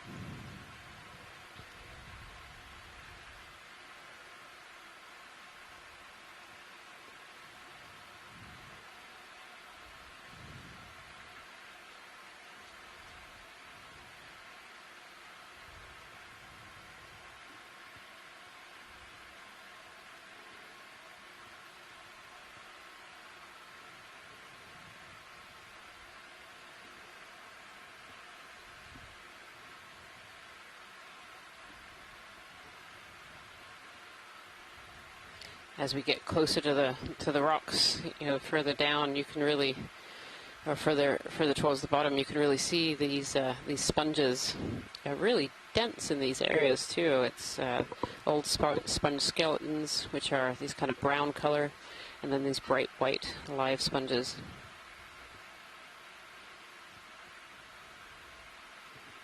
And we're just creeping up to take a quick look at this this white coral that's here sticking off of the boulder.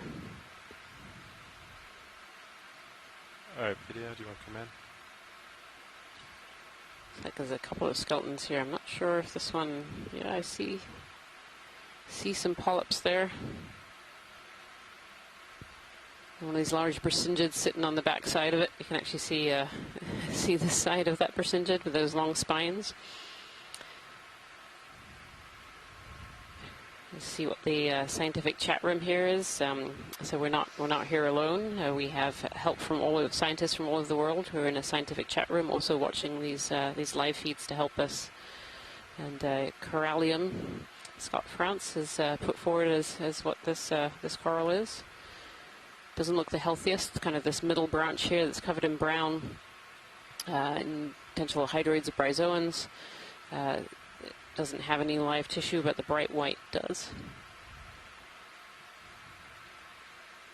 And you can just see those polyps there, and actually even some on the bright white are starting to be taken over as well. Thank you so much, pilot. It's great. Yeah, of course. This is for reference. And there's the lasers. So we use these two laser dots to help us scale organisms and features on the seafloor, and those are 10 centimeters apart, so it's quite a large colony.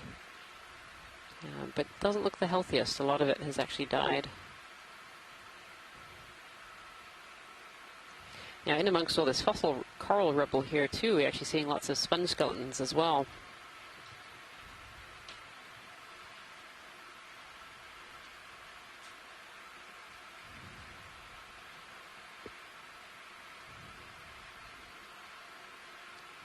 This large bamboo whip coral, and then kind of looking up this cliff face. So if you look on that live screen number 3 and look in the bottom right hand corner, you'll see a screen that's labeled Blue View. And this is a forward-looking sonar that helps the pilots to kind of see what's coming, and they help us to drive the vehicle. And you can see that bright return means there's something hard in front of us, and then a big shadow shows that it's we can't actually see behind it. So this is a really large feature. There's more little caves and cracks and crevices. Oh, and all kinds of corals on this rock face here. It'd be great to zoom in on some of these colonies, if that's possible, pilot. Yeah, of course. Is center okay, or do you want something? Center is good. I'd also like one on the top right too, once we've had a quick look at the center. Video, you want to snap center real quick? This looks like just a skeleton here. And then this bright, beautiful sponge down below with these bright red crinoids on it. Beautiful. And so this sponge, you can see the really bright white lobes, and then that kind of darker brown lobe. And that darker brown lobe is where the sponge has actually died away and left the skeleton behind. Is that all you need there? That's great, thank you. Copy that. That video. And then to the top, is that right? And yeah, on the top there's kind of a, there's one that's kind of pink but with kind of a yellowy center. I'm wondering if it's one of these ones that's been colonized over.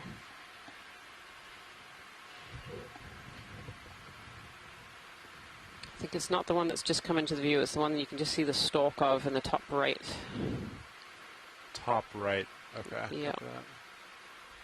Nav, when did that ship move on? 5 minutes. This yellow one that's center of view here is a Paraguaya. Yeah. And then this top right one is really interesting because it might have been one of these that's being colonized over by these yellow zoanthids, and we saw one of these earlier in the day today. Bridge ROV nav. I'd like to request a move, range 5 meters, bearing 150 degrees, speed decimal 2 knots. A couple of these stalk crinoids on here too that we can see. These are super abundant in a couple of our dives. Alright, video, you want to snap?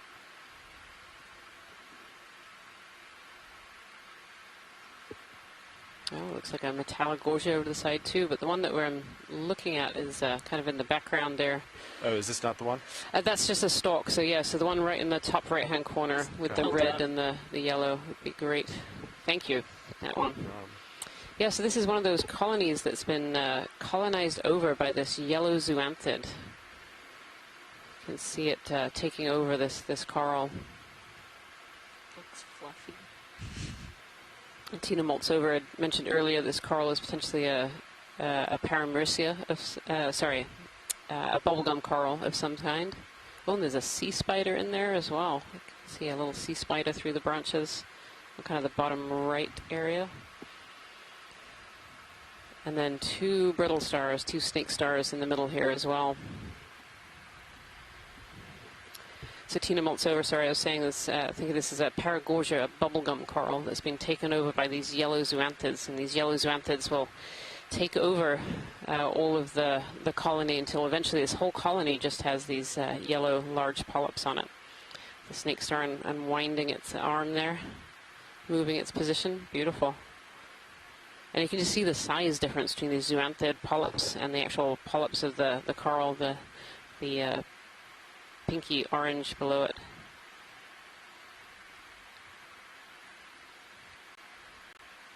Uncoiling their arms.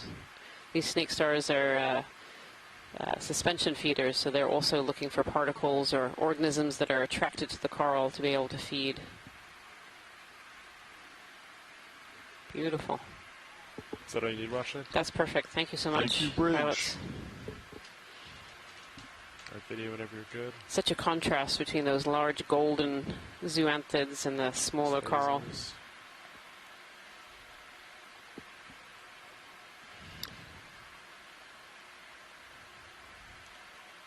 Actually, could we zoom in right next to it, just to the right of the lasers? A very, very fine colony there. I think it's a juvenile Metallogorgia. Yeah, right in the lasers now. Do you snap this? Yeah. That's interesting. Sinking. Yeah, can we scroll down just a touch? Now, I don't know if Scott France is still on the line or on the chat room, but this is really interesting.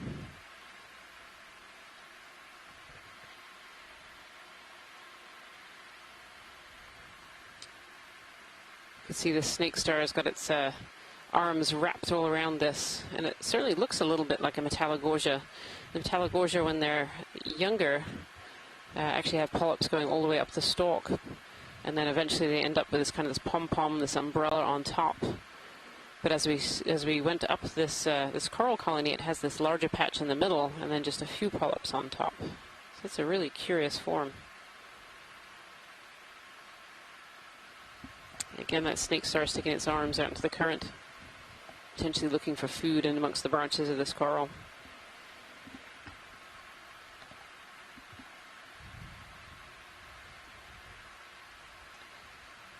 Thank you so much, pilots. That's great. Of course. Thank you. Yeah, this is definitely a little bit different. A younger colony for sure.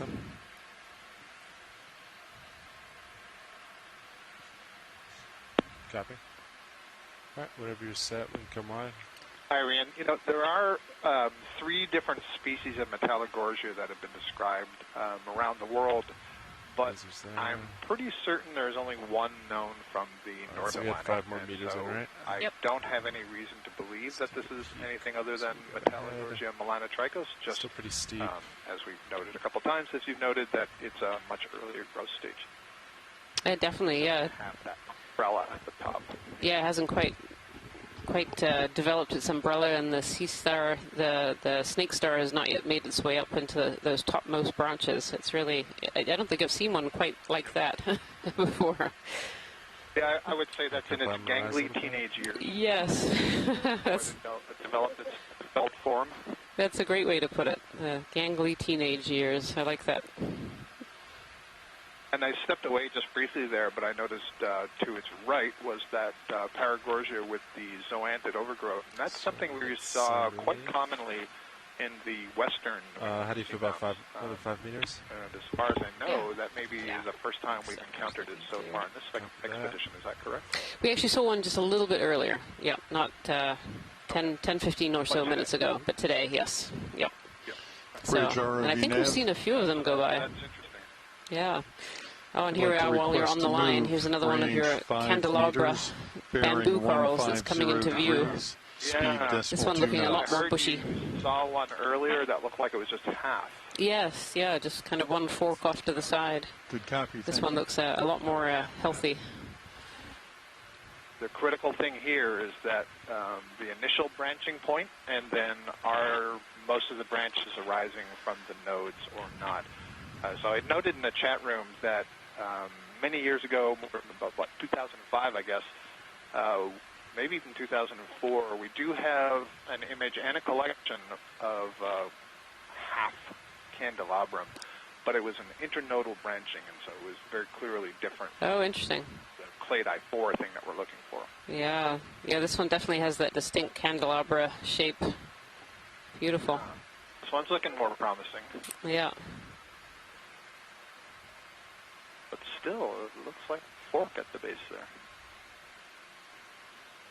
Maybe not. Maybe that's a trident. Yeah, I think that has the trident view. Perfect. Yeah, yeah. There's certainly been some interesting bamboo corals so far on this dive. Well, we're getting up into this somewhat shallower range where we would expect to see a higher diversity of corals. You know, it's when you get deeper, the pressures are higher, the temperatures are colder, and the food input is lower, and so it's a tougher place to live, and so it reduces the diversity somewhat. And as we get up into these, I won't call them shallow depths, but shallower than we've been working. we do tend to see more diversity. So. Yeah, absolutely. And our depth right now is 2,060 meters. We started today's dive at 2,175 meters. So we've come up a couple hundred meters already on this dive track.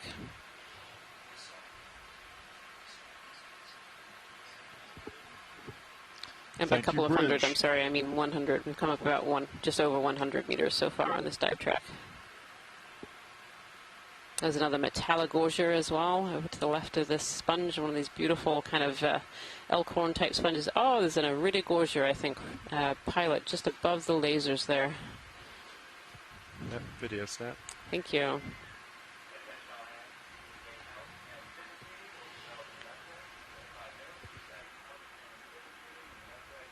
Lasers off. This is an iridogorgia octocoral. It has this very, very distinct kind of spiral shape. This one is not one of the large ones, but it does have a shrimp up in the upper branches there. You can see that single shrimp that sticks out really red in amongst the branches here. Beautiful.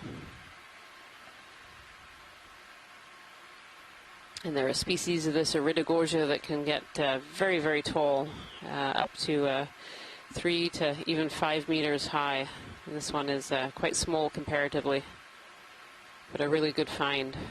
Thank you so much, pilots. Yeah, of course. Down to starboard, you have another coral, too. That shrimp was not carrying embryos. Oh, you could see that. Yeah, yeah, the shrimp was red. The one we usually see in the iridogorgia, I think, is more transparent. Yeah. I'll give it a pass. That one may actually have a parasite sticking off of its abdomen. Oh, interesting. Yeah, I'm noting here's another one of those the Paraguaya colonies with the yellow zoanthid overgrowing it. We've seen a few of those now so far in this dive, and as Scott was mentioning earlier, this was seen quite commonly on the more western end of the New England seamounts, where it kind of comes into the U.S. So, and now we're seeing it out here, a little east of the midpoint in the New England seamount chain. And if you just joined us here today, I say welcome to Dive 14 of the NOAA Ocean Exploration Expedition North Atlantic Stepping Stones. And the stepping stone that we're looking at today is a seamount, a small, unnamed and previously unvisited seamount in just east of the midpoint of the New England seamount chain. We've nicknamed this particular seamount 7. It's the 7th unnamed and unvisited seamount that we have explored so far on this expedition. So there's been lots of firsts on this expedition.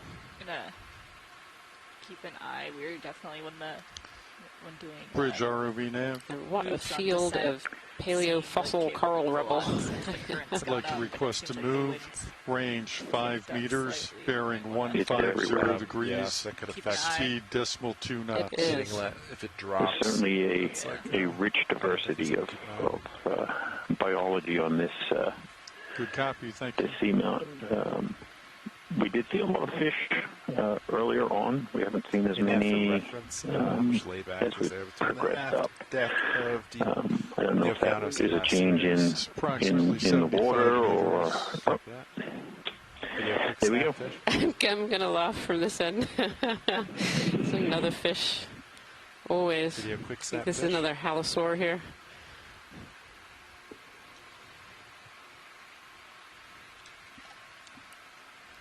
Beautiful markings on this halosaur. Alright, we'll let him go. He's floating up. Thanks, you can come wide.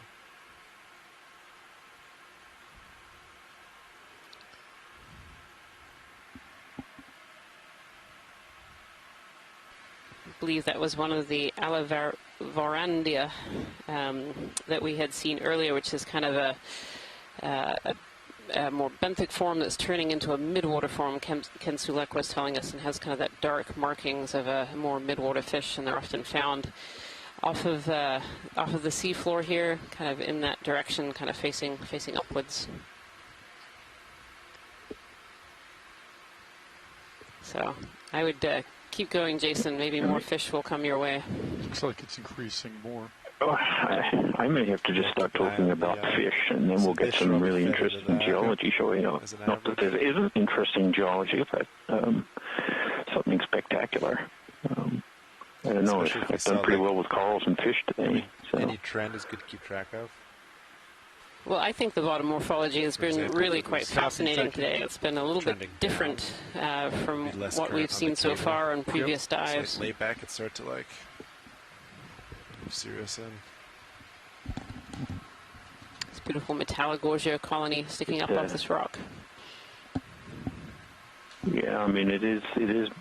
You know, those who were with us at the start of the dive, it was it's a lot more sediment. Less rugged terrain, and we've kind of progressed up into, across some debris, rock debris and sediment in between larger ridges. But now we're quite steep here with these pillow lava morphologies and just abundant fossil coral debris everywhere. With these sponges and corals, taking up every vertical surface that they can get their hands on, and some of these bamboo corals and others that are able to hang out on top of the rocks like this one coming up. Watling had noted earlier that at some point a collection of a whip would be interesting. I'm not saying this one, just for this interesting observation. And that is because that candelabrum type coral that we've been seeing, you see that it has to grow as a whip for some period of time before it then starts to branch, because they branch from the ends, not the base, or they grow from the ends and not the base. And so that means for some period of its life, it's a whip. And then later on, it becomes this more elaborate branched candelabrum. And so it's a lot like the Metallogorgia in that sense, in that it goes through growth phases, and so it's easily misidentified depending when you see it. Yeah, that's really interesting, Scott, and it kind of brings to light, how little we often know about the early life history of a number of these corals. There's many species where we just haven't observed juvenile forms or what we think are juvenile forms, and so we don't truly understand how a lot of these corals, and sponges can really be thrown in here too, we don't really understand how a lot of these sponges grow through different phases of their life, when they go from larvae to real juveniles and then into their adult forms, whether they change shape, whether there are other changes that are going on that we just don't truly understand. Yeah, I think that's a good point about these sponges. We're seeing a lot of these small, sort of roughly plate-like sponges today, and the question is, are those the quote-unquote adult form? Is that a large version of that sponge, or is that just a small version of a sponge that we might otherwise recognize? And, without more data on the genetics and long-term observations, these are just things that we can't answer right now. Like so many aspects of deep-sea biology, there's just so many unknowns and so many things to explore and discover. Exactly, and it's the value of this these expert expeditions that we're doing. We're still collecting observational data, and the more observational data that we can get, the better we can phrase the questions. What are the hypotheses that we need to test? And then the challenge is, how can we test those hypotheses? What are the experiments that we can set up? What is the technology that we can use? But all science starts with basic observation, and so that's why this is so valuable. Absolutely, Scott. These exploration dives really do provide that first look. We're looking for organisms and resources in the deep sea that we didn't know were there. And so to do that, we have to have these eyes on the ground, the ability to look at the bottom and see what things look like in situ. Yeah. Looks like there's a little more items. Go ahead and set it up now if you want. As we were saying a little bit earlier in the dive, one of the great things about planning these exploration dives is trying to go across what we call these transition zones, where we're looking for zones of different habitat where the bottom morphology is changing. Like earlier in this dive, we're seeing kind of this flat nodule-like surface down at the base, and then we kind of moved into boulders, and now we're kind of going up this semi-cliff face here. And these different areas, you know, not only are really interesting geologically in how they formed, but also really interesting for the number of organisms that live on them and the organisms that live in these different places. And it gives us a really good look at several different habitats on this seamount.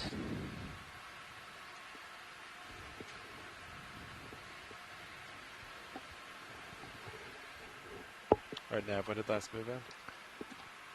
5 minutes ago. Copilot, how do you feel about another 5 meters? Yeah, 140. Looks like you're nice and centered up. That looks great to me. Do you stay in the same bearing or? 140. 14.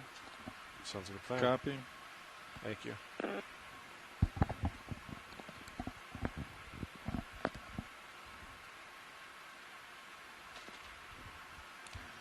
Bridge ROV nav. I'd like to request to move range 5 meters, bearing 140 degrees, speed decimal 2 knots.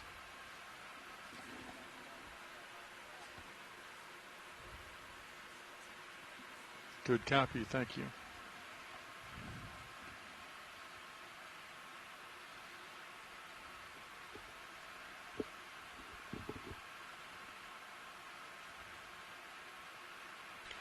I think just peeking into view here is another one of these bubblegum corals that's been overgrown by this yellow zoanthid.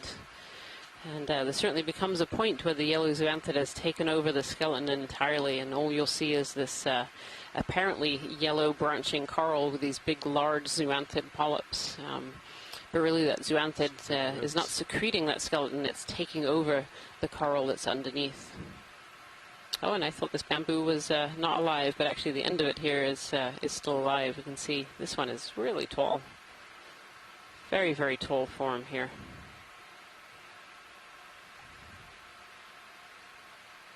Still going. There's the top. Beautiful. You can even see in the background there's several other of these large forms as well.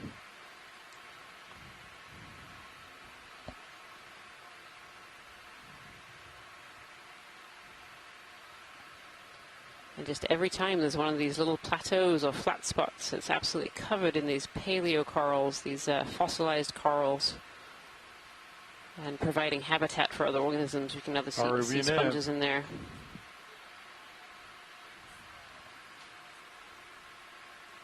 Another Metallogorgia, one of these kind of umbrella form corals.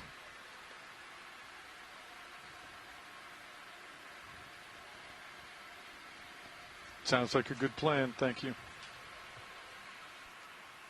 Please let me know when it's complete. Thank you.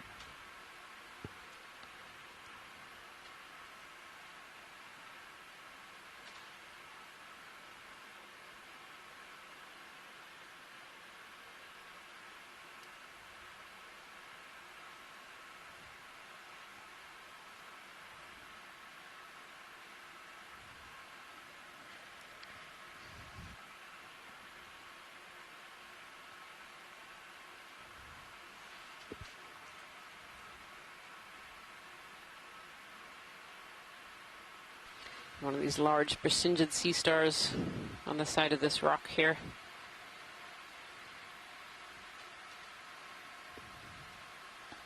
And almost this chute here of material, of this fossil coral material. It looks like it's traveling down slope. In this area between these two large kind of rock faces.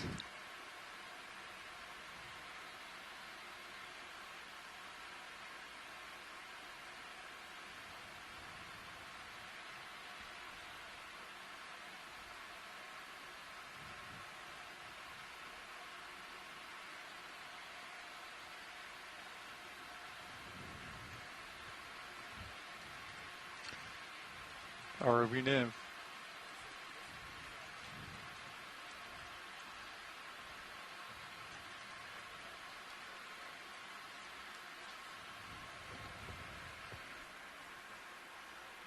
Oh, a swimming cucumber, just left of center. You see it red up in the water column. Sounds good. If it's possible to zoom in on that one, or whether it's gone. Sorry, what should you say again? There's a swimming cucumber. It just went off screen up on the left. Up on the left. Yeah. I don't know if we'll see it again or whether it's gone. There it is. Oh, it just went off to the right. It's on the right. Might be too elusive for us.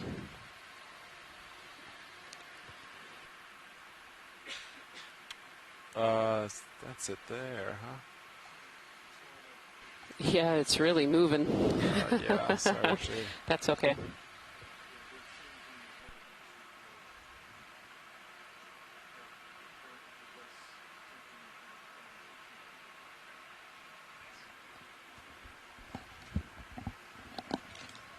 What should go?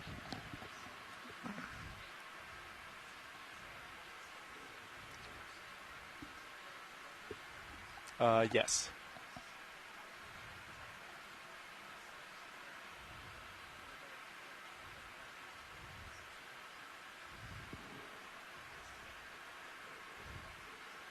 Understood. Does it have to be on a rock? A lot of those coral skeleton twigs mixed in with some running. Okay, good to know. You know, certainly further down it was a lot of the coral. Yeah. The fossil coral skeletons. I'll see if here it looks like there's a tremendous amount of those twigs and straighter coral skeletons as well. So we're doing a heading change. I don't know if those sponges are actually live sponges sitting on top of the coral debris as well. We have three jars that are empty. We have 1, 2, and 3, which are empty. 1, 2, the sponges that have fallen off. Yeah, hard to know whether they're ones that have settled there and grown. I think some of them are, and then others you do wonder if they're ones that have fallen off. There's just so many sponges here, both ones that are alive and then just a mass of that sponge skeleton as well, all mixed in with these fossil corals. It's really, really interesting. Not at present. Thank you.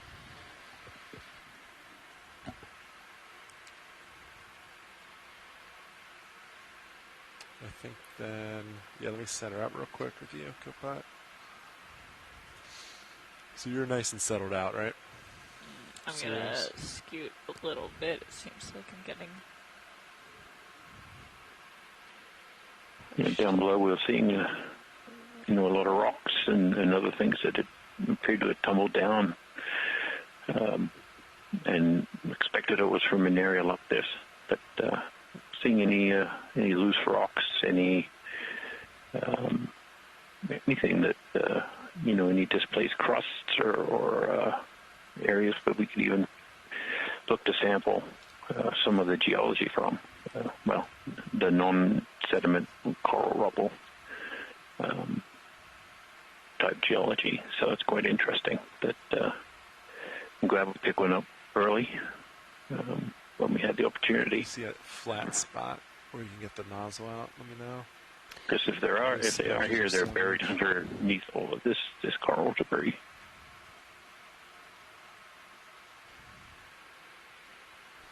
Yeah, I agree, Jason. I haven't seen anything that even looked vaguely like a loose rock for a long time now on this dive so far. I mean, who knows? Maybe there are tons under there, under all of those fossil corals, but I certainly haven't seen any either.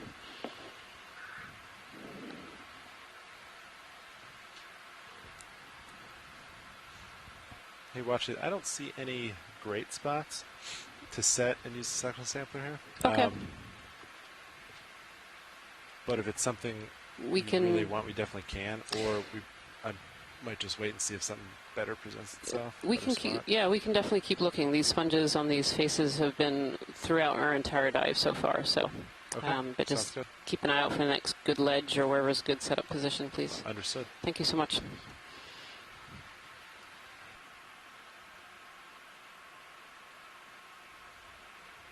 I might just center this up and rise a little bit. See these sponges all on the edges of these rock faces really remind me a little bit of painting splotches. You have the brown paint and the white paint. And looks like these little splotches. And these have been throughout our dive so far. We've seen so many of these sponges just almost covering every face of the rocks. But always the faces and not the tops. Another one of these Metallogorgias. We've seen, actually there's two in this frame here. We've seen quite a few of those on this dive so far, and that's a first for this expedition so far. We've only ever seen one before on a dive, and I believe just two of our dives before this we've seen Metallogorgia. So it's not been very common so far. And yet here on this dive we've seen quite a number of them. Alright, co-pilots, so we see a little bit of relief around here. How do you feel about 5 meters? Yeah, my sonar is pretty clear in front of me for a little bit. And yeah, you're looking 140. Yeah, yep. Nav 5 meters, 140, please.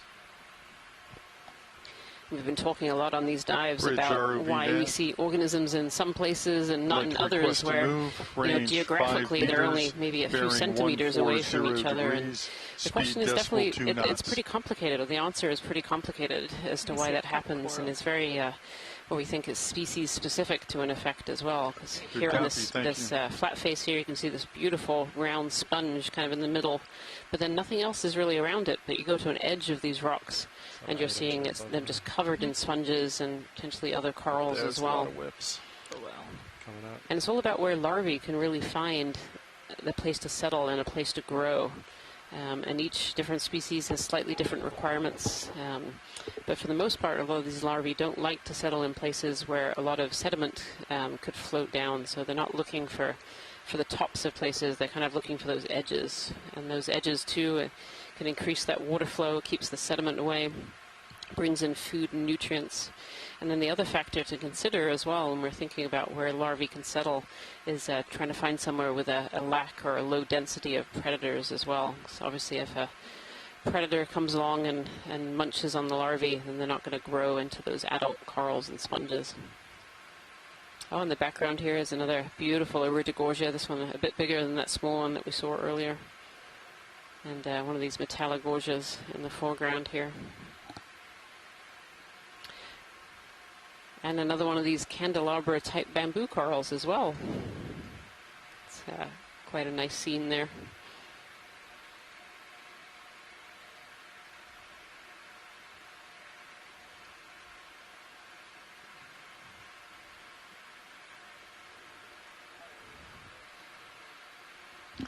Copy. Thank you, Bridge.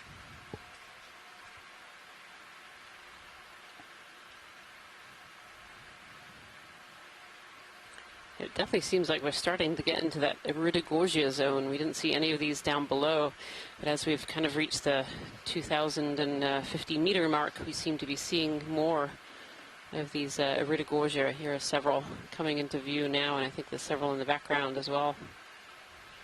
And these are beautiful spiraling corals. Look at these. There we go. Wonderful. Just beautiful.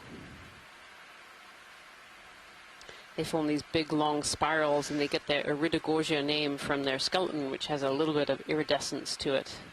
And they can be really quite tall. I believe the tallest has been measured in at about 5 meters high.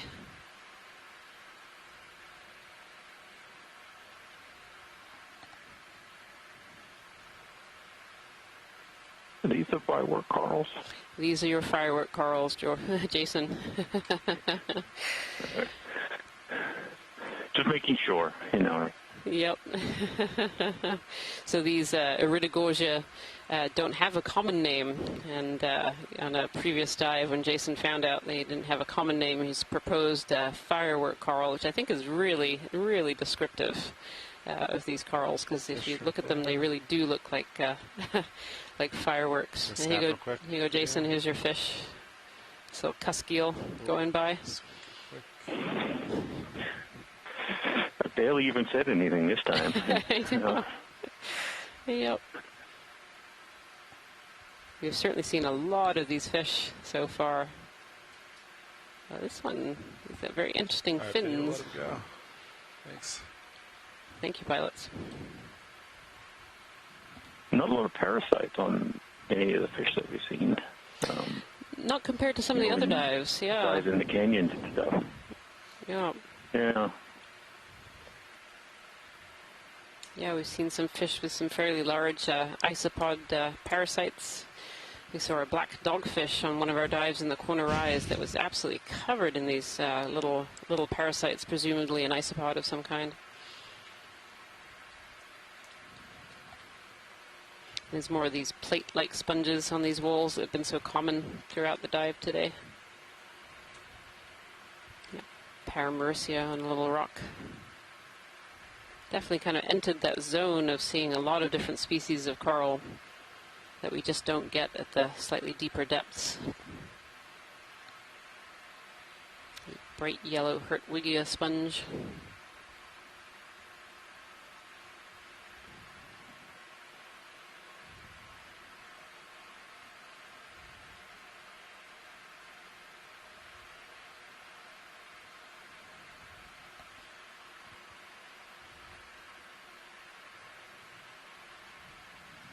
And more of these tall kind of elkhorn sponges that we're seeing with often these bright red crinoids on top.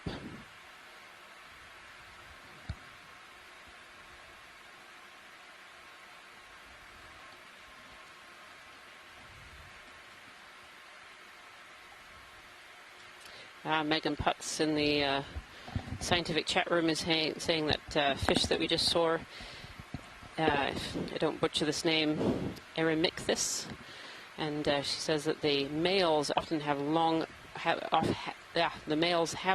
pectoral fins, and so we're seeing those long fins on that male. Yeah, lots of these sponges here that have been really quite characteristic of this site. So this is these sponges we've seen throughout the dive site. Down at the bottom reaches, we saw them just on the odd boulder face. And then as we've come up to these steeper slopes, they're just absolutely covering these faces here.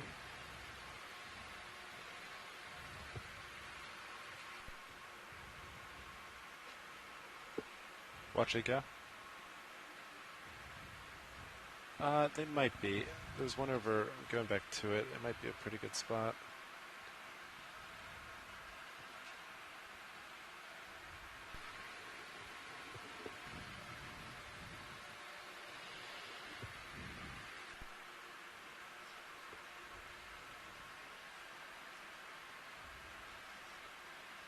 Yeah, understood.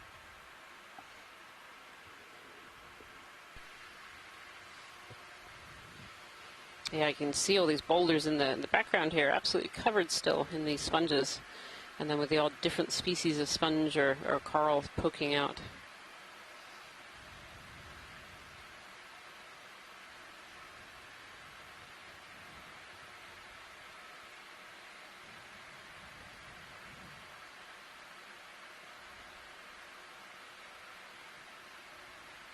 Again, every crack and crevice of these rocks, it's just absolutely filled with that fossil coral rubble. And these corals, this is not recent corals, these are much older corals. They're covered over in that slightly brown to black ferromanganese patina that has precipitated out very, very slowly. We heard earlier in these dives that precipitates out at a very slow rate of about 1 millimeter per million years. And so those corals are really quite old. These are not recent at all by any means.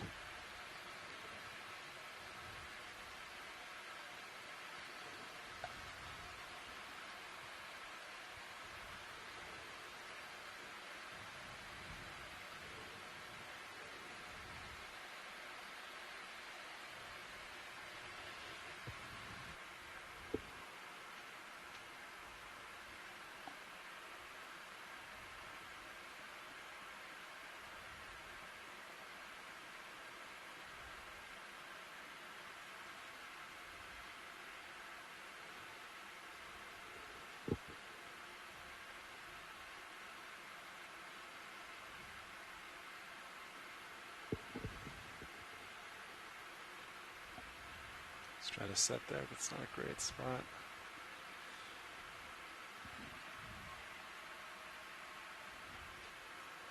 I think the ship's trying to fit. Jason, looking at those boulders closely, it looks almost like these faces are much more, almost a matte black compared to the top. Is that just the sediment cover, or is there something else going on there? I think it is. I think just a very thin blanket of sediment, gives that major sort of change in color. And it's not a lot of sediment. You can see certainly in views like this where we do have this ferromanganese crust. With the great bubbly-like texture on there. There just isn't that much sediment there, but it changes the color enough and perhaps changes the suitability of the surface to the point where a lot of these sessile organisms just don't attach. And what level of sediment kind of drives that? I'm not sure. It's clearly not much. But it seems like unless you're a coral or a stalk sponge, they seem to be a little more successful at living, on these not near vertical faces that are free of sediment. It's really quite fascinating, just the change in, it's nice exposed hard substrate, and it looks pretty stable. Certainly as stable as the vertical faces, but it isn't as colonized. And here we're not even really seeing much in the way of that ferromanganese crust texture on some of these boulders. It's just this really thin coat of sediment. And I can't think of any other reason for those not to be sites for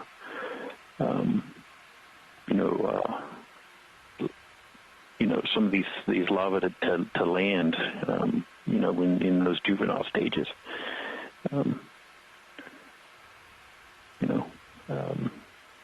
Watch it. This might be an okay spot up really here. Interesting how particular some of this can be. Still the same when you think about, these things are just floating around in the water column, moving from site, trying to find a place to attach to, and yeah, you got it. The success or failure of that kind of recruitment and growth, might be microns of sediment. Yeah, it doesn't seem like it will take much. So the pilots are just going to set up here to try and collect some of this white sponge. This white sponge is an unknown species and has been really prolific on this particular dive track. So I think it's very characteristic of the site, and it would be valuable to take a small sample for scientists across the world to take a look at and see if we can identify. So we're going to give the pilots a little time here to concentrate and set up for this collection. Yeah, if you don't mind.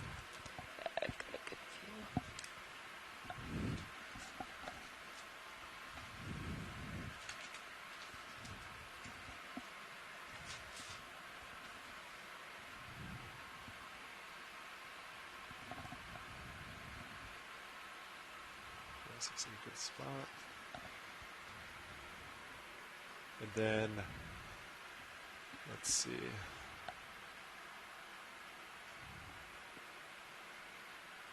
you want to put us on suction jar? So the 1, 2, and 3 are open? Yes. We'll put it on 3, co-pilot. All right, got it. 3.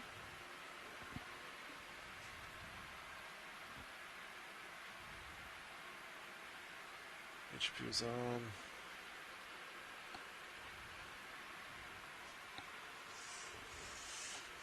Alright. Arms come alive. 3, 2, 1. Arms hot.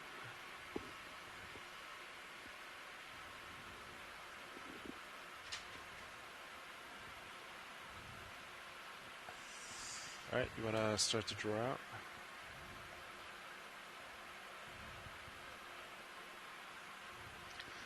ROV nav.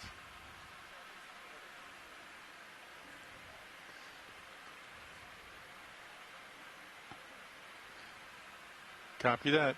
Thank you. That's great there. Thank you. And then, yeah, just keep an eye on that. Make sure you stay happy there. I'll focus on this.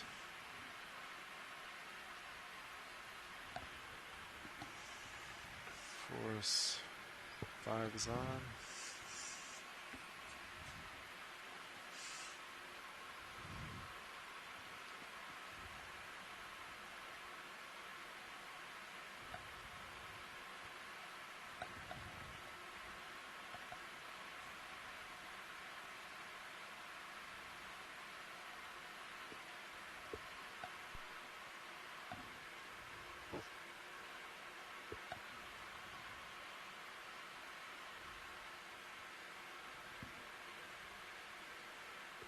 All right, you want to close the drawer. I'll hold there. Looks good.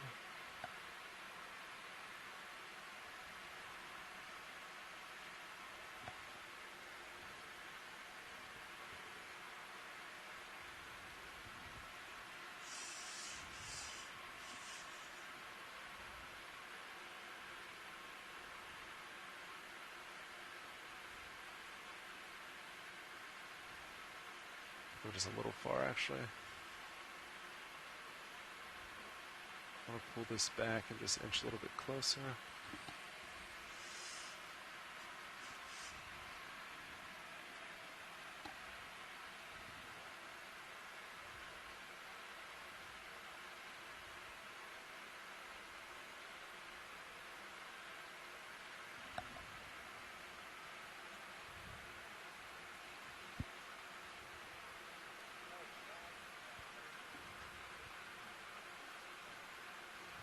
Copy. Thank you, Bridge.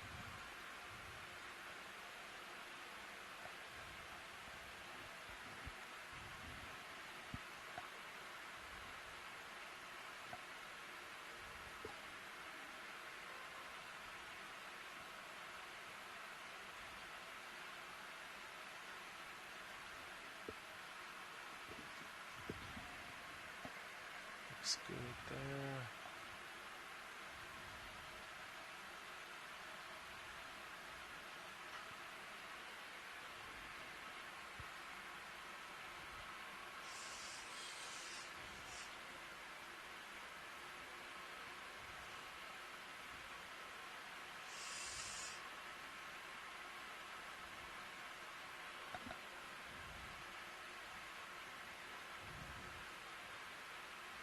Is that looking pretty good there, Watchley?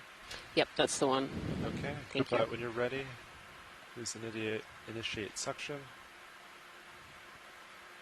Initiated. Coming up.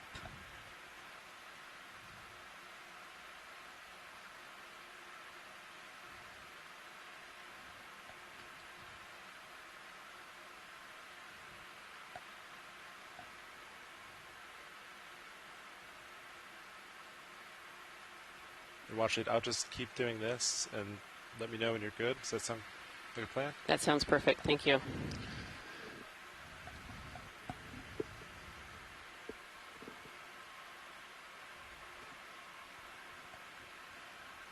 Let me give that a little more juice there.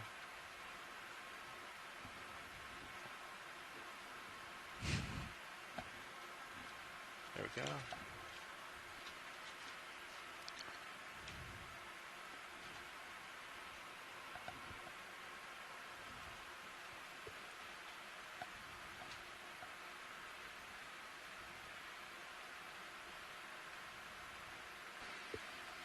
Some other items in there. Is that okay? You do. That's a different sponge. Yep. two for one. I think that looks like a great sample. The jar looks pretty full. It looks perfect. Right. Thank you. After this is away, it'd be great to have a good zoom on that wall on some of these live ones whenever you're ready. Thank you so much for that.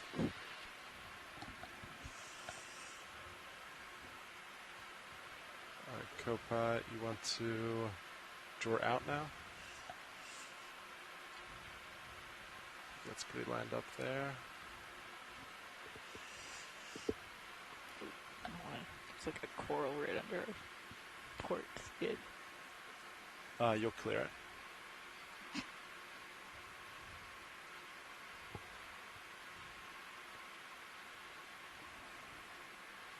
All right. Keep going.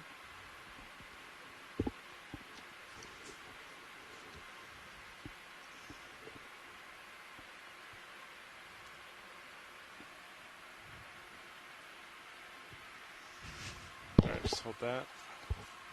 I'll back up a hair.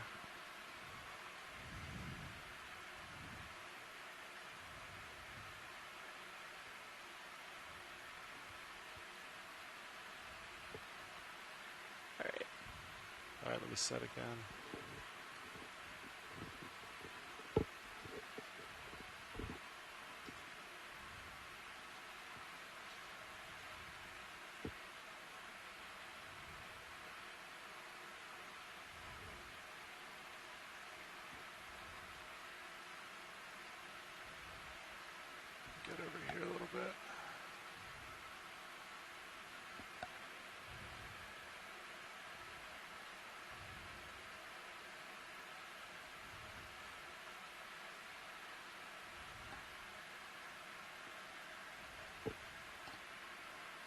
All right, you want to try that?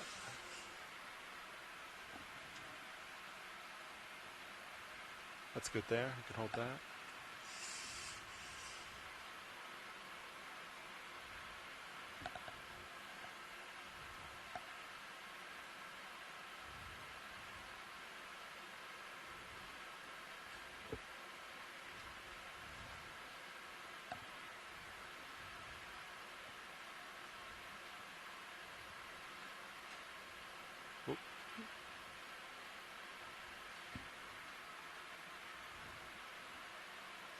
All right, you can draw in.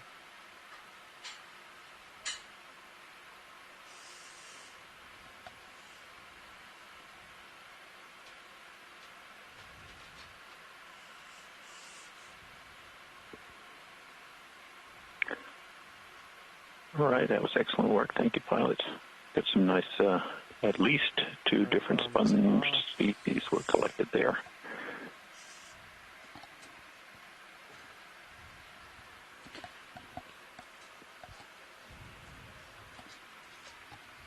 We take a quick look at the wall before we leave, and then we'll continue moving up the slope. We're at a depth of about 2,042 meters. We moved up from 2,150 odd meters at the start of this dive. So we're moving up. We've covered at least 150 or so meters, and we have quite a ways to go on our planned transect. Anywhere specific for this wall, actually? Crinoid and... Or just general area that we sampled from? Another one of those, is that one of those urchins, or is it just... I think it's a sponge.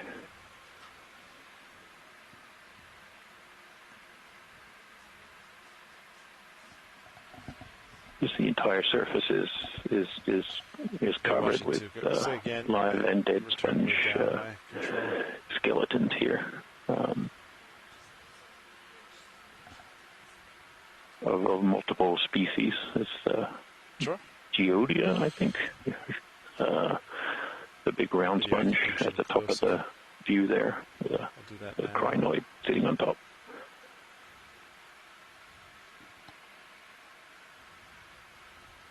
And underneath is this ferromanganese crust, likely covering volcanic rocks, basalt in most cases, with a petroidal, grape-like, lumpy texture. It's a stalk sponge there. So there's a range of different species of sponge just on this single outcrop. All right, video. You want to come on out? It's pretty much what we sampled from. No problem.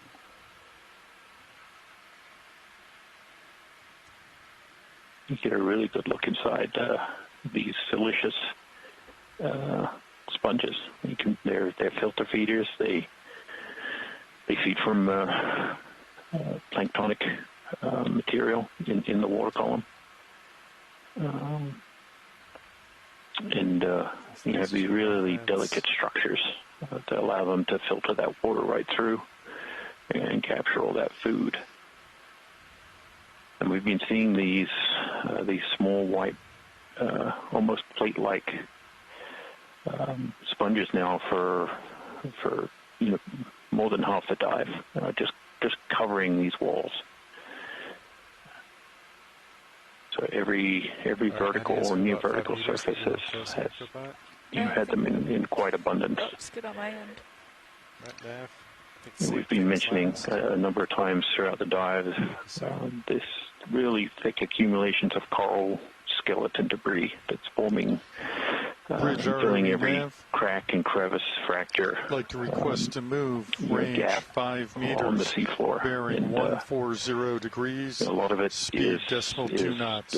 Species we're not actually seeing. These Desmophyllum cup corals.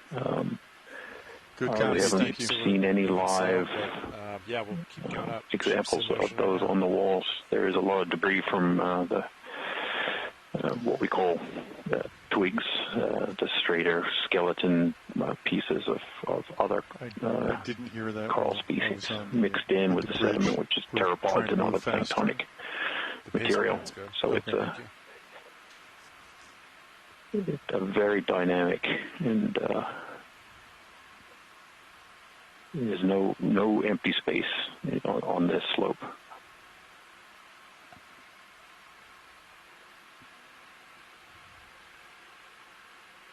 Yeah, Jason, it kind of looks a little different from what we've seen previously. I mean, even on some of the steeper slopes, we weren't seeing some like packed sediment in every crevice, whereas here it looks like it's really kind of overfilled, and even, I'm not sure if I'm seeing that right, but even like with coral rubble and a lot of different kinds of just overall debris filling in every crack and crevice. Yeah, there's no what we call accommodation space, and so when there's holes or gaps or cracks or even down right at the base of the seamounts on the abyssal plain, where there's room for sediment to accumulate, we call that accommodation space. And here it just thank you, Bridge. There doesn't seem to be a lot. So a lot of what does end up getting deposited probably is at a later date, resuspended and transported down slope. So this is not its ultimate depositional location, because there's nowhere really to store it. These rocks, these very complex topographies here act like riffles. So they're capturing material that's moving down slope, but it's not a final resting place for that material. You can see here just these gaps, all the coral rubble just sitting in there. 10 meters out. Eventually that will probably keep moving down slope to a point where there is room to just accumulate it. But it's a long journey and can take a long time, and over that journey it can break up. So, when we look at sediments from the base of these areas, we may not see all this big coral rubble. We may just see little fragments of that, and that can represent its transport down thousands of meters, certainly thousands of feet of the flanks of the seamount. What we haven't seen since probably before noon Eastern time is any of that loose rock material that looked like it had broken off, and is that another fish? Yep, just floated by the screen. So, we haven't actually seen any rocks that we could sample as we've moved up over probably half this dive. We moved into these very steep slopes, these vertical faces and slight benches, and those benches are just accumulating coral rubble. Here is a really good example of that. There's nowhere left for it to accumulate. It just hits this slope and probably keeps moving down.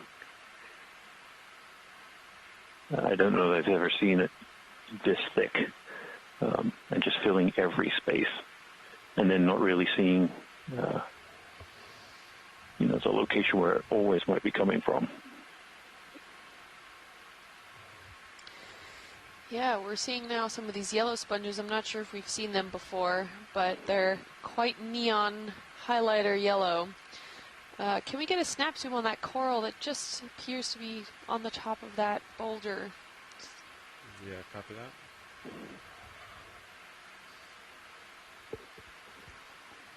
Video, you want to snap? Is this the one watching? Yes, thank you. Lasers off. I'm not sure if we saw one of these before, but bumpy there, video. Pardon. Beautiful yellow color with a brittle star.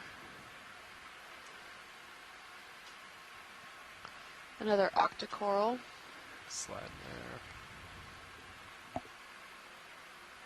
Is that all you need, Ashley? Yes, thank you. Yep. Feel free to come on.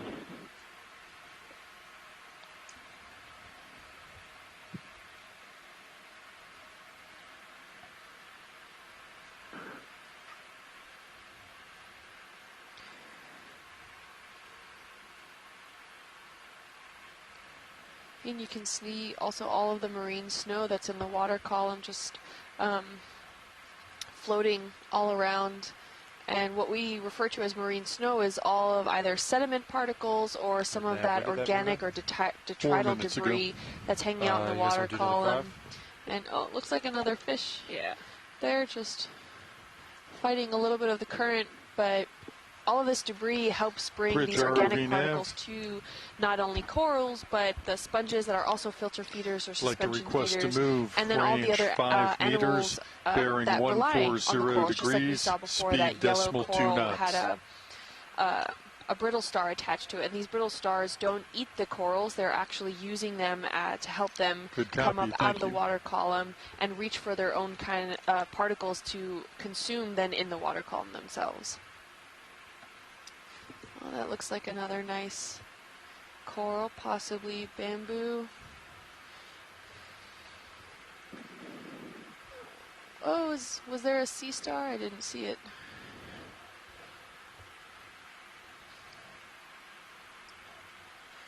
Looks like a crinoid there, a red crinoid.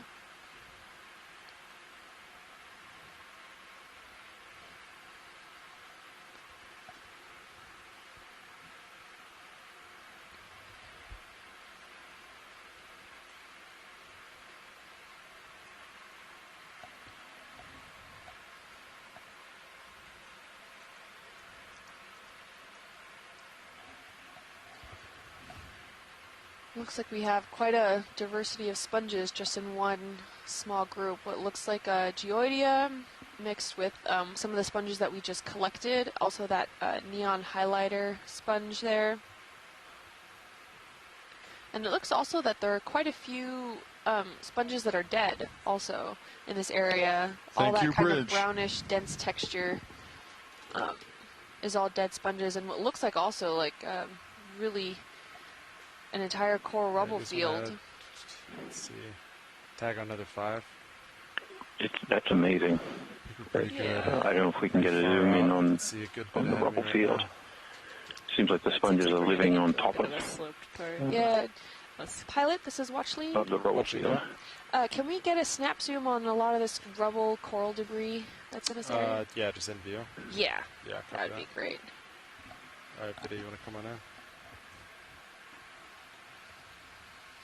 Is that kind of what you're looking for, Watchley? Yes, exactly.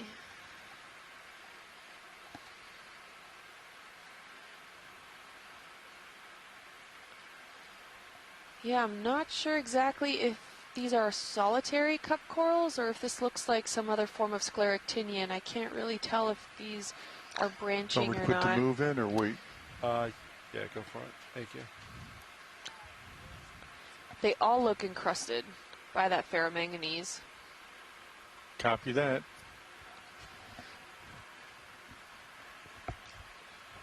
Bridge ROV and I do know that we sampled Could we do the same again? Some Range fossilized 5 corals meters, earlier, Jason. Is that correct? Bearing 140 degrees, speed decimal 2. We did, yeah.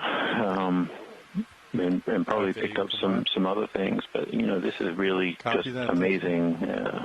That we've been saying that some of these, you know, coral fossils have a patina of ferromanganese on them. These are, you know, the color on these is quite dark, suggesting that they're you know, particularly old, with the ferromanganese accumulating at about 1 millimeter per million years. And it's almost like this debris is, you know, on that zoom, looked like it was almost cemented to itself and has become stable enough for, you know, sponges to actually live on the coral debris, which I didn't know was something that, you know, they could do. It certainly, you know, doesn't seem visually to be, you know, a very stable environment to choose to live on. So it's really fascinating that, you know, what we would normally think is a place to not hang out and be successful. Yeah, absolutely. For long-term growth, seems to be a really not too bad. Absolutely, and you know, we see some of these more... Oh, go ahead. Sponge expert.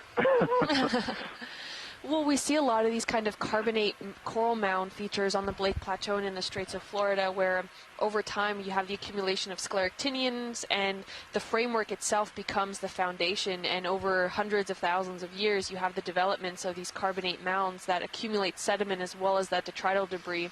And yeah, going over cycles of hundreds of thousands of years can develop into really large 100 to 120 meter tall mounds. And we see a variety of different corals use that coral rubble that's underneath it as that hard substrate to really create and establish a further foundation and an entire little ecosystem on one of these mounds that include sponges, octocorals, scleractinians, all these different variety, where it looks very similar to actually what we're seeing here, but without that basaltic underlying foundation. This is rather, the entire mound is mostly consistent of unconsolidated or uncemented material that's within that mound feature. So really interesting to kind of make that comparison, especially given how deep we are here, to have that kind of similar effect of what we're seeing in the Straits of Florida, where maybe we get around 800, maybe 1,000 meters deep if you go down by the further off on the Blake Plateau area.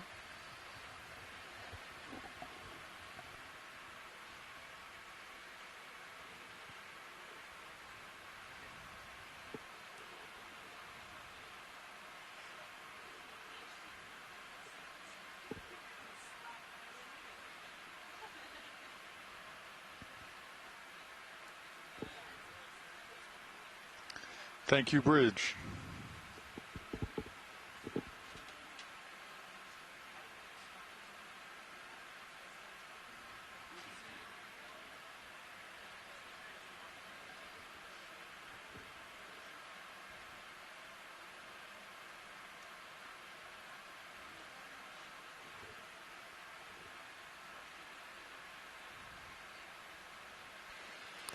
So here on this rock face, we can see these really large stalks of corals that were once there. Some of them very, very covered over with that black ferromanganese, and others kind of more brown, like the one in between the lasers right now. And it's impossible to know why these corals died over time. You know, maybe they had just reached a certain age and had got so big they snapped off of their bases. Maybe some predators had come along and eaten the polyps. Maybe, you know, something like a fish came along and knocked it off of its perch. It's just impossible to know why we're seeing these dead bases. It's beautiful Metallogorgia here, this kind of pom-pom coral or umbrella coral. I've seen quite a few of those today. It's been really nice to be in the zone where we see those Metallogorgia. It is kind of one of my many favorites of these deep-sea octocorals.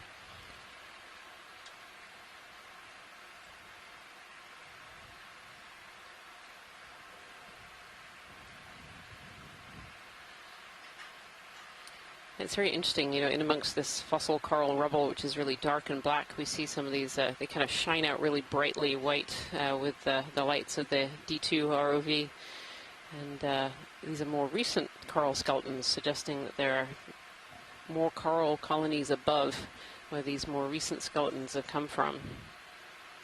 If you've just joined us here today, I'd like to welcome you to Dive 14 of the NOAA Ocean Exploration Expedition North Atlantic Stepping Stones. And the stepping stone that we're investigating today is a little unnamed, unmapped seamount that we've nicknamed 7. This is the 7th unexplored seamount that we've investigated during this expedition. It's really been quite fabulous to be able to explore so many new areas of the seafloor that have never been mapped and never been touched or looked at before.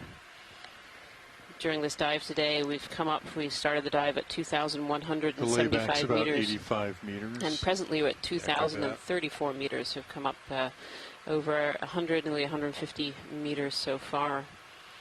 And during this dive track, there's really been quite an abundance of biology. Right in front of you, you can see all these sponges that are covering the rock faces, and those have been very prolific and persistent throughout this entire dive. On the side of boulders, or as we're looking at here, kind of on the side of this almost cliff face. We've also seen several other species of sponge as well, some on stalks, some of these bigger forms, some bright yellow Geodia sponges. We've seen sorry about that. We've seen several different species of deep sea coral as well, including several new bamboo corals that we hadn't seen yet during this expedition.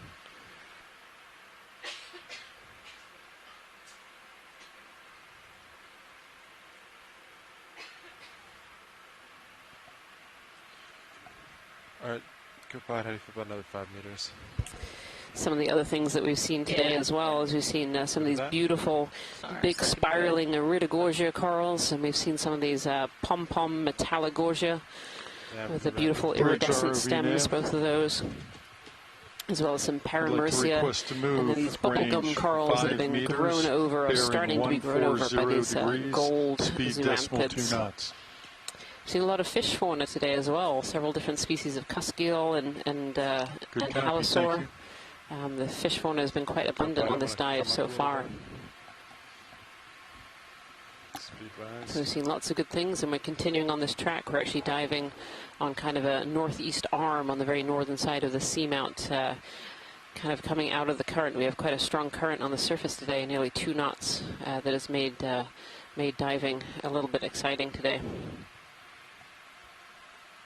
But this dive has been well worth it so far. We've just seen lots of really great things so far on this dive track. We're going to continue working our way up this ridge arm on the northeast corner of this seamount.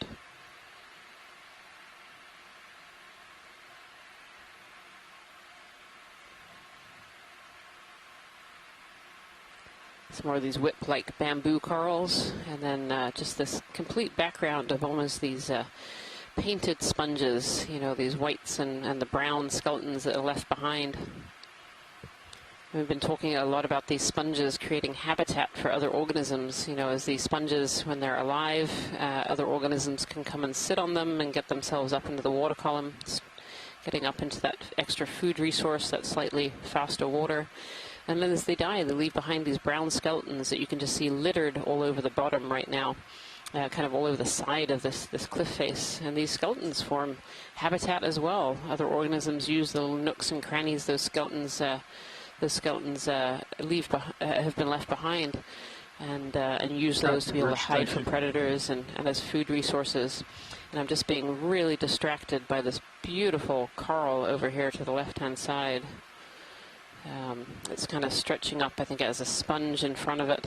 And I think this is one of those candelabra bamboo corals that we've seen a few of so far on this dive. You know, Scott France was telling us a little bit about these candelabras, how they stretch up and branch, and that they're potentially a big whip up there, huh? And Megan is reminding me this is an I-4. That's the key word, the I-4. Not the one that's in the screen right now, but the one over to the left, this kind of candelabra. The one on the screen right now is kind of more of a regular morph of this bamboo. There's bamboo corals that we've seen. Oh, and there's one of these big whips that's just coming into view. I think the base of it is at the very top there. It's kind of leant over. Some of these have been very, very tall. Beautiful. A pilot watch sleep. Watch it go. Can we have a zoom on the yellow kind of goldy coral right at the base of this big long whip? Yeah, copy that. Thank you. All right, Biddy, you want to zoom? We've seen several of these bubblegum corals that are the pink and have been grown over by this yellow zoanthid. You can see it just starting to grow over the skeleton. And eventually these get to a point where all you can see is the yellow. You don't realize that the red coral was ever there before, this bubblegum coral. Is that all you need, Watch? Yeah, that's great. Thank you so much. Copy that. Video when you're happy. See all those sea stars, brittle stars, and snake stars kind of all curled around the branches there as well, getting themselves up into that current to pick up particles out of the water column to feed.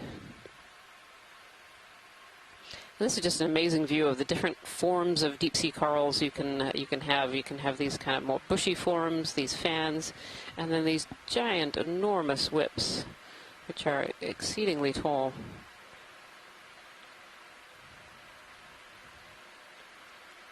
deep sea corals come in such a variety of different shapes and sizes and types. And it's very much the same with those shallow tropical corals too. If you ever snorkel around a tropical coral reef, you'll see lots of different forms, kind of short and squat and big branching and big fans. And it's very much the same down here in the deep ocean. Oh, this is a Bathypathes. That might be the first one so far of this dive. Could we have a quick zoom in just above the lasers? Yeah. Thank you. Video center. And Regan, I think, one thing that, a lot of people might not even realize is just one that deep sea corals are a thing, and just how many there are and how many varieties there are compared to the shallow water versions. Copilot after this, I'll do a quick scan and then we get out and move on. Copy that. Video when you're happy from live? Yeah, absolutely. Absolutely, Jason. These deep sea corals, though they've been known about since the very first explorations in the deep ocean, they've only really started to become understood in the last kind of 20, 30 years or so. When we started to see more forms and have more technology to be able to go down and actually visualize these deep sea corals in their native habitat. Collecting these corals can be very, very difficult with traditional oceanographic tools, so things like scientific trawls and dredges and grabs. These corals would very often come up in pieces, little parts and pieces you kind of have to put back together as puzzle pieces to try and figure out what's going on.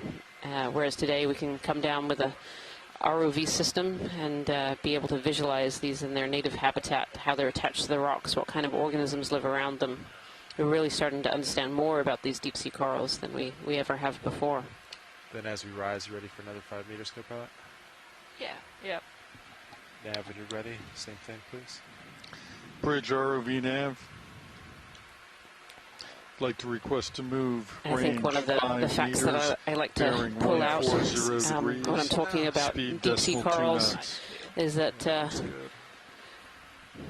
there are actually more species of coral that live in the deep ocean than do in the shallow waters in the tropics. We all think of those tropical corals. We can put on our scuba gear or snorkel and go out and look at them and see them with our own two eyes. But here in the deep ocean, where it's much harder to come down and take a look and see what's there, I think people just don't realize the diversity of life that is in the deep ocean. There are almost 2 times as many species of coral that live in the deep ocean than do in shallow waters, and yet we know so little about them. And one of the big difference between those shallow tropical corals and the corals that we're looking at today is those shallow tropical corals have something called zooxanthellae in their cells. They have a photosynthetic algae that forms a symbiosis, and that photosynthetic algae photosynthesizes, gains a lot of energy, and then the coral takes some of that energy and uses it to be able to grow relatively fast. Those tropical corals are growing several tens of centimeters per year.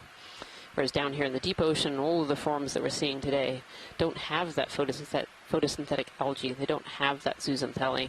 And so they don't have anything that needs to photosynthesize. So they don't have to be up in the sunlight. They don't have to be up in warm waters. They can be down in the deep ocean. They can be in polar oceans.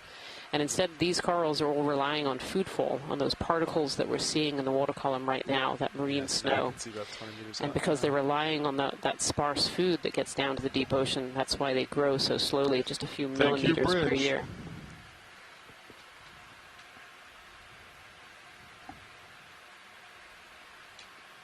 Beautiful. Starting to see some different sponge forms here as well as these corals. These are Hertwiggia. These bright yellow sponges. We saw a few big ones down below. I feel like we're seeing a little bit more here. Slope about half right there. Good amount of relief ahead of us. How do you feel about that? Yeah. That looks good. Let me come up slightly. Yeah, of course. But I think 10 meters should be good. I think 140. Beautiful. This is an Iridogorgia here on the left-hand side. These are these big spirally corals. Jason Chater had named these the firework coral. They actually don't have a common name, but I think that's actually a really good contender for the common name for these. Range Truly beautiful. bearing and actually a dead branch of one. You can see that spiral, and you can almost see that iridescence in the cameras and lights on D2 here. You can kind of see how that skeleton is shining back at us. Good copy. And that's where it gets its name, Iridogorgia, you know, the iridescence.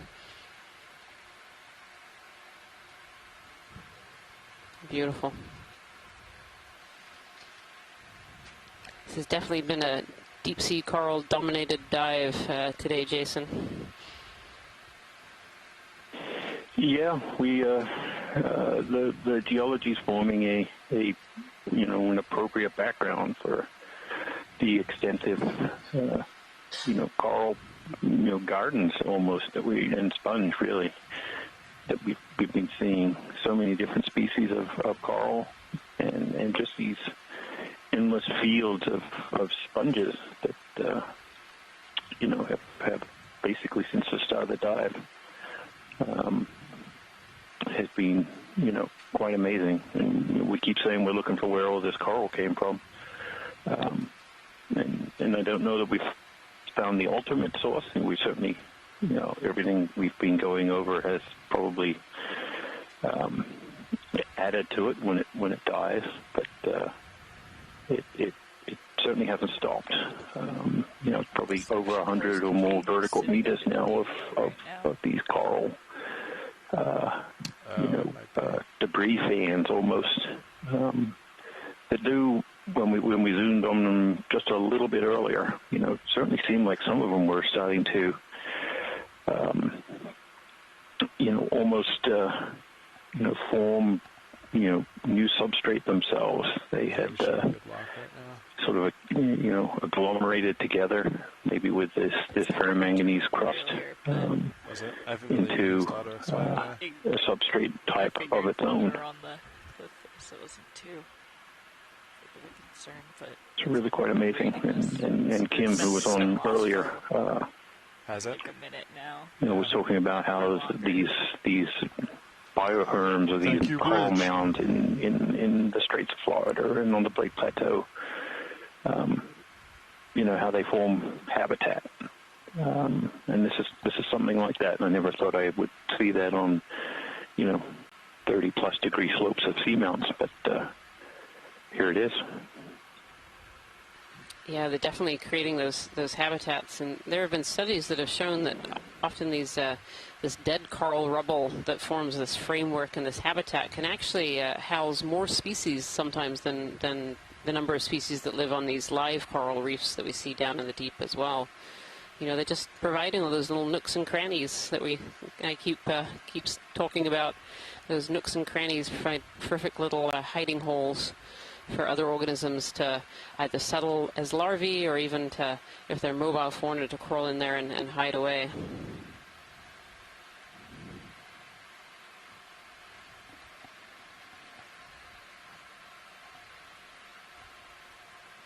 See brittle stars colonizing this old sponge skeleton here.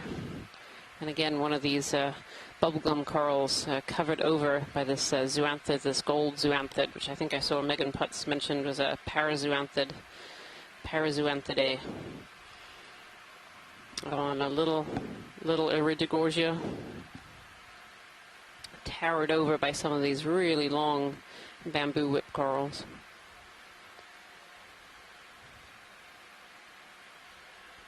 And then lots of these small plate-like sponges that we collected a little bit of earlier. No one's quite sure what species these are, so these will be collected a little bit earlier.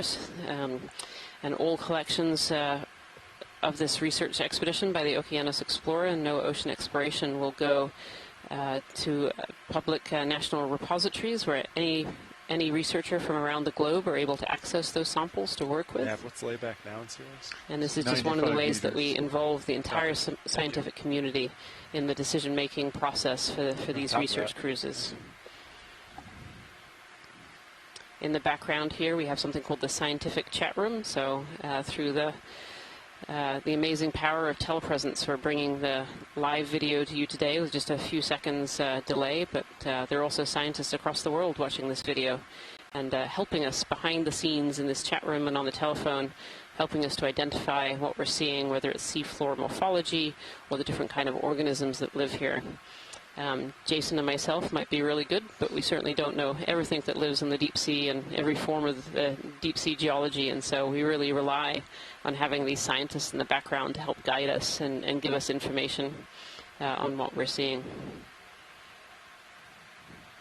Yeah, certainly if you hear me talking about biology in any way, I'm probably reading one of the experts, what they're saying to us in this chat room to help us describe what we're seeing.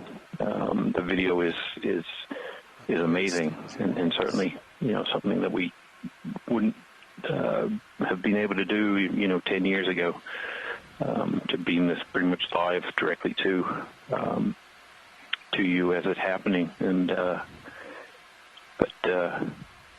just from today's dive, the range of corals and sponges and fish and sea stars that we have seen. It's pretty hard for one person to be an expert in every single one of those. And I can't really say the names of most of the biology we see. The common names that folks on the chat room provide like to request allow us to describe what it is that you're seeing. Bearing 140 degrees, as best we can. So, 2 knots. thank you to all those people helping us out. Definitely, though, Jason, I have to say it's taken me until about dive 14, which is the dive today, to be able to say botroidal correctly. So it's not just the biology, it's the geology as well. Well, the real trick is spelling it. Once you've mastered spelling of botroidal, you're on your way. Well, I definitely haven't got the spelling yet, that's for sure. So, one of the other things I really enjoy about having all these scientists in the chat room, too, is that each of us with our specialities, our eyes are really honed into different things. And so, while I might hone in my eye to one of these scleractinian hard corals, we have other scientists who will notice a bamboo coral out the side, or, a sea star, or a crab, or a squat lobster.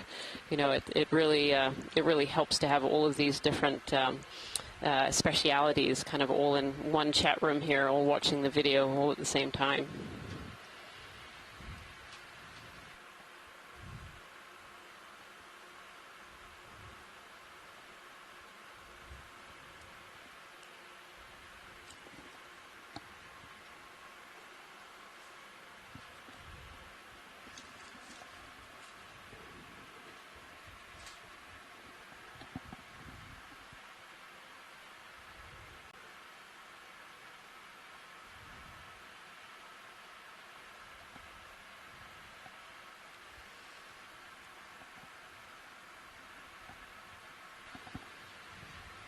I know we've said it several times during this dive so far, but just the sheer volume of fossil coral and sponge pieces, old sponge pieces, is just phenomenal.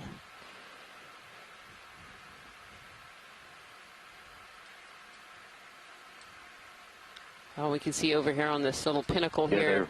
Oh, sorry, Jason, go ahead. No, there's going to be no end, I think, to the fossil corals. I think that maybe the entire seamount is made of them. Given that we haven't seen a rock that we could probably sample since the first hour of the dive or so, it's amazing. It's like the seamount's one giant biodome or something. It's not really. There really is volcanic rock underneath here, but we can see like the pinnacle in front of us. There are little pieces that are poking through, but you're right. I mean, I certainly haven't seen any loose potential sampling rock for a long time at this point. Video a snap real quick. Dead center. Slow fish. Ah, a little fish. Another halosaur. Fins up into the current and moving nice and slowly. All right, you can come wide. Beautiful. It's almost drifting with the current. I don't see the tail moving there at all. Oh, there it goes. Oh, there it goes, yeah.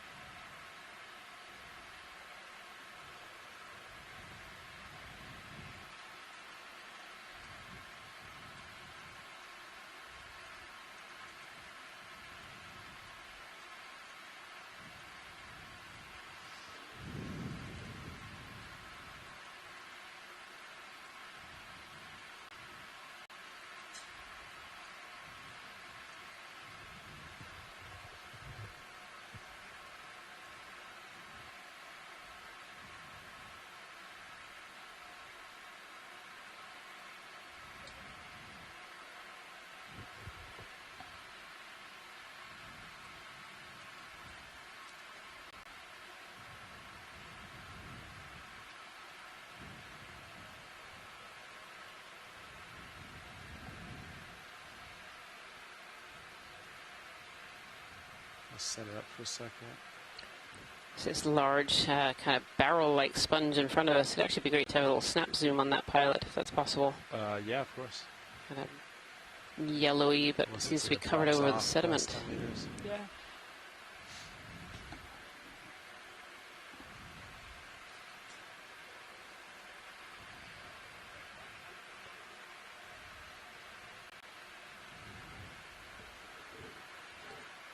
Is this the one? Yep, that's the one right ahead. It's a little bit of a different form than ones that we've seen so far. Very large. Those two red lasers there are harmless laser scaling dots. They're 10 centimeters apart. Lasers coming on. They had a really interesting texture on the outside of the sponge. When did that last move in? 3.5 minutes ago. Copy that. Yeah, Megan Putz thinks this is a demo sponge, which is just a type of sponge known as to be a little bit softer than those hexactinellid sponges. Oh, I see. It's kind of on the outside here. It's a mix of these spicules, these long thin threads, and then there's some coral pieces in there, all kinds of things in there. You can just about see the pores in the sponge. So these sponge are filter feeders, so they have pores and holes all over the outside. And inside those holes are these specialized cells called choanocytes that have little wiggly flagella in them, and those flagella wiggle and create a water current that draws in water. And as the water is drawn into those holes, the food and nutrients are taken out by other cells, feeding the sponge. Can't see where it connects, but it's the bottom view of it. Yeah. It's almost like it's wearing this little hat on top. It's a very different form. Is that the same sponge, Washington? Unknown whether that's the same one or another one. You know, maybe there's a branch of coral in between here that the two have grown off of. Yeah, understood. Very unusual sponge. Thank you so much, pilot. Copy that. All right, video when you're set. Vonda Wareham thinks that this looks like three different species of sponge. So the white at the bottom, and then the large barrel, and potentially the one at the top. Yeah, it's a home to a lot of other kind of sponges. A whole colony of different species of sponge there.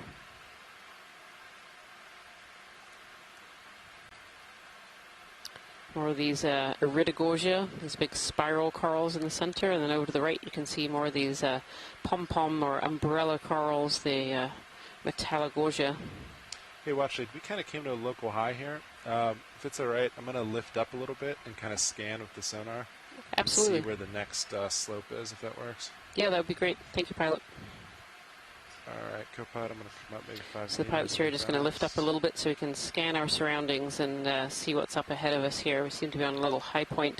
See if there's something 40 meters out there. Actually gives us a really good view of this rock, all these big pillows and this fossil coral rubble in between all these pillows, and then so dotted with these deep sea corals. Yeah, 150. I think this is the nearest, about 40 meters out. And if you turn over to your live stream number 2 right now, you'll see the view from the Sirius cam. So Sirius is the second part of our 2-part ROV system. The Sirius is above us, attached to D2 by a cord, and then the Sirius cam is actually directly attached to the ship. And so that Sirius takes some of the wave action out of the line for D2 so we can drive nice and smoothly. And it has these cameras on it looking down, so you're actually looking down onto D2, and you can see D2 looking at this pinnacle that we're on top of here. Hey, watch it. So yeah, we're at a little local high. I see something about 40 meters in the distance. Okay. But it might be a little bit of blue water as we can move that way. We're at kind of the top of the pinnacle here, and that coral and sponge and everything else debris goes right to the top. Right, so we've been saying, well, maybe we'll find, as we go up, we'll find out where it came from. I say we just go right here. There's no more up, at least on this point. I'm so it, 150. Suggests that there's just been this long cycle of growth and death and transport of material from these high points and these outcrops to deeper down. Bridge ROV nav. Yeah, it's really interesting shot there. It is really interesting, and you're right. You know, there's no more up, and so maybe these haven't been transported as far as we thought they had. Maybe they were actually in place, live reef, and have just broken up over the years. Really fascinating. Good copy. Thank you.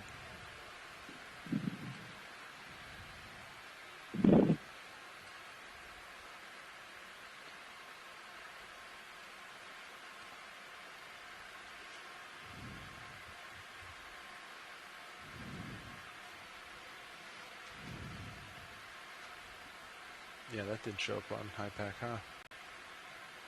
It's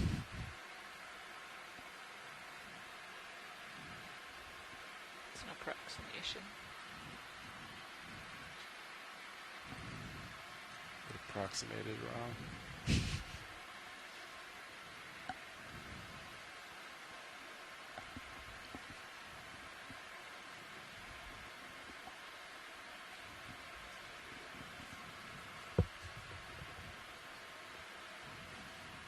Let's get some views of this before we have to lift off. Beautiful spiral Iridigosia right on the peak of this little pinnacle. Again, more of those large fossil coral deposits in between these pillows. Okay, your sonar looks nice and clear. Yep.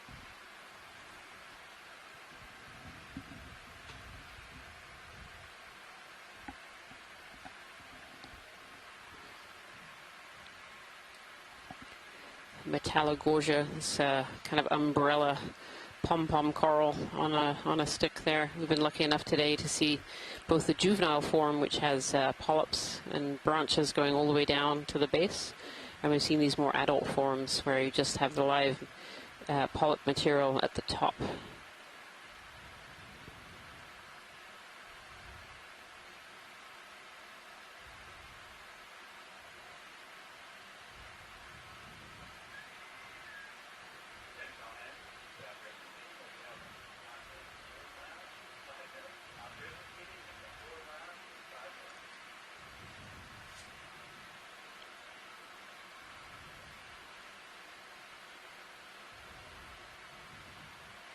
You see those real changes in the texture of the rocks there, Jason, between the faces and the tops. It's really interesting. Yeah, we're not seeing the botryoidal sort of texture, and I wonder if that is a function of the current flow. Usually how these ferromanganese crusts are precipitated has a lot to do not only with the water chemistry, but also the flow regime that so the higher flows, the higher currents tend to lay down smoother crust, while the lower flow areas will result in these botryoidal textures, these grape-like textures where this ferromanganese is actually latching on to a nucleus, which could be anything, a sand grain, a piece of coral fragment. So to get that texture, you need it to be a less vigorous current flow regime. So, up on top of this ridge here, there's probably enhanced current flow.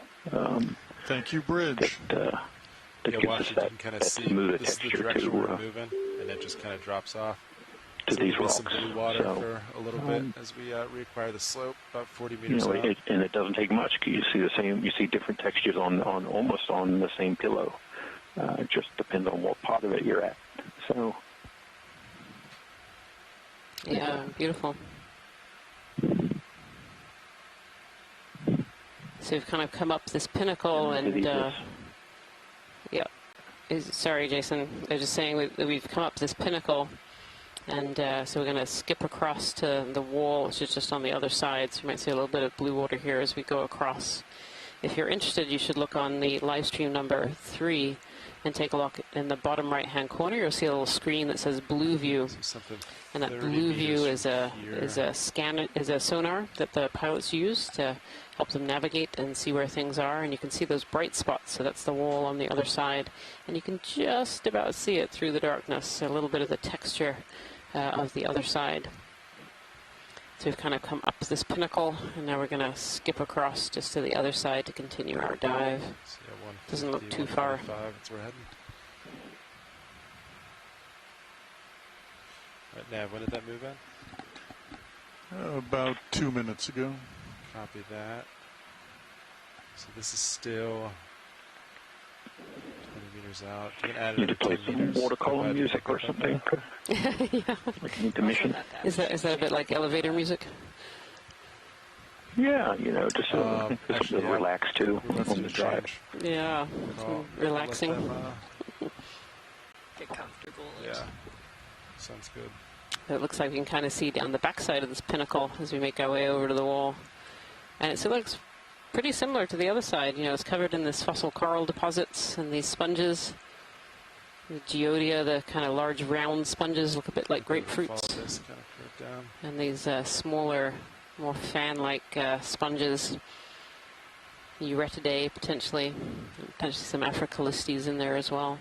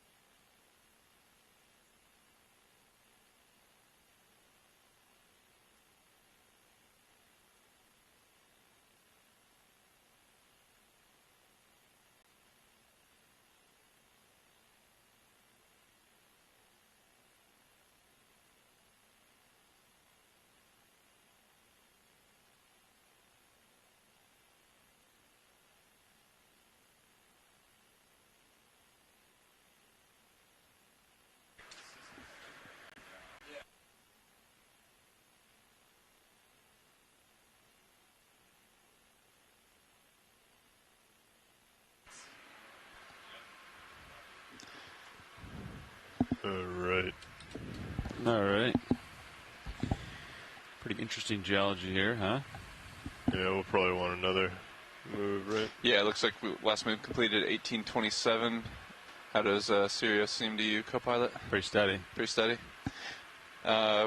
What size move would you gentlemen like? The last one was 20 meters. The previous nav told me that we need about 20 meters, but I wanted to consult you guys. I think a 10 meter will be fine. 10 meters start, copy. Does the 145 bearing work for you? Yeah. Yeah, that's my heading. Copy that. I'll do 10 meters at 145. Sounds great. Bridge ROV nav. Tail cam looks pretty nice, doesn't it?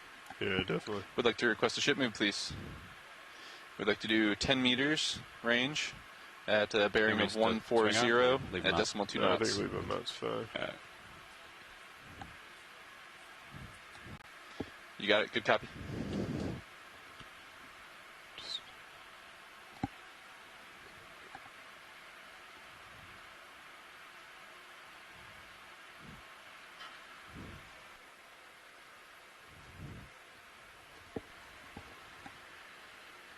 Yes, your painted tilt system is looking up. Still can't see over that, probably. Yeah. I've also kind of come around to port a little bit. Okay.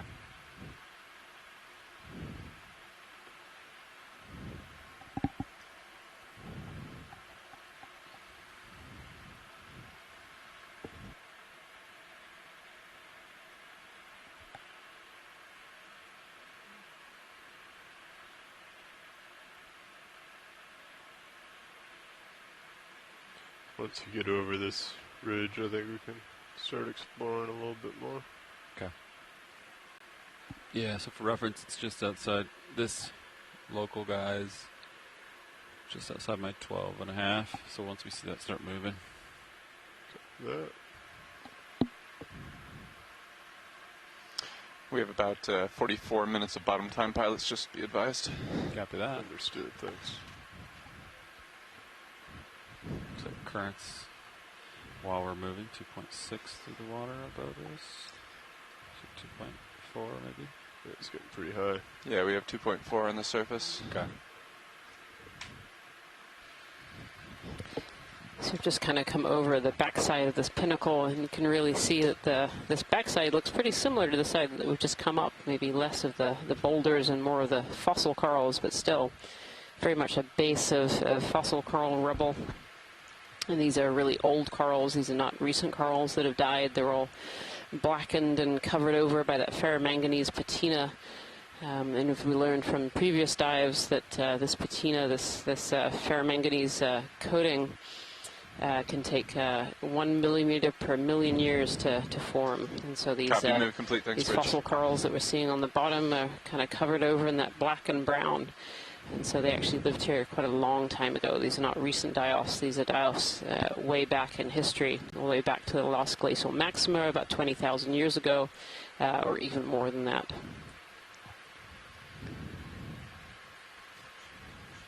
If anything, this side, as we've crossed over here, looks a little bit steeper even than the face that we were just kind of going up. We were kind of going up a very blocky and pillowy terrain.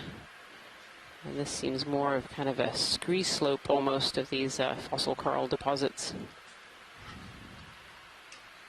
Hello, video. Something in my water column. Little floater. Huh. Alright, I'll keep a keen eye on my altitude. Delta 17. Copy that. Between us. I think I have enough tether to hit this wall here. Start coming up a little. You can see the face of this steep wall here is very like the ones that we've gone up, kind of painted with all these different sponges, live sponges being the kind of white, and the dead sponges, the leftover skeleton of the sponges being that brown color. So, yeah. It almost looks like someone's just kind of splattered a paintbrush along these rock faces, and that's been very much a feature of this dive from very early on. I'm starting to move now. It's on my 12. I'm just starting to move, so give me a minute. I'm coming up just a little bit. Okay. Just going to look down just to see how close I am here. I think we're not heaving too much. Yeah, I'm a safe altitude from this feature, so I'll stay at this altitude. And we'll let the move shake out.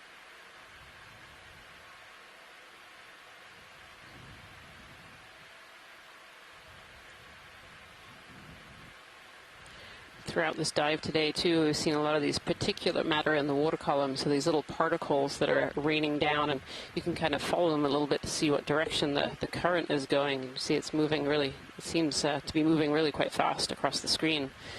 These little particulates are what we call marine snow. This marine snow is made out of organisms that have died in the upper water column and are raining down, and sediment particles and just other particles in the water column that are raining down in the deep sea. 5 meters? 145 inches. Copy. Inches closer. Bridge RV now. This marine snow is really what drives life in the deep ocean. It feeds a lot of the organisms that live down here. These are either organisms that are filter feeding or suspension feeding, so picking particles out of the water column and feeding directly, or they can even, this marine snow can land on the sediment and feed a lot of what we call the infauna, so the animals that are living inside the sediments or inside the kind of coral rubble here as well. Those animals that are living inside the sediment and inside the coral rubble will dig out this marine snow as it's landed on the seafloor. We have another halosaur. Seen a lot of fish this dive so far. It's been really great for the fish fauna. There's been a few different theories banded around as to why we're seeing so many fish. Go ahead. I was just about to talk to. Yeah, I know. Okay, maybe I'm not even getting to the talking part anymore. Right. Right. Yeah, some of the theories that I've seen go through the scientific chat room here is we're now kind of more into the influence of the Gulf Stream. So maybe that's bringing in that different water. Other theories are we're a little bit shallower today. So currently we're at 2,014 meters. We started the dive today at 2,175 meters. And the last few dives that we've done have all been around that 2,500 meter mark, and so just been that little bit deeper. And so maybe we're just up in a zone where we see more of these fish.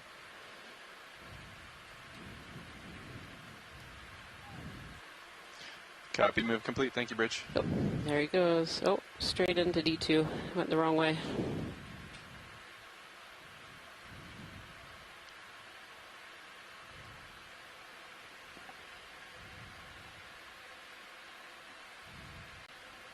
Yeah, Peter Oster is saying too that you know, it's a little bit warmer in these dives. It's about 3.5 degrees Celsius down here at just over 2,000 meters.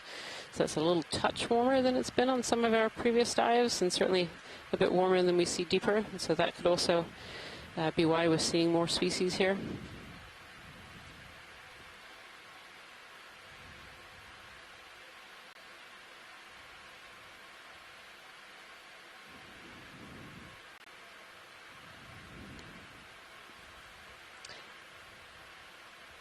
Pilot, this is Watch Sleep. Go ahead, Watch Sleep. Can we zoom in on the coral? It's on the far left of the frame, slightly up. That's the one coming into center now. Copy that. Go ahead and come in video. I don't have a ton of tether, so I'll be a little farther away. That is a lot of brittle stars. There are a lot of brittle stars hanging out on this. I think this is a primnoid octocoral. And I'm going to say there's more of these brittle stars than I can count on top of this one. Bridge RV now. It's always amazing to me how some of these octocorals can survive, just covered so heavily in some of these associate species. We call them associates when they live on these corals like this. And these brittle stars are fishing. We can see some of their arms out into the water column wiggling around, so they're looking for food that goes by. By being up on these corals, they're up out of the water column and kind of collecting the food as it goes by. We saw that marine snow moving past us earlier, and so these brittle stars are sticking their arms out and trying to grab those particles and grab other fauna that's also attracted to these corals as well. Just beautiful. I'm sure this is one that you don't want us to sample, given how many associates it has. No, this... You'd be up all night. Yep, this would be a lot of associate sampling, which, yeah, that would be a long process. So, beautiful. Thank you so much, pilot. Sure.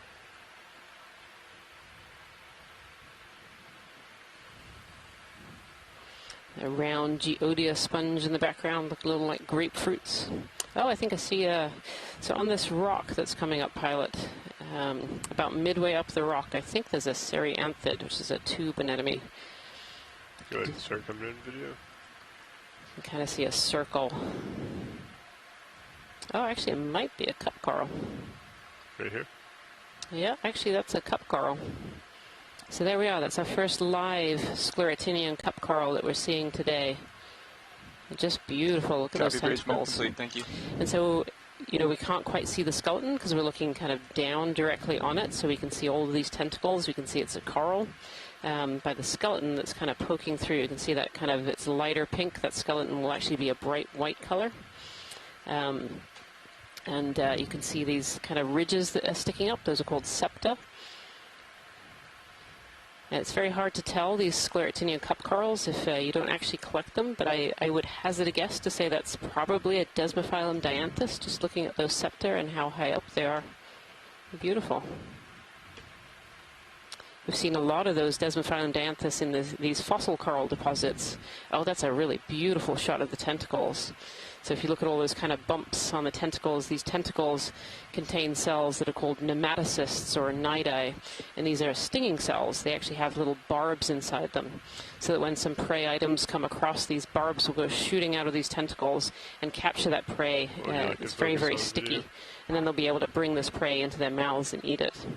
If you've ever been to a touch tank at an aquarium and you put your hand in with the anemone and the tentacles kind of stick to your fingers, that's all those nematocysts coming out into your fingers. So as humans, you know, they're too small for us to really notice other than it being sticky on our fingers. Right there, or do you want me to? Beautiful. So you can see these tentacles aren't smooth, they're really, really textured. And you can really see the detail in the mouth and those septa sticking through. That's just a beautiful shot. Thank you so much, pilots and video. Sure. That. I always get a bit excited when I see cup corals and live sclerotinians. When I was doing my PhD, I worked on the reproduction of many different species of cup corals and sclerotinians, so they always catch my eye. That's wonderful to see, especially since we've seen so many of these fossil coral deposits as well. It's always nice to see some live here as well.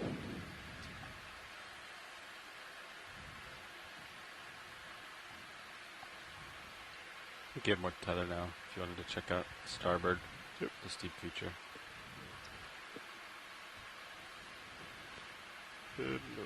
Kind of seems like there's a big steep feature here and then kind of a slope on that side. Not 100%. Copy that. Let's find out.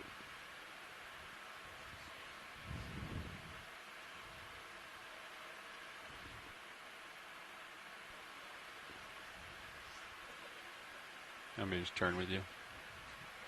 I think this is a steep feature here. That's cool. I think we want to come back to port and kind of climb this. And so what, 145 is the direction of travel? That's correct. That's what it was. This really steep face that we've come across, so we were climbing up a pinnacle earlier and crossed over from the pinnacle onto this wall. And still very similar in terms of fauna here. We're seeing a lot of these encrusting sponges, these sponges sticking out from the rocks. A couple of other species of sponge too. There's this beautiful vase and these geodia, these round kind of grapefruit-sized sponges. And then all of these fossil coral deposits kind of in all the areas that are a little bit flatter. Last ship move completed 4 minutes ago. Copy. Current looks like it's maintaining. 2.2. Just slightly down from where it was. Understood. Layback is maintaining. Okay. Oh, I think this is Iridiogogia in our corner here, one of these beautiful spiral corals that can be really, really tall. We've seen quite a few of those as we've reached kind of the upper edge of our of our dive here.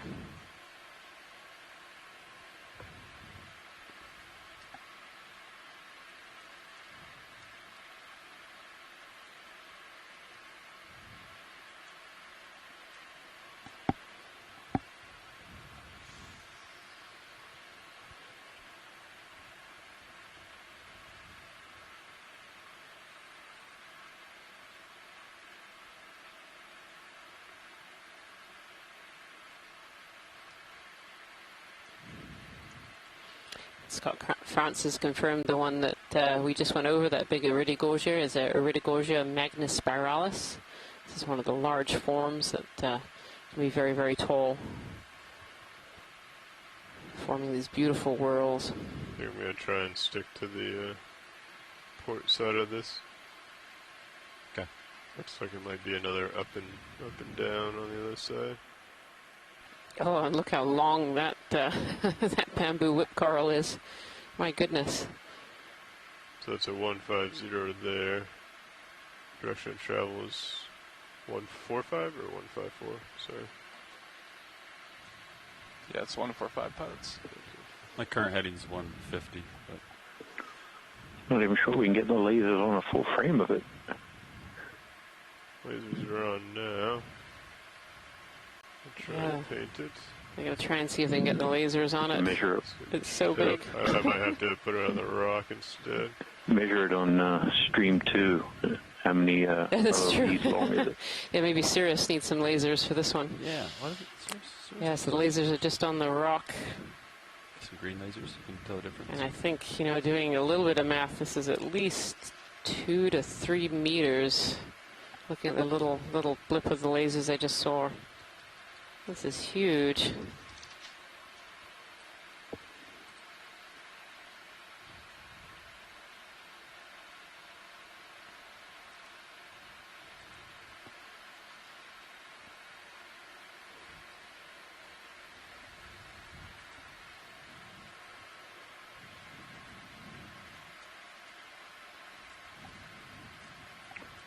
It's not a very,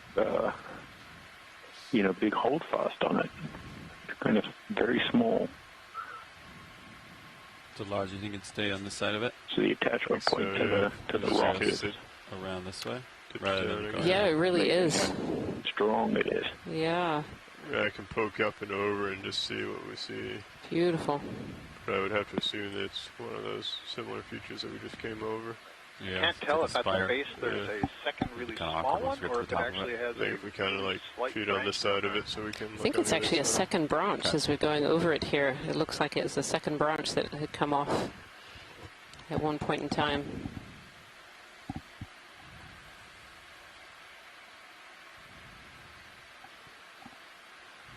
Well, it shows you what time will do for these corals. You've got a stable situation and food. They just seem to grow. Pretty clear I don't know here. what the upper length is. Like the upper size 140 or something.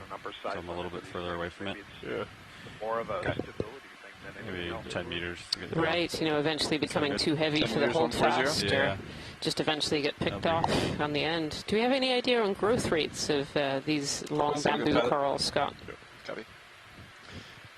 Bridge, yeah, that's a good question. I don't. There have been We'd like to request a a shipment, couple please. of different species of bamboo corals that have We'd like a range of 10 meters, bearing 140 at decimal 2 knots, please. But I don't think they were whips. They were branching forms. And so there's some question about the rate of growth radially, that is the thickness of the skeleton, versus the elongation. They're not necessarily the same thing, the same rate. Right. Complicated question. Yeah, definitely, for sure. All the questions, right? Yeah, absolutely. Yeah, but all of the questions in the deep sea. Quick snap here video on the fin. Yeah, this is a Metallogorgia, a more juvenile form than some of the ones that we've been seeing. It has these branches down low, but this one, the snake star, has made its way all the way up to the top in this particular one. Beautiful. Thank you so much, pilot. Oh, it's clear what video is. Behind it is a very sort of undulating skeleton, and I'm wondering if that could be a Radicipes. Oh, this really thin one right behind it? Yeah. It's really thin. I mean, I guess it could be a black coral. You want to do a snap zoom on the skeleton? If we could, that'd be great, pilot. Thank you. Just this thin? Just this really thin. Actually, thing on it. Oh, yeah, no, it's got polyps on it. Yep, that's a black coral. Okay. Those are small polyps. Those are very small polyps. The Stichopathes? Okay. Yeah, that's I think where we put it right now. Yeah. Yeah, you can see the long tentacles of the black coral. Very faintly.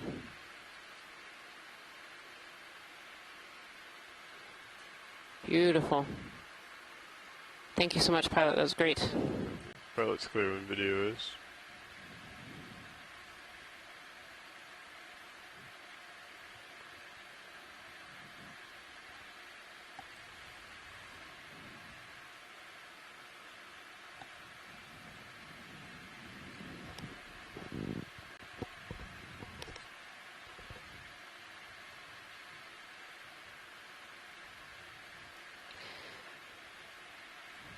I'm assuming we've gotten decent imagery on a lot of these sponges.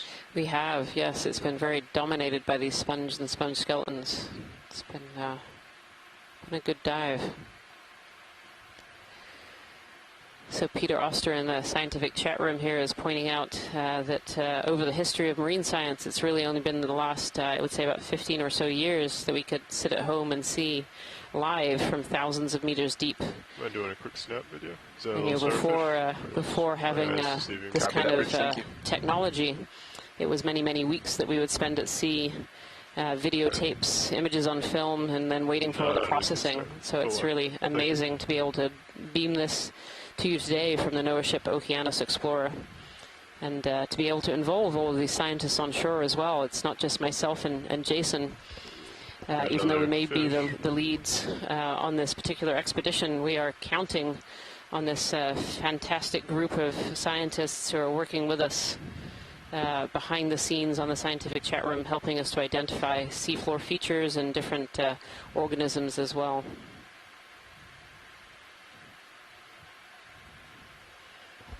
And of course, another fish. It's definitely been a fish dive. This one's facing away from us, sadly.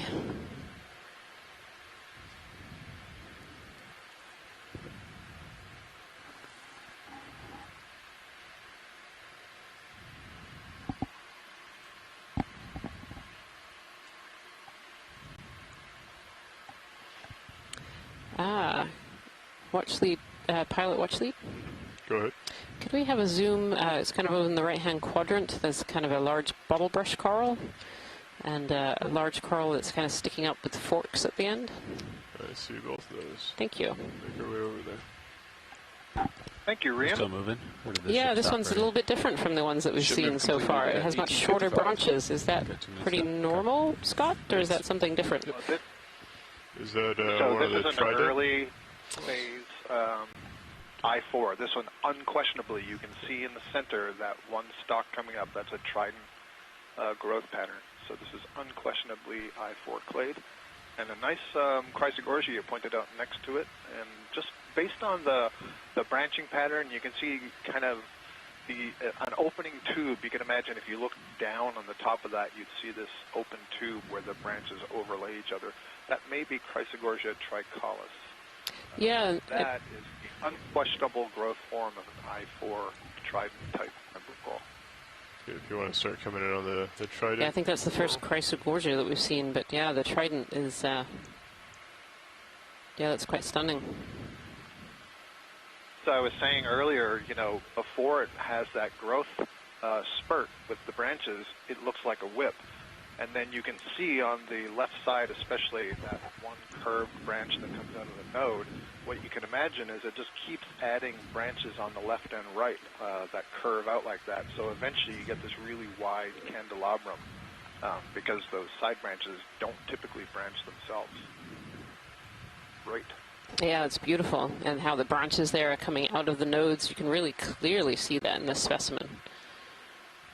Exactly. So this is one of the rare bamboo corals that we can actually identify in a video because of that pattern is so repeatable, it's so characteristic, And based on the samples that we've taken of, hundreds of bamboo corals, genetically it's unique. And so just having the image allows us to add to the database information on its geographic distribution. So outstanding spot there. Yeah, it's always nice when there are species that we can actually identify from video, and it's undoubtedly programs like this on the Okeanos Explorer bringing us more video of what organisms look like on the seafloor that are allowing us to do this with more and more of these species. It's just amazing. Thank you so much, Pilot. That's great.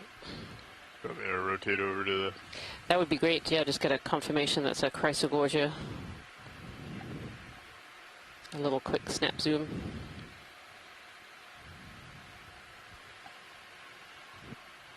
Yeah, this is one of those bottle brush corals, the Chrysogorgia.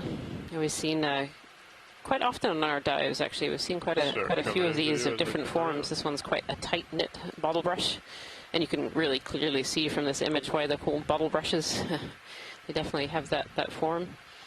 Inside here we have some shrimp and something else kind of in the middle there. I'm not sure if that's a polychaete. Kind of winding its way around the branches there. Like possibly a little egg mass, perhaps? I think it's actually moving down the branch. Sorry. Yeah, I mean above that, I apologize. Oh, I'm sorry. Delayed. Yeah, I'm not sure what that one is. Let's have a look at the one slightly above. If we could zoom up a little bit.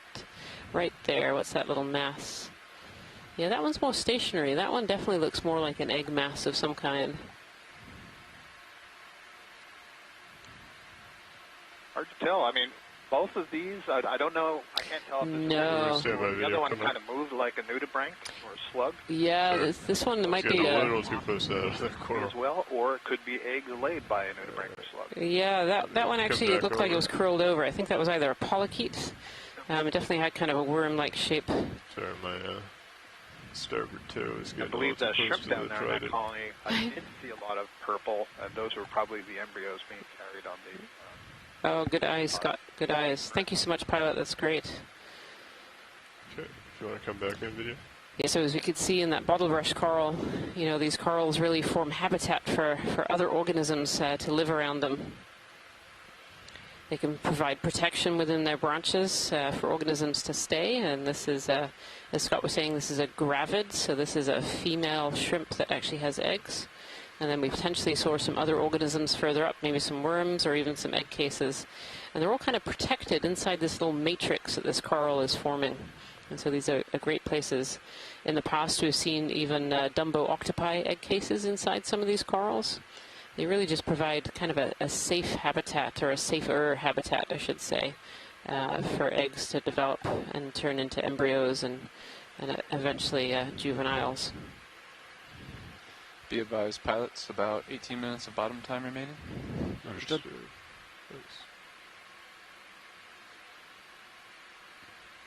Okay. Pilot is clear when video and science are. Whatever it is that's crawling around on this Chrysogorgia, it doesn't seem to be bothering the polyps very much. No. Yeah, not at all worried, and they're both moving around. That was great. Thank you so much, Pilot. Sure. And Megan Pletz put in the chat room, a study from New Zealand suggested a growth rate in one of these whip bamboo corals at about 33 millimeters per year for a colony that was living between 800 and 1,000 meters depth. Oh, interesting, interesting.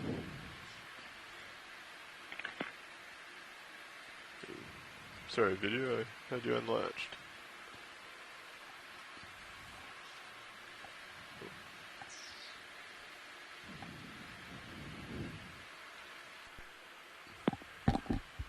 Yeah.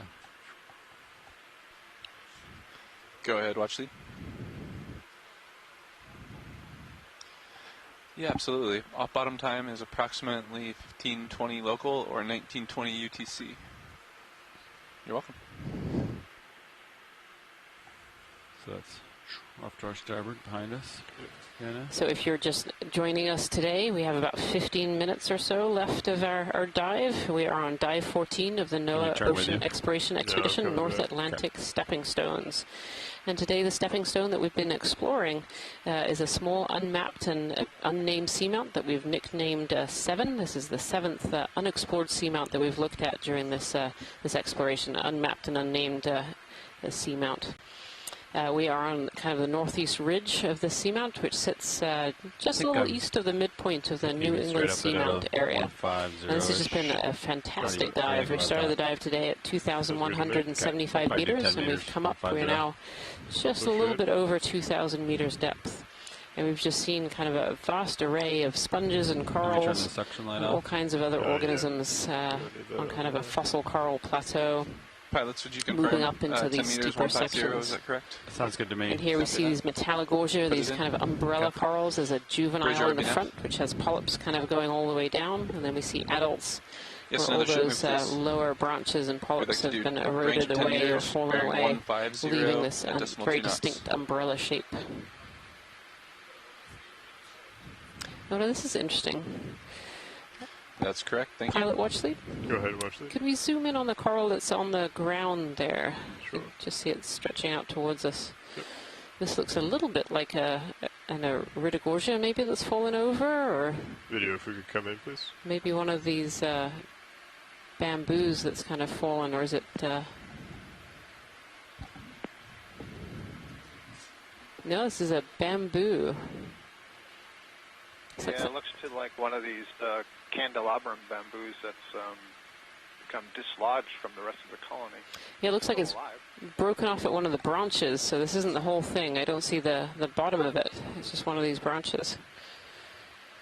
So now you know how earlier we got the half. I was just thinking the same thing. This answers the question on those half ones that we were seeing. Oh, beautiful shot of those nodes there. So you can see it is missing tissue at the base. I see a scale worm. There was something white underneath it if you pan down a little bit. Yeah, I think this is a little Polymastia Sponge. Oh, a sponge. Yeah, I think so. Beautiful. Thank you so much, pilots. That was great. Full wide video. Thank you. I was kind of hoping it'd be attached to a rock that we could grab. Yeah, we're still looking out for. Supported that, Jason. Yeah, an elusive loose rock. Who would have thought it would be hard to find a rock down here? But how much time do we have left now? Definitely is. 14. Yeah, approximately 14 minutes. Cool. Yeah, in fact, Regan, I would say that's more my experience on the western New England seamount. So much is crusted in place that it's really hard to find something loose. Right, right. That's definitely been our experience throughout much of this expedition, actually, that we can often find that one rock, and finding that second one towards the top of our dives has proved definitely a bit harder.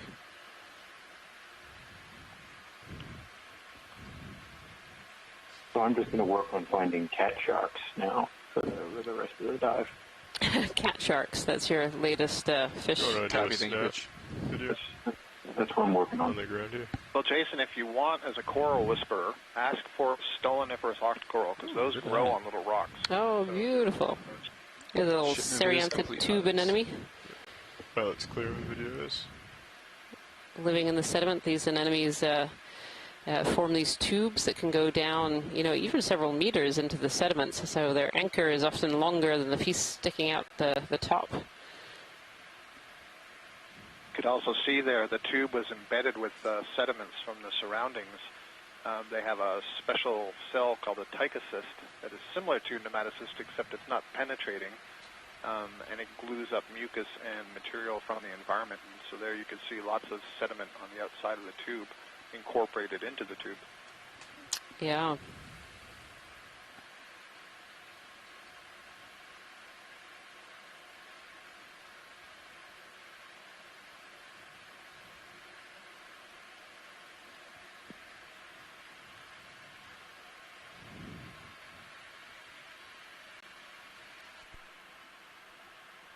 Go ahead, watch lead.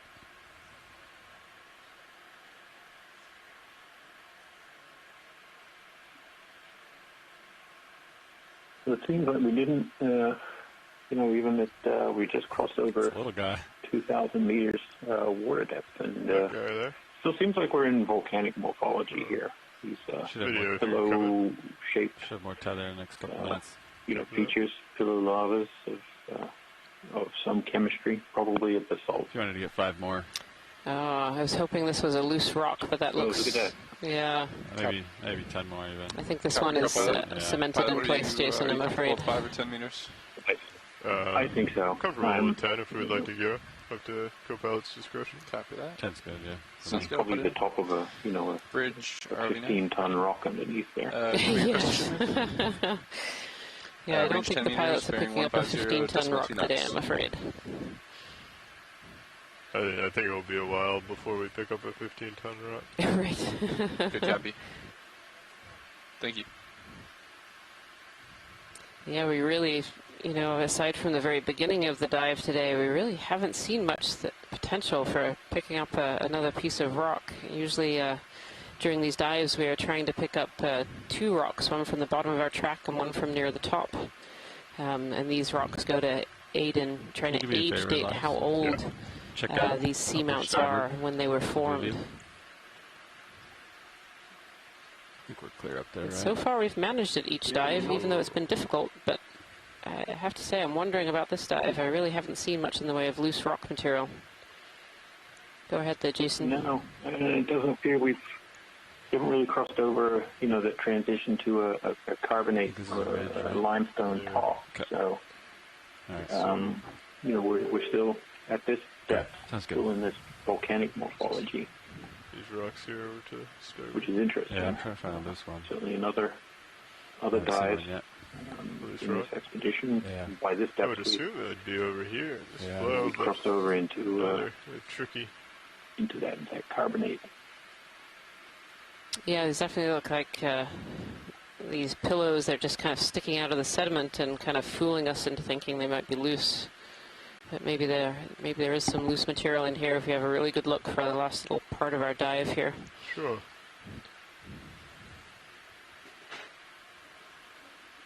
Scour the area.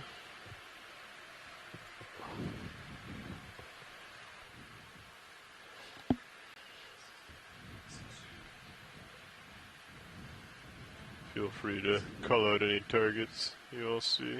Absolutely. Thank you, pilot.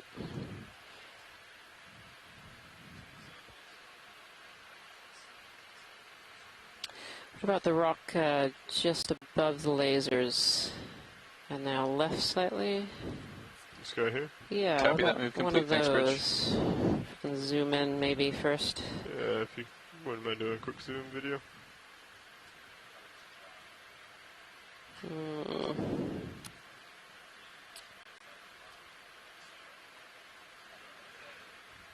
Hard to know with so much sediment surrounding them, Jason, but they look a little like they're cemented as well. Yeah. Alright. Oh yeah, those ones, they definitely look like they're in place.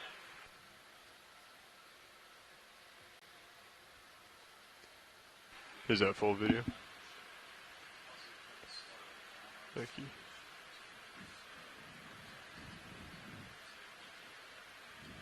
This points to quite long-term stability of this part of the seamount. At the base, we did see a lot more loose rock, displaced rock.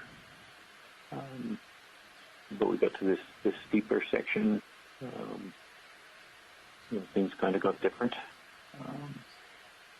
One of the things we do when we're planning dives and looking at dives is look for nice places to land that might be not as steep, not as rocky.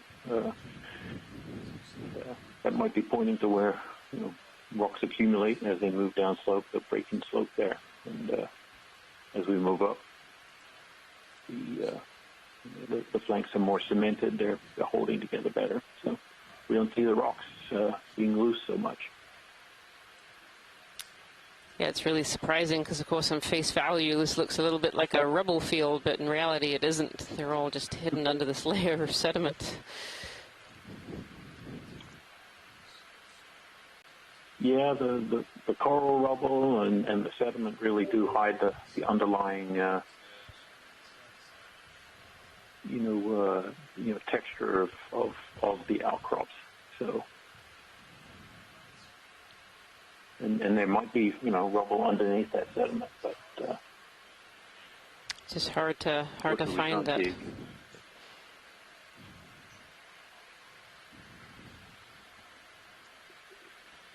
Probably get another move in, just to keep moving up. What do you think, Co-Pilot? Yeah, I think we can probably do 10 more. One last move here. You can see out, then we're good. Yep. Copy that. This should give us just enough time to settle. Okay. I'm going to come up just a little bit, Pilot. Copy that. Bridge ROV nav. Another ship move, please. Range 10 meters, bearing 150 at decimal 2 knots.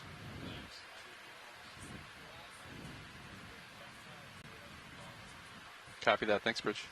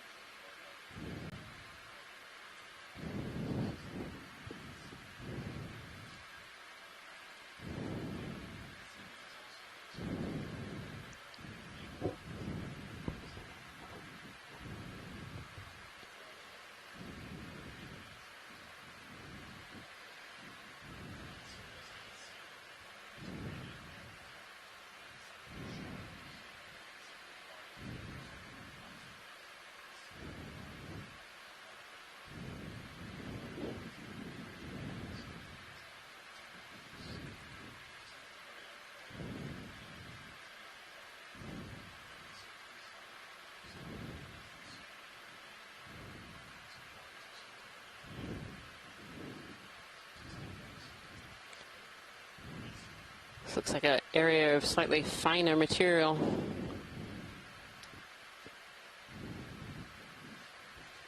Yeah, almost like a debris chute. So it deposited a nice big layer of sediment, debris, or cleared off a kind of quite. I think that's debris. Yeah.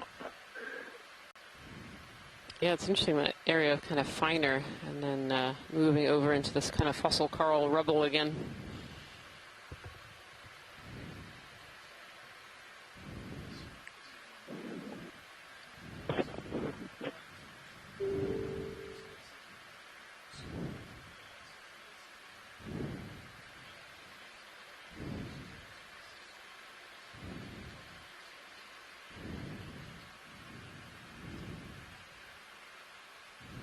Yeah, nothing but fossil corals over on this side. And sponges and all the fauna that lives inside those fossil corals, but I don't see any at the rocks.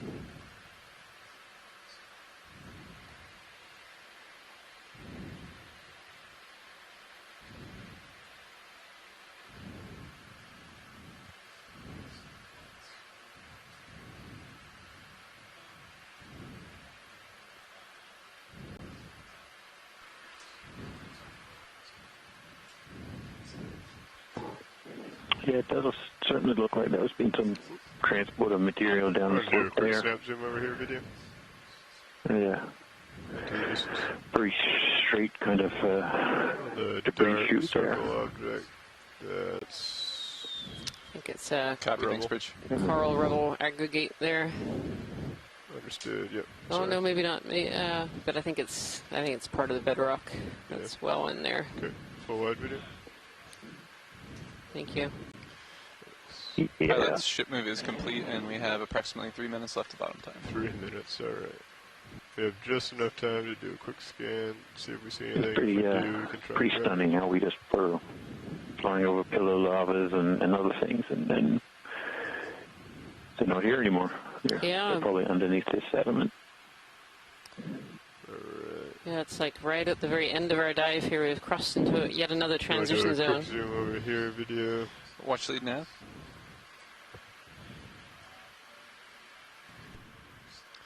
Hey, watch lead. Just wanted to make sure you heard that we have about 2 to 3 minutes left. Yep, copy that. Thanks. Pretty cemented. Full wide.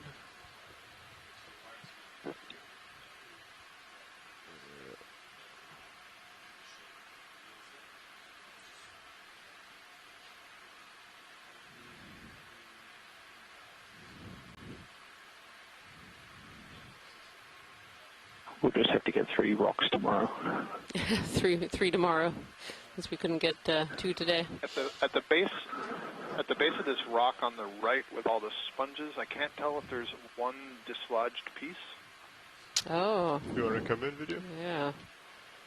Good eyes, Scott. This one? I'm going to start stowing your arms, pilot, if that's all right with you. Yeah, sure. I mean, we could try it. We don't have a ton of time, but we could reach out, see if it moves. I don't think it was dislodged.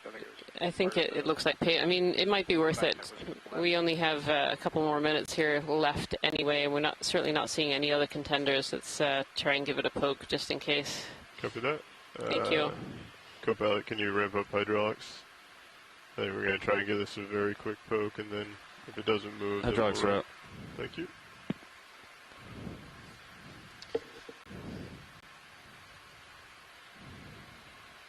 Just in case. Have how much time? Like 2 minutes? We're basically at leaving time, so that does budget 5 minutes of setup. Understood. Do we have time to do this? I don't know that you do. Okay. Watch there. I believe it's time to come up. Okay. Sorry about that. That's okay. No problem, pilot. Thank you so much. And so with that ends our dive today. Thank you so much for joining us from all aboard the Okeanos Explorer, and also all the scientists from shore, Jason Chater, the geology co-lead on the telephone, and all of the scientists in the chat room. I want to thank you very much for joining our dive today and helping us to identify some of these seafloor features and organisms that we saw in this really exciting dive on what we've nicknamed 7 Seamount. A huge thank you to the mapping team that worked overnight to get us the maps of this new location. All right, pilot, and to all of the pilots and video team for making this such a fabulous dive today. A little bit. We hope you will join us tomorrow. Okay. Thanks, everyone. I'm coming up. Rotate down. My heading is pretty much lined up with the ship already, so that's perfect. Copy. I'll get centered. And then if you turn to port, that should 0 your turns. Understood. Okay, locking it auto head now. Where's the ship? Ready for me to start coming back? Alright, Delta 17. Understood. Come back.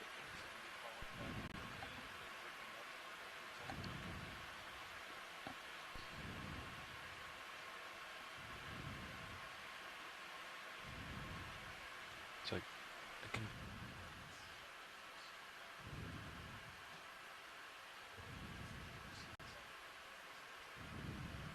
Okay, you got me there at 57.